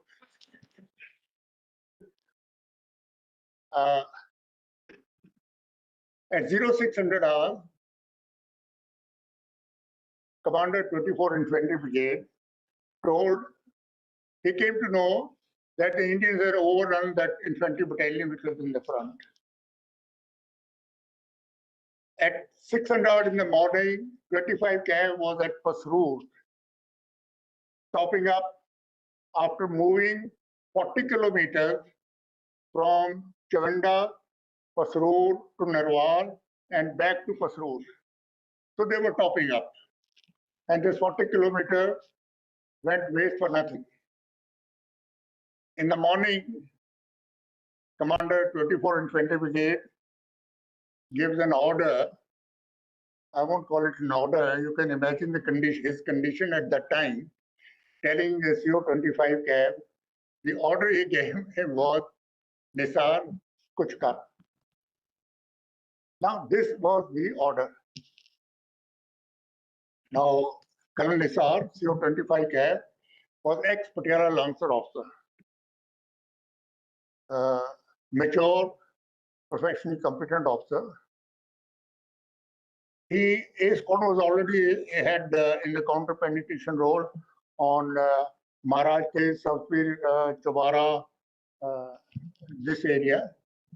So he moved B squadron also, and all B and C squadrons in extended formation, which is not a normal tactics of a armored regiment.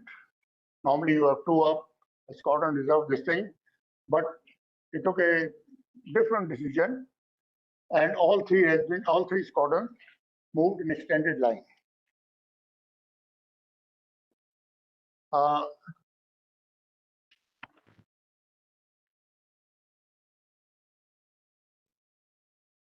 That was the deployment of Park 24 Infantry Brigade. Now, what happened on the Indian side on 7th? Our regiment was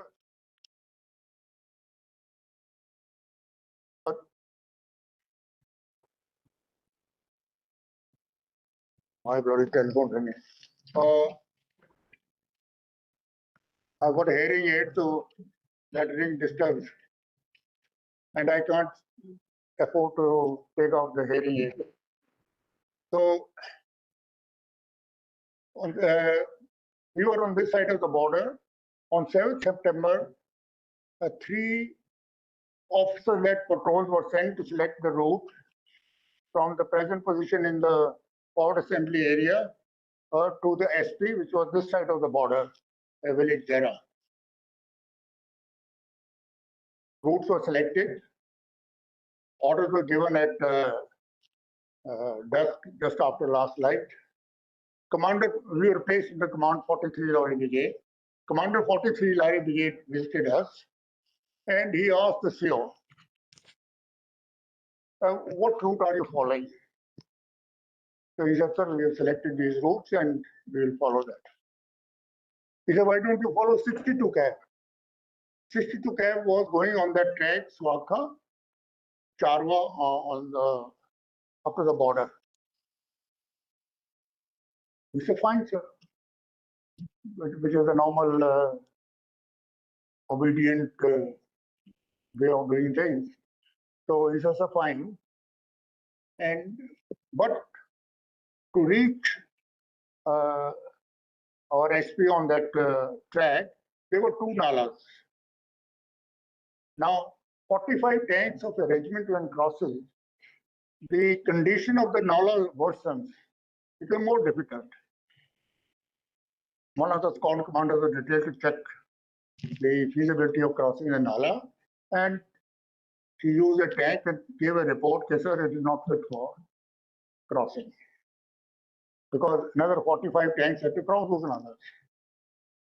I, as a TO, was ordered to ensure that the regiment gets through. After 62 kind of gone, with some initiative and out of the hat solutions of using Sarkanda stones and whatnot, we pushed a squadron plus across the first nala. Major Kaul, who was a 2IC of the regiment and retired later as an army commander, he came and told us that 62 Cav has not been able to cross the second nala. There was distributed line on the left. CEO told us which was the route for the B vehicles. So we are running out of time, sir. Okay. That is a big problem. So we moved on the tanks, moved both the regiments on the B vehicle track. There's a Kacha track. Tanks got stuck. There was a culvert, and both the tanks got mixed up. Shamazel. The tanks tried to overtake each other. 62 Cav was allowed to go first because they had to go and provide anti-tank defense to 6 Mountain Dip. So the tanks started getting bogged down. And when the dawn came, the tanks tried to save themselves from the air, again moved right and left and got back down. 24 tanks of second lancers and 62 Cav were bombed in area of 2 football grounds. A very lucrative target for the Air Force. Pak Air did come in the morning, but fortunately they didn't notice us. They went to 26th sector. We recovered the tanks by 1:30. The squadron moved. The regiment crossing of the SP, which was by 0400 hours, it got delayed, and we moved at 1:30. One arm brigade had already moved in the morning to Tawara and Thorough Road.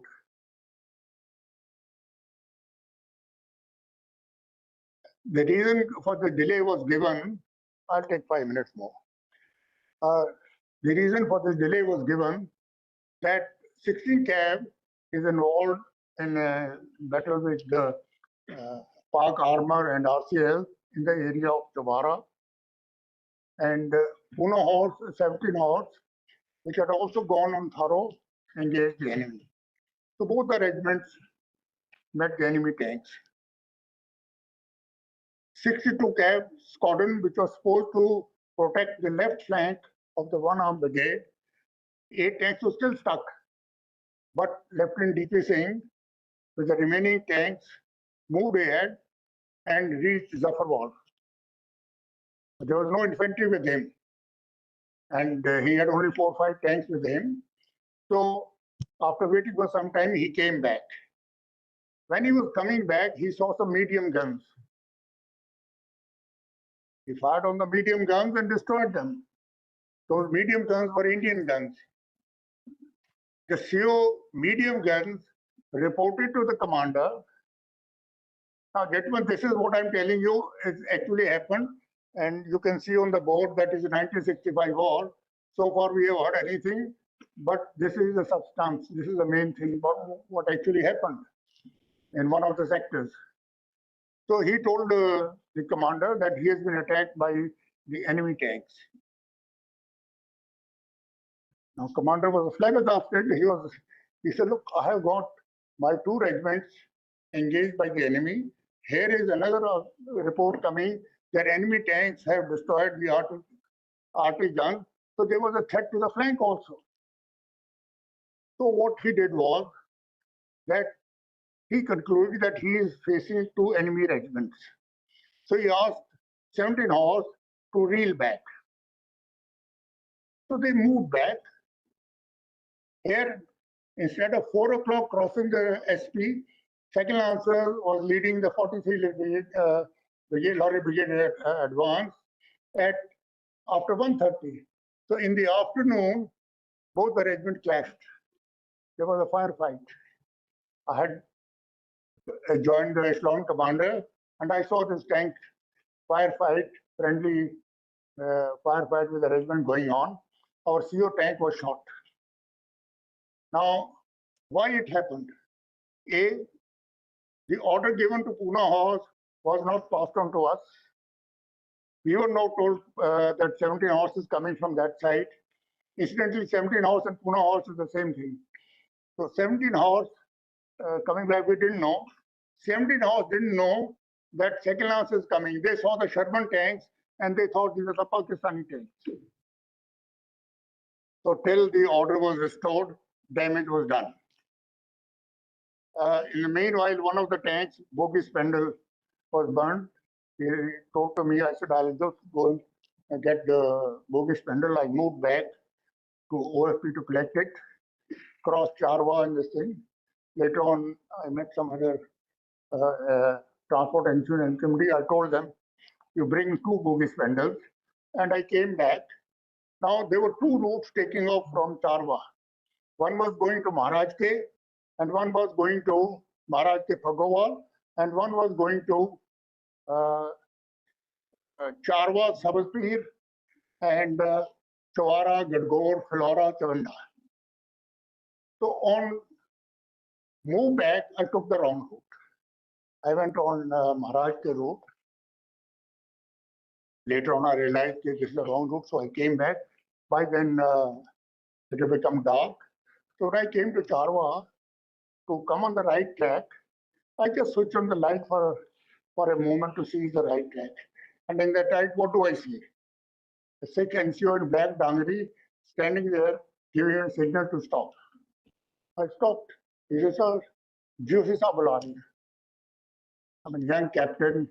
I cursed my bad luck. Look, I had switched on the light for a moment and I had been caught. Then GOC was a large-hearted man, didn't even bother about it. He asked me, do you know where the headquarters of 1 Arm Brigade is? I said, I don't know. It showed there was no communication between the DIV headquarters and his main offensive brigade. Unpardonable. Then he asked me, do you know where the RHQ second answer is?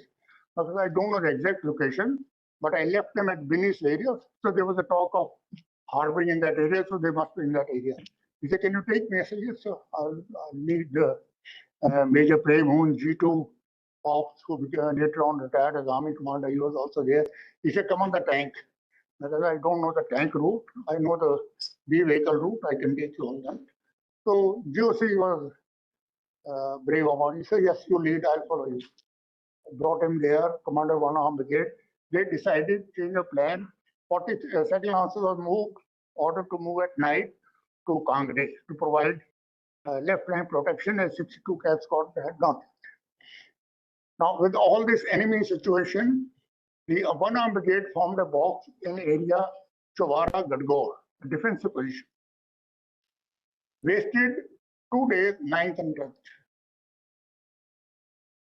We relieved 4 horse and 16 cab. 17 horse and Hodgson horse, which was a reserve regiment for the division, it was released to 1 Arm Brigade. These 2 regiments planned to attack Flora in a classic bold manner. I'll just finish. In a classic bold move, and they enveloped Flora and captured it. That was a great action by the armored division. Later on, There was another one of Chavanda attack, 6 Mountain Dew attack, astride the railway line. There is the railway line going, one brigade this side, one anti-brigade this side. The brigade on the left side missed the line, and our one squadron was there, and a company of 5 Jat to go in the second phase to provide support to 6 Mountain Dew anti-tank. They veered off and attacked the squadron at this Jat company, 14 Rajput. There was a firefight. Company commander died, squadron commander was hurt, and this thing, and that was a big flag. The attack failed, and on after 19th, this thing, there was a probing fight between the tanks of 17 hours, 4 hours, and the enemy. By the time the war ended, enemy had concentrated 6 armored regiments. The regiment from brigade, 4-arm brigade from Lahore sector had come there. A regiment from Chamjoria had come in that area, and Armored Dev had the same regiment. In spite of the repeated attacks of the GOC, repeated requests of the GOC to release 3rd Cav and 8th Cav from Lahore sector to this sector was denied, was not acceded to. So this was the situation there. There were other things due to time I can't touch on, but just give it a thought that what type of a soldier succeeds in war? What are we doing to train him? What are we doing to find him? I have no idea. I mean, officers I know, there is a psychologist test, other things are there, but nothing about infantry. There's a mix of all types. Some instructors do well, some good family people do well, there are various reasons. But it has to be stabilized, it has to be found out. And in the end, ladies and gentlemen, I'll say, जो सिर फरे हैं, तारीख वही लिखते हैं. समझदार तो फिर करते हैं. Thank you, ladies and gentlemen.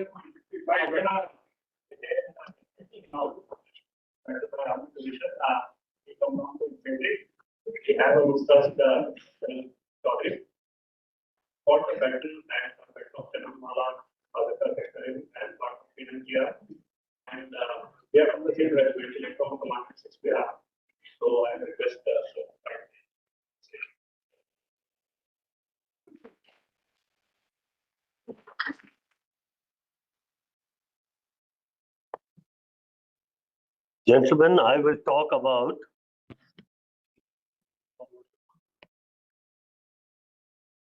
an infantry battle, a small infantry battle from this portal where people talk about plasma computing, divisions of armor moving, and intercontinental battles. I will talk about 2 companies of 39 Gurkha rifles in the Battle of Fazilka.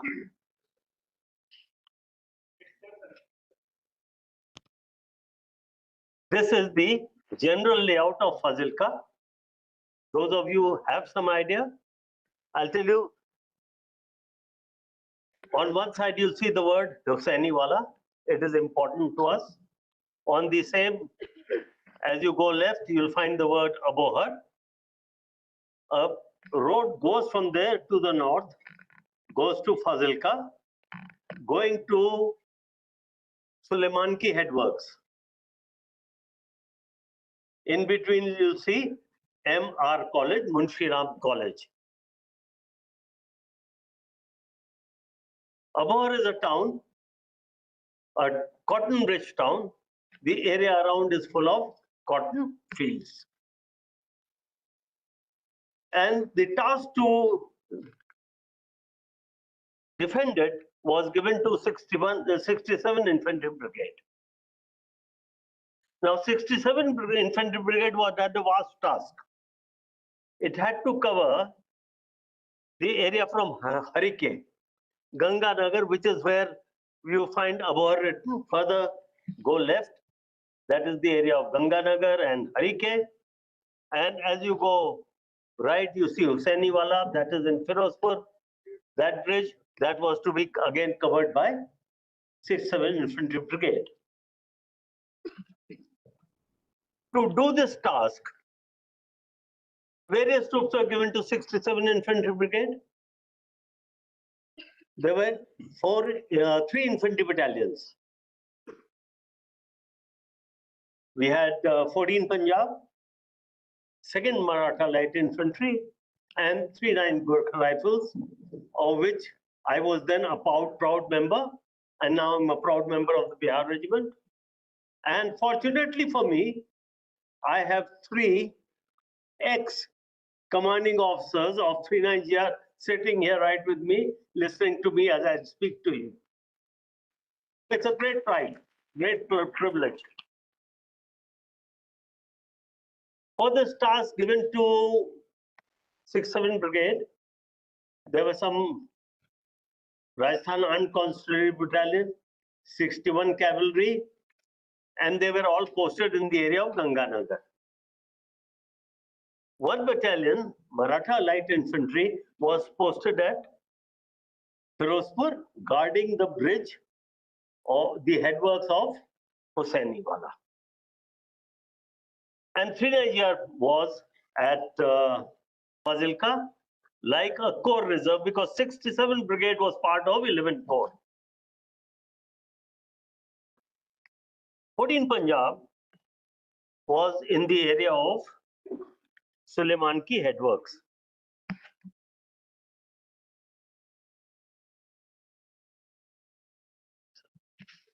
Change kar de beta zara isko. Technically not savvy, sorry. Yeah, you will find a rough sketch here with not very many names. So you will find Suleiman Ki headworks, that was guarded by 14 Punjab, and 39GR was located in the area of Fazilka. Now I'll come straight to jump to 23rd November, 3rd September. Ceasefire was declared at 3:30 hours on 23rd September. After that ceasefire, Pakistani troops made a race to capture all the territory which was lying vacant. So they raced into this area. You'll find this name Chananwala, Muthiawali, and all this area. The Pakistanis rushed in. Since there was ceasefire, our troops did not engage them. Now, before this, what has happened is, on night of 1920th, Husainiwala had been attacked by a very heavy deployment of Pakistanis. They beat back that attack. The Maratha battalion got a battle honor of Husainiwala. But 2 companies of 39GR, which was the reserve in brigade, they were sent to reinforce Husainiwala. So now 39GR here is left with 2 companies and the battalion quarters. I hope I'm making myself clear. The force level is important to know. Now they're left with 2 companies, and these 2 companies are deployed. One is guarding this road, Fazilka going to Suleiman Ki headworks, because 8th, 9th, 9th, 10th September, heavy attacks have come on 14 Punjab. They have been told to guard that bridgehead that has been formed by the enemy.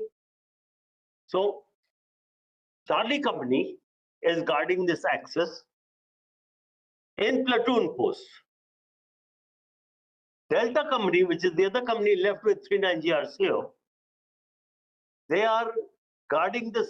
I've written a name track and Sabuna drain. These are important landmarks, gentlemen. So 39GR is guarding the Sabuna drain. Delta Company is guarding the Sabuna drain, and they are also guarding a broken down railway station on this Sabuna drain. So that is all the troops left with them. Now on 23rd, the Corps orders the brigade to throw out the enemy which is infiltrated and occupied our villages in Fazilka. So the troops which had gone to Hussainiwala are called back. Bravo Company comes back by 24th night. Alpha Company, the second company, comes back by 25th morning. There is also a squadron of armor available to this brigade, an independent armor squadron with Sherman tanks, Sherman Mark IV, a troop of which is with Hussainiwala, and a troop is in Ganganagar. So here they are left with one troop of armor, independent armor squadron, which had come from Mao. And they have a artillery regiment, 144 artillery regiment, TA, embodied, out of which one battery has been sent to Hussainiwala. So the troops available with 7th Infantry Brigade in Fazilka are two companies of 39GR, Alpha Company and Bravo Company. They have a troop plus squadron headquarters of armor. Then they have a battery less a regiment of TA, or maybe a battery of TA, artillery. That is all the troops they have. So on 25th, when these troops have concentrated, I happened to be the senior company commander, and I had a very worthy and a brave soldier, Major Surve, as the Bravo Company commander. He recently expired about 10-15 days back due to age. He had got a Veer Chakra in 71 operations, a very fine officer. So we were two officers told to attack Chananwala. Now comes the Battle of Chananwala that I'm going to describe to you. For this, we were given this battery support of artillery, and a troop of tanks were to be located where I've written Sherman tanks. And we had these two companies.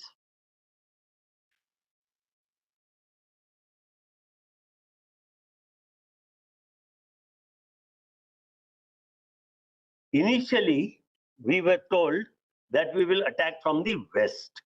West is where this Sherman tanks is written. Now, other things are also happening. The battalion commander goes and meets the enemy battalion commander and tells him kindly vacate. I must have been a very polite request. They didn't vacate. So we are told that we are going to go. The axis has changed now to go from the south, where I have marked this line Bravo Company, Alpha Company, and we are told we'll go from there. 1400 hours, 1600 hours, the brigade commander goes and meets the enemy brigade commander. All this is happening on 25th. And they're told to vacate. Then we are launched, okay, now gentlemen, you two companies, brave fellows, the mighty Gurkhas, go and throw out this enemy. And the specific orders given to us were, they were given in Punjabi, I don't speak so well, that you attack, they will run away. And the troop force situation given to us was a company plus. So we form up and we launch this attack. Sadly, we could get no forward observation officer because this artillery regiment had two FOs. One was with 14 Punjab and the other was with 2 MLI. Sadly, we could get no communication with the armored cordon because there was shortage of sets. Sadly, we could get no protection for our firm base because 14 Punjab, where it's written, this is just a diagrammatic, it was more towards the right, as you see it, guarding the bridgehead off against the 102 Pakistani brigade, which had already attacked them twice. And sadly, the battalion had no reserves available.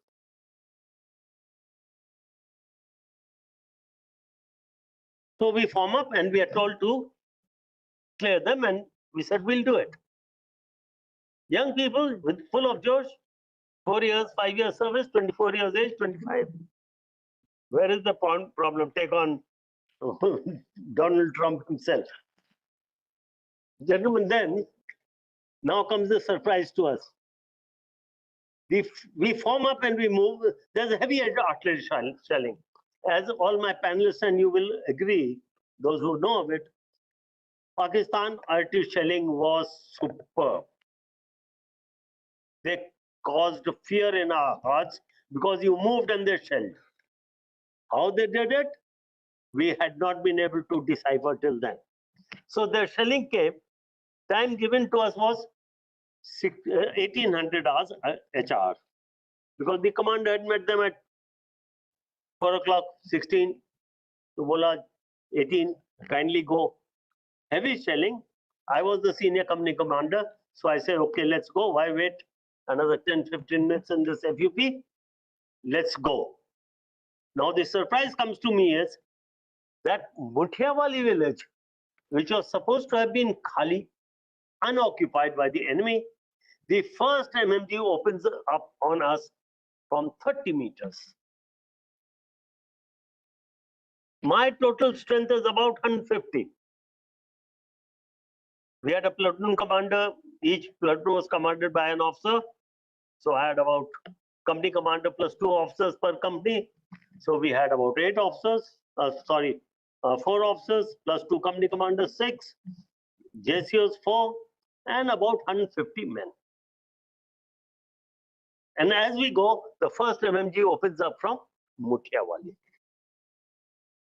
And then tracer starts flying from this, what I call Sabuna Canal, Sabuna train, tracers.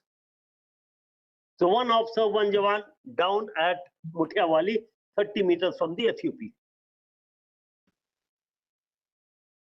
Then, now the battle is not going straight. You're fighting nest to nest, nest to nest. And along this route, from Muthiawali onwards up to where we have written Brigade Reserve,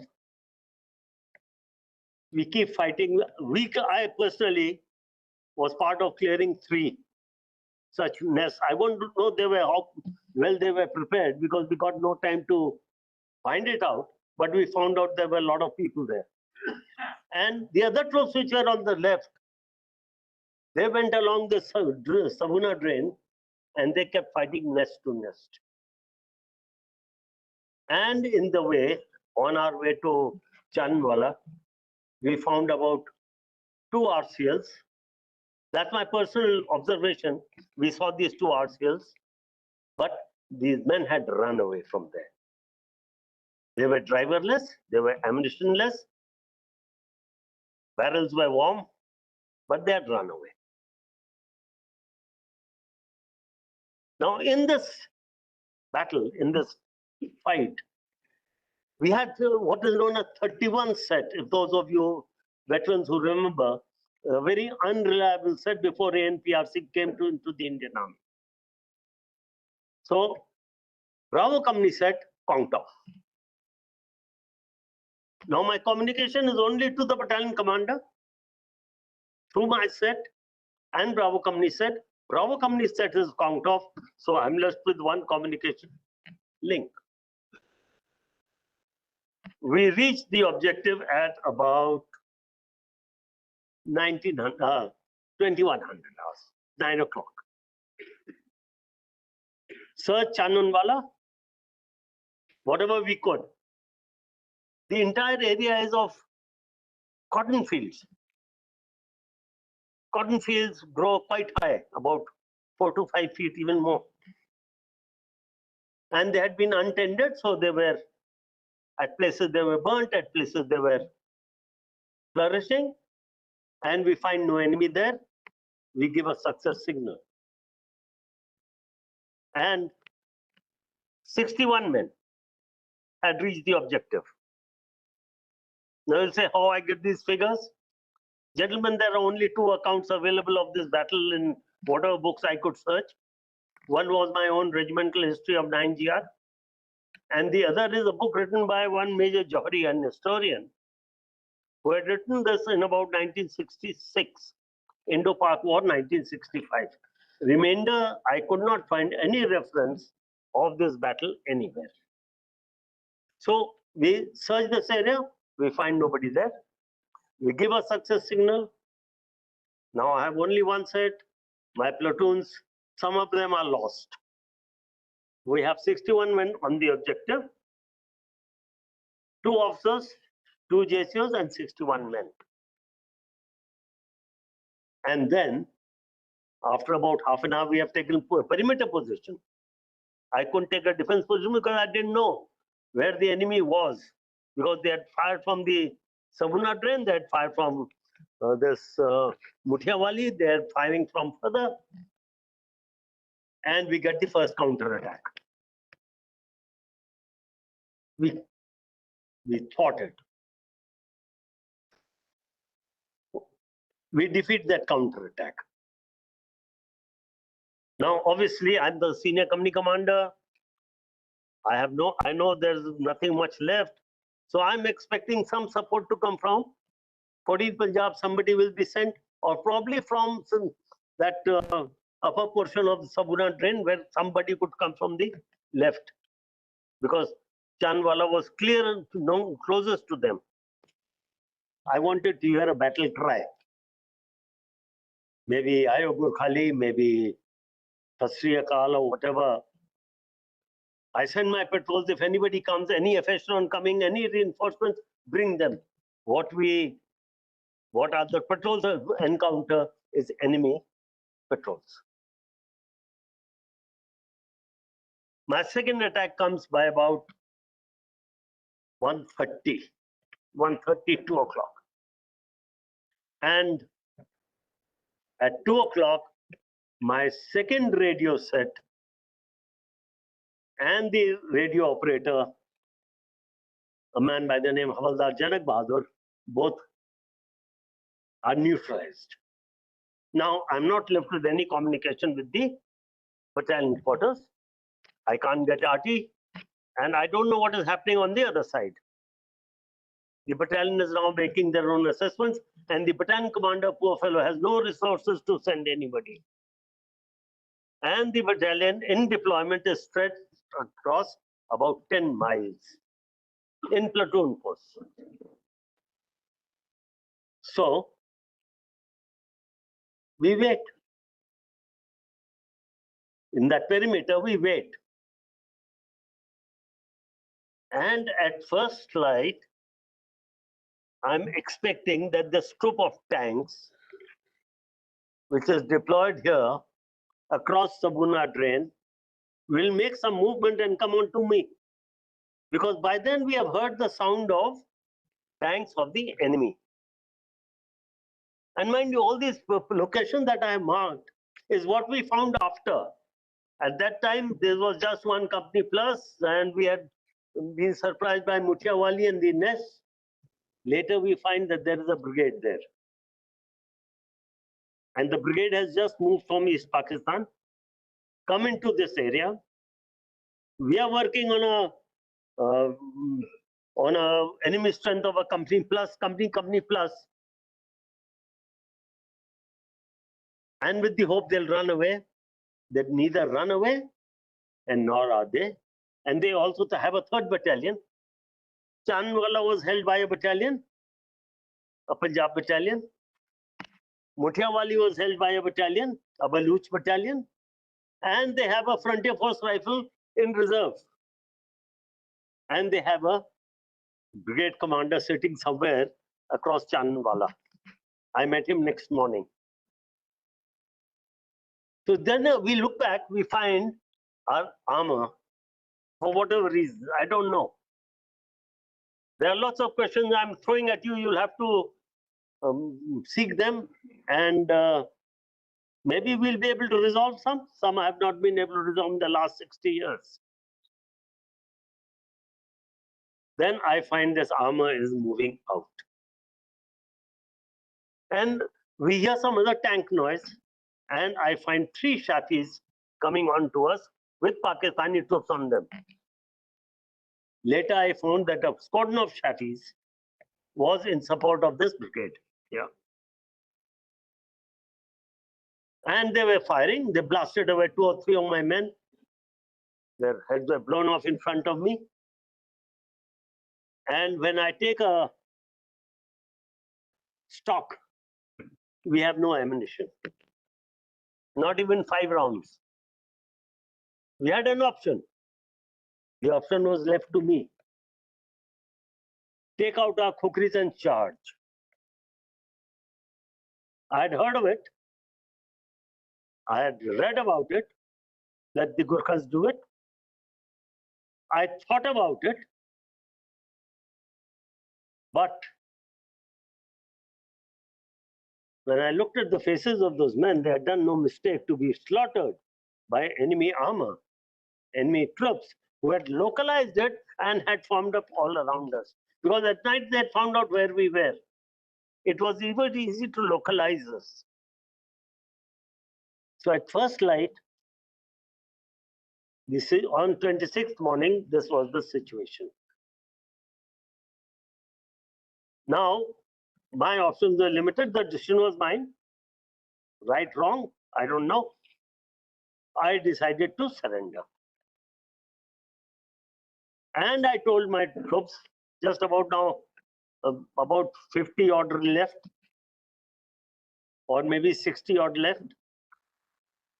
If you can find your way back, break the cordon and get out. I couldn't have done it because otherwise these people would have been hunted down. So I surrendered. 2 officers, 2 JCOs, and about 48 other ranks, we surrendered. 6 people out of this were able to walk out, crawl out. They took 3 days to reach the battalion headquarters, but they got out. They reached. I became a prisoner. Gentlemen, I've had the ignominy of being a prisoner. I requested the enemy brigade commander, I met him then, to search the area. My men are lying on the ground, wounded.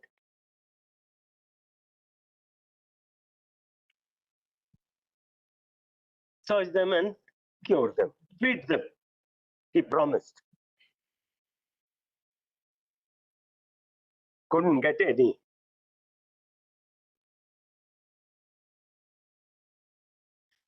We lost 1 officer, 2 JCOs, and 19 other ranks in this battle.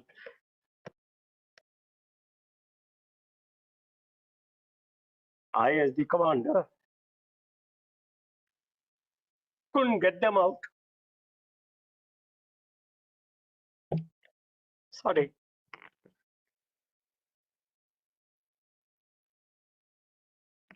So I became a prisoner, and these men were later, they were collected, and various things took place.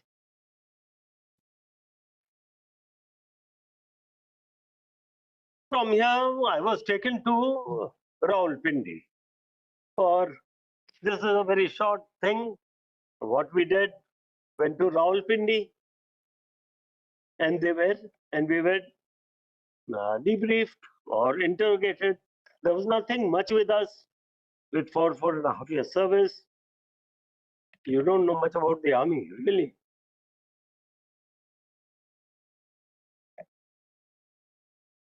From there, we went to a place known as Dargai. These are forts in Pakistan. Thank you. Thank you. So sweet of you. So we went to a fort known as Dargai. Dargai, they had 2 big barracks, and their Rajanis were also there. Those boys used to cook for us. And the evening, I would hear their on the roll call time, they used to sing Om Jai Jagdish Hare. So in the evening, I would hear that sound and feel boys are there. Then, and that's the place I met Jalkaryapa's son. And also another officer who had landed the plane, Air Vice Marshal. आपने नाम बताया था मुझे. He later became Air Vice Marshal. These 2 prominent names that we met there. Major problem was not interrogation for us. We were very young. We didn't know very much about the army. But they were very insistent to find out, are you commandos?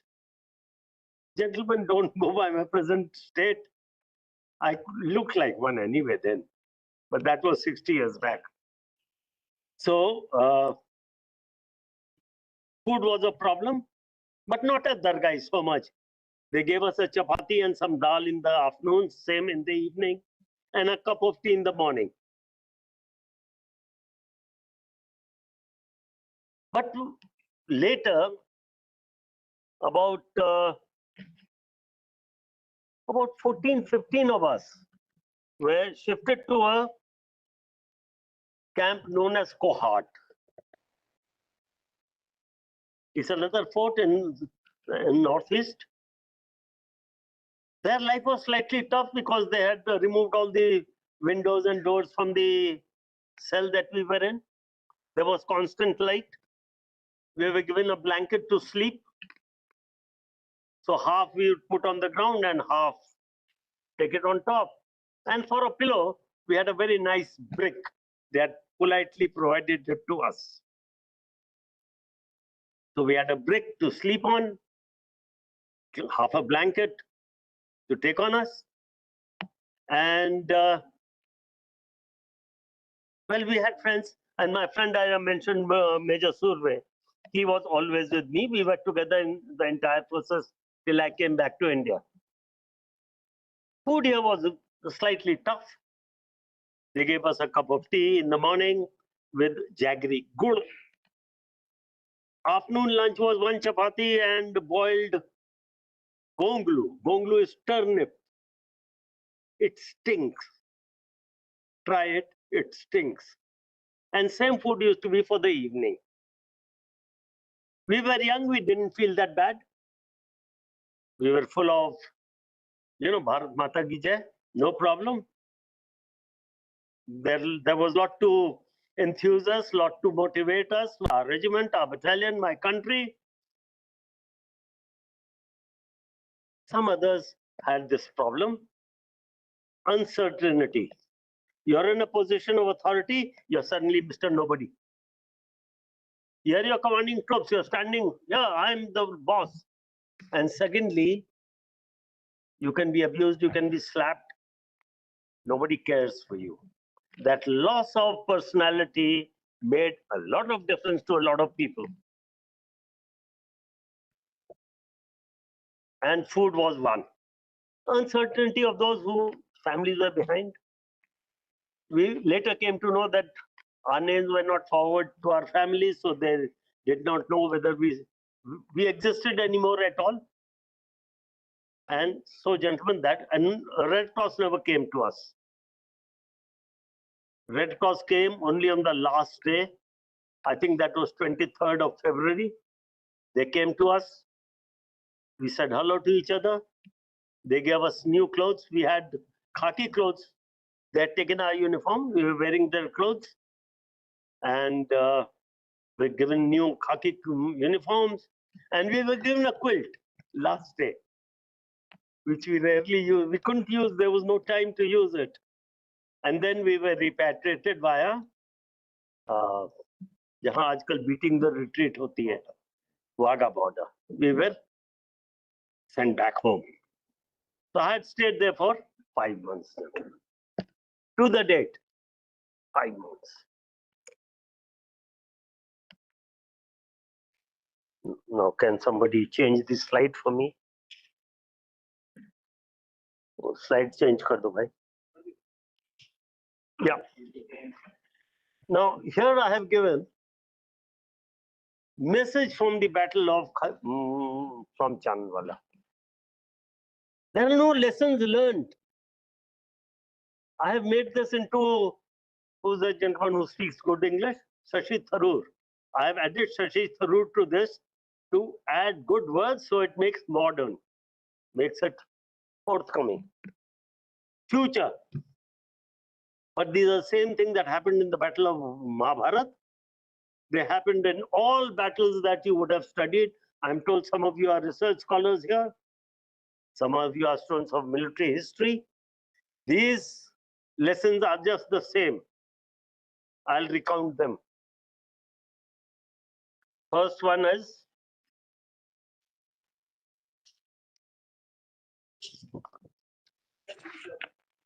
I can't read them from you. Can you read them from you? Okay, the soldier and his subunit will always be the final arbiter in any battle. To dominate the battlefield, they must be multi-skilled, motivated, trained, and physically fit. Doesn't need explanation. A soldier has to be multi-skilled and more so in today's battle, his skills vary from the small to the largest. Second one is information about the enemy. Now, gentlemen, the enemy is, as we grow in our skills, in our technology, and in our subterfuge, in our camouflage, in our secrecy, the enemy is also doing the same thing. He is not, he wants to have one up on us. So we have to be one up on information. And very glad to see that in the last Op Sindoor, we were much better off. Even I find my earliest speakers here had emphasized this point of information. We were much better off, but we have to keep growing. And I was talking to some research scholars. Artificial intelligence should give us that edge to be able to pinpoint the enemy where he is and then destroy him, because only then can you dominate a battlefield. The aim is to dominate a battlefield. The enemy should feel Indian army is coming. Third one is troops engaged in battle must be provided with adequate resources. This is not a time to cast aspersions on anybody, gentlemen, but my own personal experience has been, you fight,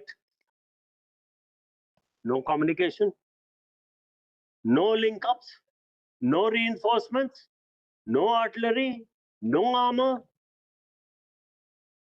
What did we fight for?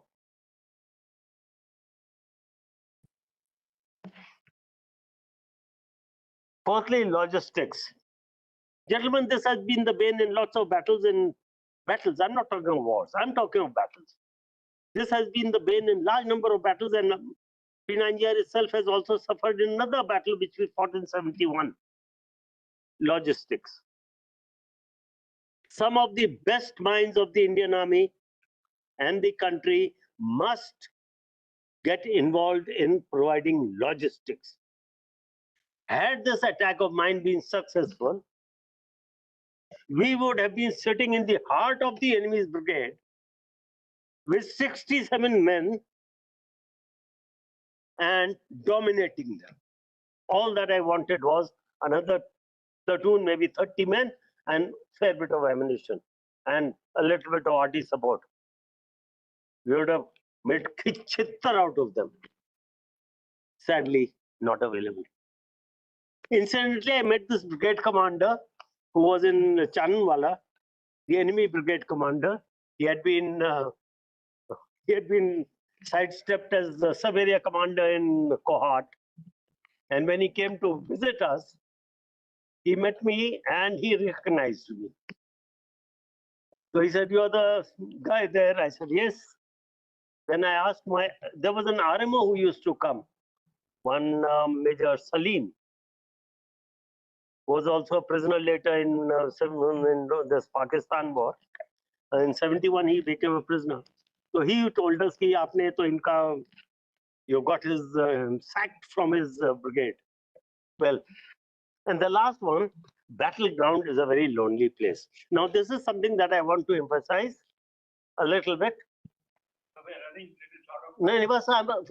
From 15, I've taken 12, son. So I'll just take 1 minute. I've been very fast, no faltu baat. Acha, so what I want to say, gentlemen, is the loneliness is not of the battlefield. The loneliness is of the person. Comradeship is important, but you are spread far apart. And in that moment of time, it is your motivation which will take you cross hurdle after hurdle, because you may be the only person doing that. It has happened in Kargil. Single man making a difference in the battlefield. So many PBCs we got. And the second issue that comes here is that unless we are well motivated, I found that as a PW, number of people who were very distraught, extremely distraught, because probably, I don't know for sure, but I did write to the DPR when I came back, and also we started a course on comparative religions that I don't know if it's still running in MCT. It was in CME Pune, to motivate troops through your scriptures. That unless and you have faith in your country, your families, your dharma, you will not be able to achieve the ultimate goal of an infantry soldier who is fighting alone in a battle. And mind you, battlefield is a very lonely place. Gentlemen, I've been warned, so I must quit. And I hope I've been able to put out the essence of my experience and try and make it as... Thank you.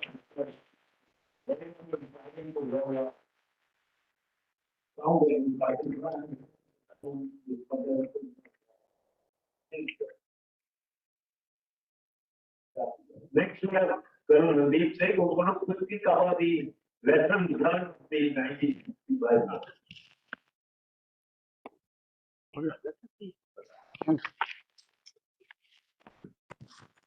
Thank you. Good afternoon. Not the best time or the sequence to talk about, but I'll try to make it quick and interesting. I think both are difficult. I'm talking about supremacy on land. specific reference to 1965 war and how it fits into the narrative from 47 to 2025. How is it linked into all the conflicts and the battles and the wars that we have had, with specific reference to Pakistan. I'm not going to talk about China as such. Now, some of you may have heard of this. History as an argument without end. You heard all the narratives in the morning, you will hear it tomorrow. This is my argument that I'm going to present. And I'm talking as a student of history. I'm not a veteran of 65. I don't have that experience what you saw from the earlier speakers. Just as a student of history, what my reading of this war is, I'm going to share that with you.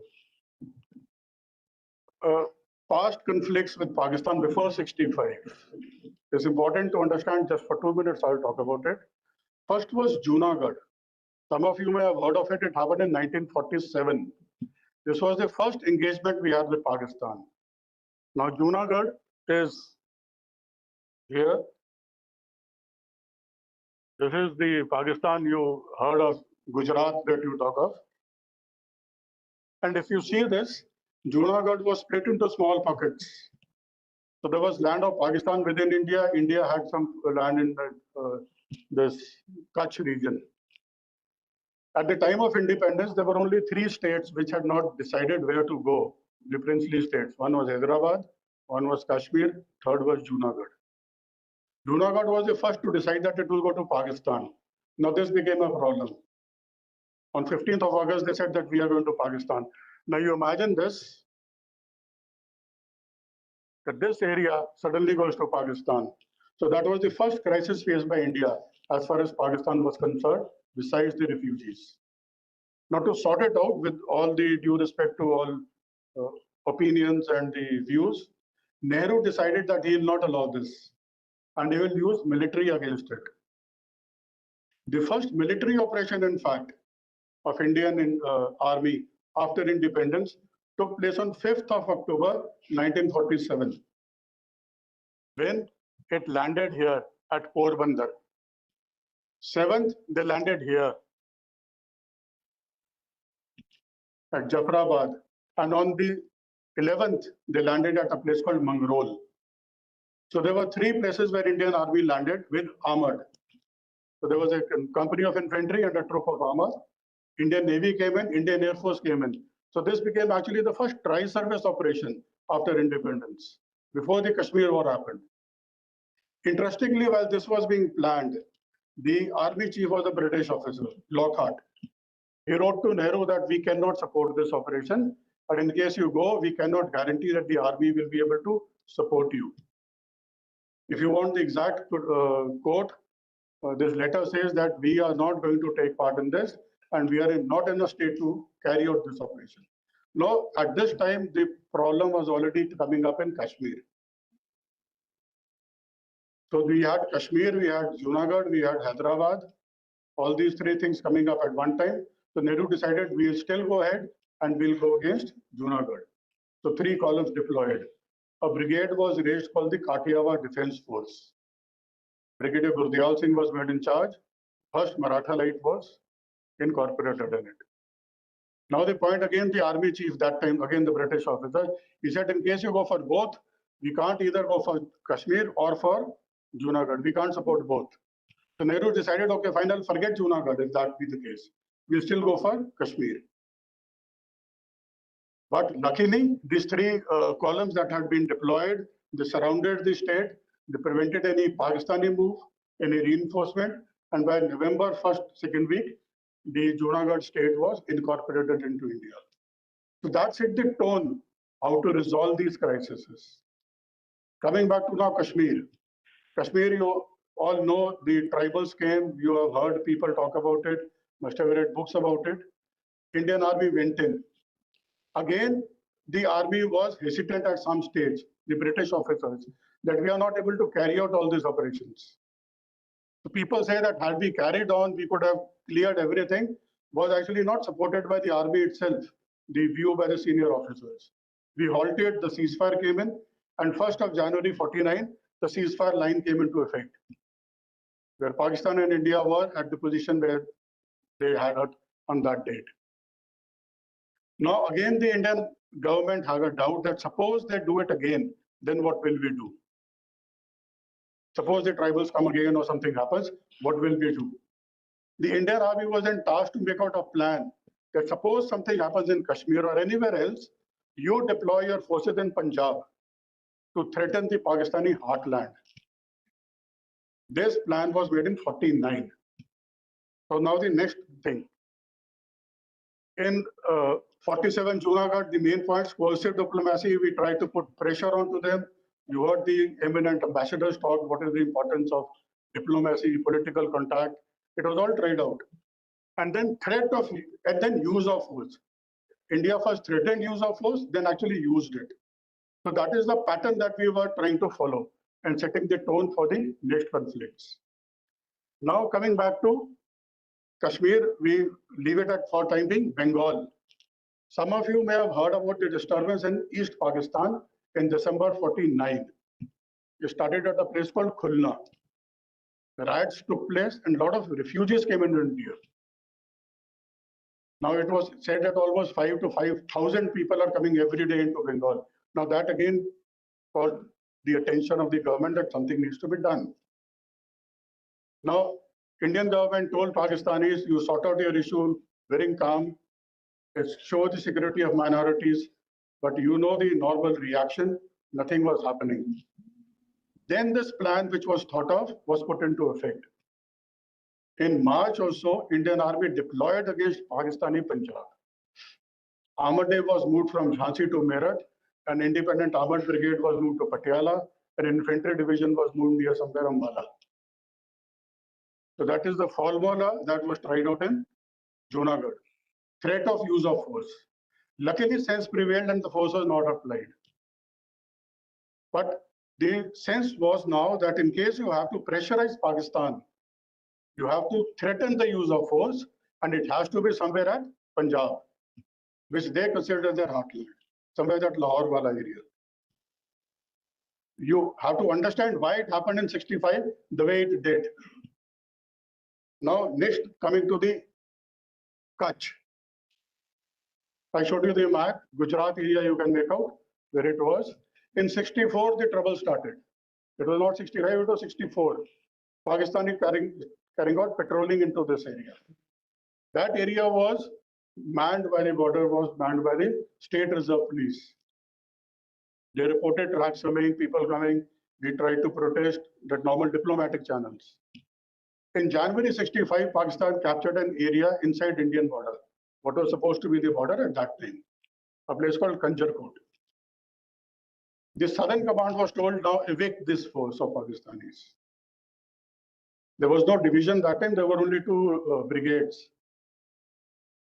31 independent infantry brigade group was tasked to clear out the Pakistani incursion. And again, they talk about crossing the LC. We never did that. The commander was told, you have to cross it, but clear it. But unfortunately, it did not happen that way. And it escalated. The Pakistanis attacked a place called Sardar Post in April, 9th of April, if I'm not wrong. They overran it. And then Indian Army again reacted. But that time, the foreign mediation had started putting pressure. And under pressure or under mediation, the issue was resolved the next month, where the forces withdrew. But two things again happened in that case. Pakistan had this as a grand plan in 3 steps. First, they will try in Kutch, then in Kashmir, then in Punjab. That time, they wanted us to move our forces from Punjab to Kutch to sort out this issue. India did not do that. It remained there. That was called Operation Ablaze, that the army was deployed and mobilized. We did not move, so that was one big failure of Pakistani plan, that they were not able to pull in our forces south. This was followed by Gibraltar. 5th of August they came in, 7th we gave the first warning, then the process starts of evicting them. Now again, a point about Kutch. Remember, this is one time when we accepted mediation, that there is a third party mediation. This time it was by the UK. Prime Minister Wilson ensured that the talks between the two countries and they forced the terms of reference. And the Kutch Creek, that area, went to arbitration panel, which later gave the award that which area goes to which country. That happened in 66 or so. Now coming to Gibraltar. Now there are two things to remember about this. First, operations across international border. We went across in 65 in Kutch. We again went across in Gibraltar in August. So there was no sacrosanct red lines that you can't do this or can't do that. And it has happened much earlier. Second point, reluctance of military leaders. I'll leave it at the point that we went into Haji Pir on 26th, 27th, when that operation started all coming in. The orders were given much earlier. Leaving it at that there was some reluctance and hesitation, whether to go in for that or not. As a student of history, if you are interested, read about it more. Next came Riddle and Nepal. 1st of September, Pakistan launched Operation Grand Slam, cut off Jammu and Kashmir into the Taknur sector. Now, 6th, India launched Operation Riddle, that is 11 Corps against Lahore sector. Later, we launched 1 Corps in Operation Nepal. Now, this plan, if you look at it, if you remember, was actually made in 49, that this is what we will do. So there was nothing new that 65 they suddenly thought. It was already thought of, it was ready. It was prepared, that plan, that if something happens, we will threaten Pakistani heartland. So that narrative, you have to be understood how it all links up. I'm not going into the battle. You have heard eminent speakers, veterans talk about infantry battles, armored, arty. You heard the ambassadors talk about it. The points to note in this: cessation of hostilities. When did we stop? And if you now understand the narratives, you can relate even to the latest conflict that we have, Sindhu. When to stop hostilities? The Professor Gurjar from Pune, he mentioned the aims given to the Indian Army. Our direction: capture minimum territory, cause loss, and prevent the Pakistani designs in Kashmir. Now, if you read the book that he referred to, that Inside Story, Diary of the Defense Minister, written by R.D. Pradhan, he says he asked the chief that there's a lot of pressure on us to stop the war. Should I do it, or do you want it prolonged? If you want to carry on that in case you think you have not achieved your aims. Now, as per the diary, I'm quoting from that, the chief said that, sir, we have achieved our aims, and I think we can go for a ceasefire. Then Chauhan agreed to it, and then the government agreed to that proposal, and 23rd, the ceasefire came into effect. Now, if you read the official history published by the MOD, the Prime Minister then, Lal Bahadur Shastri, asked also the chief that again pressure is there, we want to extend it. Can you assure us a spectacular victory? Because they must have realized that it is just a stalemate that they have achieved. They have stopped the Pakistani design but not achieved something great. So can you assure us a spectacular victory? The chief said, sir, at this stage we can't do it. The state of affairs between the two countries. Then the ceasefire was agreed to. Now the point what is to be noted, international pressure will always be there. As it happened now, people said that we were involved. Whether they were there or not is a separate issue. Mediation will also try to be there. It is all a pattern. But this was the last time we accepted mediation. 71 we did not. 99 we did not. So 65 has to be seen in that pattern. That as we matured from 65, we stopped accepting mediation. And 72, that Shimla agreement had a clause that any dispute between the two of us, India and Pakistan, we will not accept mediation. We will solve it bilaterally. So 65, there is a change. Now, observations in this. My simple ones: selection of military aim. If you know these are the things that you have to do, How do you select your aim? It has to be important. If you now relate to Sindoor or you relate to Kargil, Kargil was evict everybody. Sindoor was to inflict punishment. What exactly do you do to achieve that? As leaders, one has to understand that.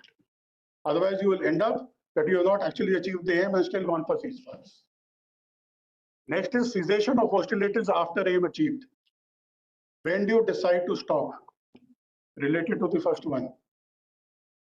If your aim is clear as a military leader or as a political person or whatever you are talking of, you have to be clear, have I achieved my aim? What exactly am I looking at? Next point, application of military power has consequences, both short-term and long-term. Now for academics or whoever students of history, understand this point. There is a threat of force that if you do this, I'll apply this force. It is very good till the time you apply it. But the moment you apply a force, what happens? He knows that you can apply this much of force. Short-term implication is that he stops fighting. That I'm suffering loss, I'll stop. So the short-term consequence, you achieve your immediate aim. Long-term implication, that now he knows that this is the force you can apply and apply here. So he plans for it. If you recollect the parliament attack 2001 to the stand of Parakaram, we were deployed in Punjab, but it did not deter Pakistan so much because he had already game planned it. It was the previous plan being put into place. So it did not work out. If you look at Balakot, they carried out the airstrikes. They succeeded. Sindoor, as per the CDS, first day we made mistakes. Why? We did the same thing. So we changed tactics and succeeded the next day in doing whatever we wanted to do. So when you apply force, the long-term consequences are the adversary plans for it. So you have to change your game. That is the point to be noted. Limits of military power. Whatever you have done, somebody mentioned in the morning, sir, you asked, I think the gentleman there asked, are we doomed to this cycle? We went in 47, we went in 50, we went in 65, we went in 71, 99. Can military power alone do this? If you understand it cannot, then you apply in a different way. That is the point to understand. Incidentally, if you read Nehru's writings, he understood this point. That beyond a point, application of military power is not going to succeed. There are other things to do. So when we talk of only military power, that we will do everything, it will not work. And it does not work. Now the lessons. Yeah, but can we just wrap it up? Sir, just fine. So we have, sir, just 2 points more. You already covered all the points. Last 2 points. We talked about the armored application. We talked about in Kutch. There is a relevance of armor even today, and there's a role that it has to play. We need to understand that it is very relevant. And the last point, the importance of air defense.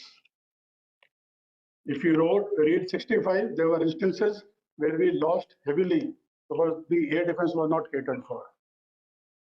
Same thing happened recently in Sindoor. Pakistan lost because its air defense got shattered. We succeeded because our air defenses were okay. So this has to be understood. Armor, we generally don't talk about this so much. We need to pay more attention. And lastly, the importance of air defense. So I finished. Thank you.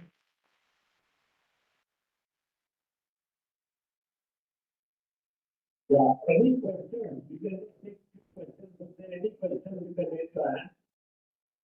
Anybody? Yeah, okay, yeah, please. You can speak loudly, we can all hear you.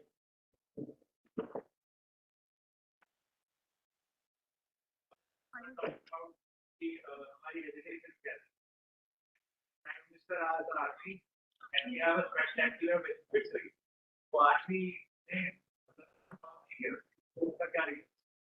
So what he wants to say is, how do you define a spectacular victory? What was the chief? When he was asked, do we have a spectacular victory? What did he mean by a spectacular victory? So, you know, if you read the book on Pakistan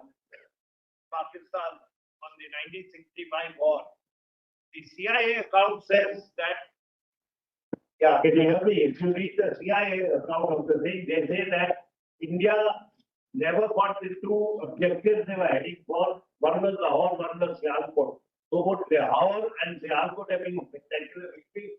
Or what we did was destruction of their war-waging potential. So were we going for territory? Were we going for war-waging potential? That is the answer. And I think both Brigadier Davar and Brigadier Surinder, when they talked about, you know, the destruction caused on the Pakistan offensive formations in these two areas of Karan and, you know, Sakhargarh, they covered this aspect. So to a degree, that is what the victory was. The spectacular victory was the destruction of their war-waging potential. I think I would like to mention here, we are discussing is 65, but we are talking about 25. Today what happened, the Prime Minister said, I give to my forces, go ahead and do, and achieve it, and he got a spectacular victory of Sindhu. Very spectacular.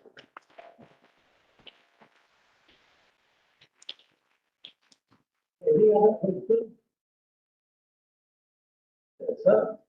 I'd just like to ask you one question. Sir. You went into this place, Captain Chandrawana. But what was, you said 67 of your men went there initially, and there were 61 or 51 left at the end. What were the casualties on the Pakistani side? A company went in against a battalion. So what were the casualties there?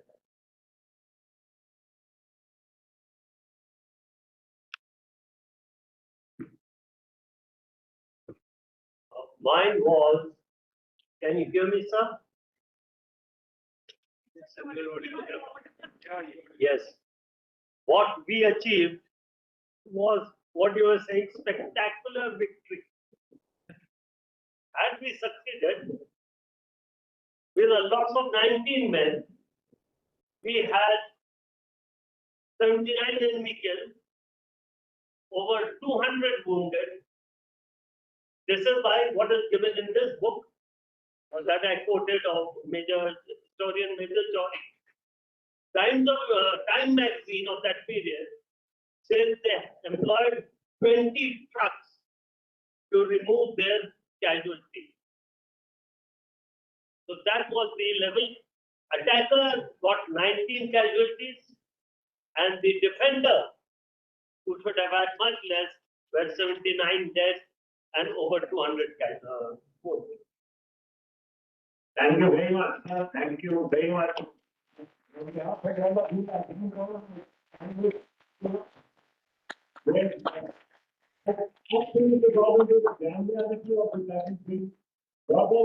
Very, very important lessons, and how those lessons are important even today.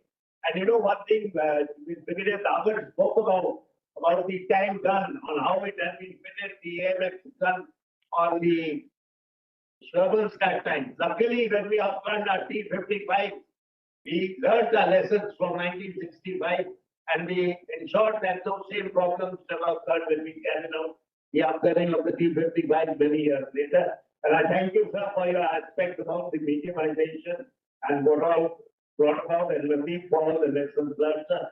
And your insights, sir, of an infantry battalion, company attack on the battalion and your subsequent experiences as a prisoner of war. I'm sure none of these students or anybody here will understand first-hand account, sir. Thank you once again, sir, for everything.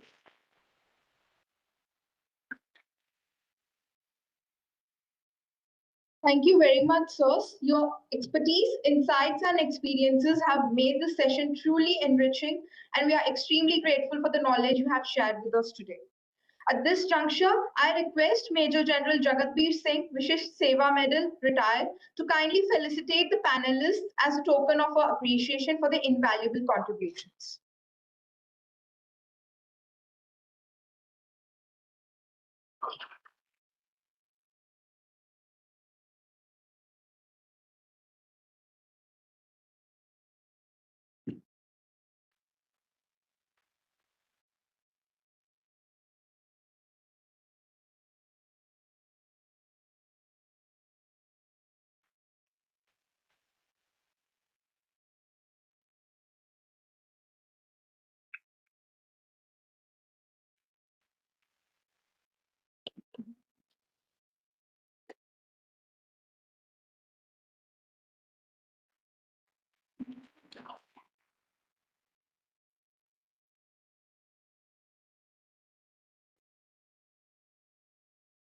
Thank you, sir, once again.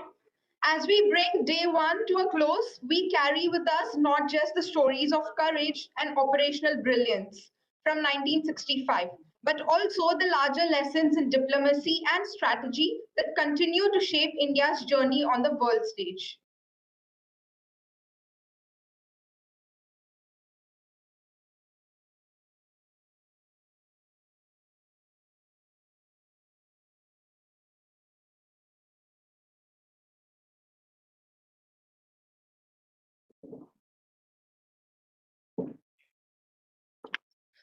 We look forward to welcoming you tomorrow as well at 10:00 hours as we continue to honor, learn and reflect. Thank you all once again and have a pleasant evening. Jai Hind.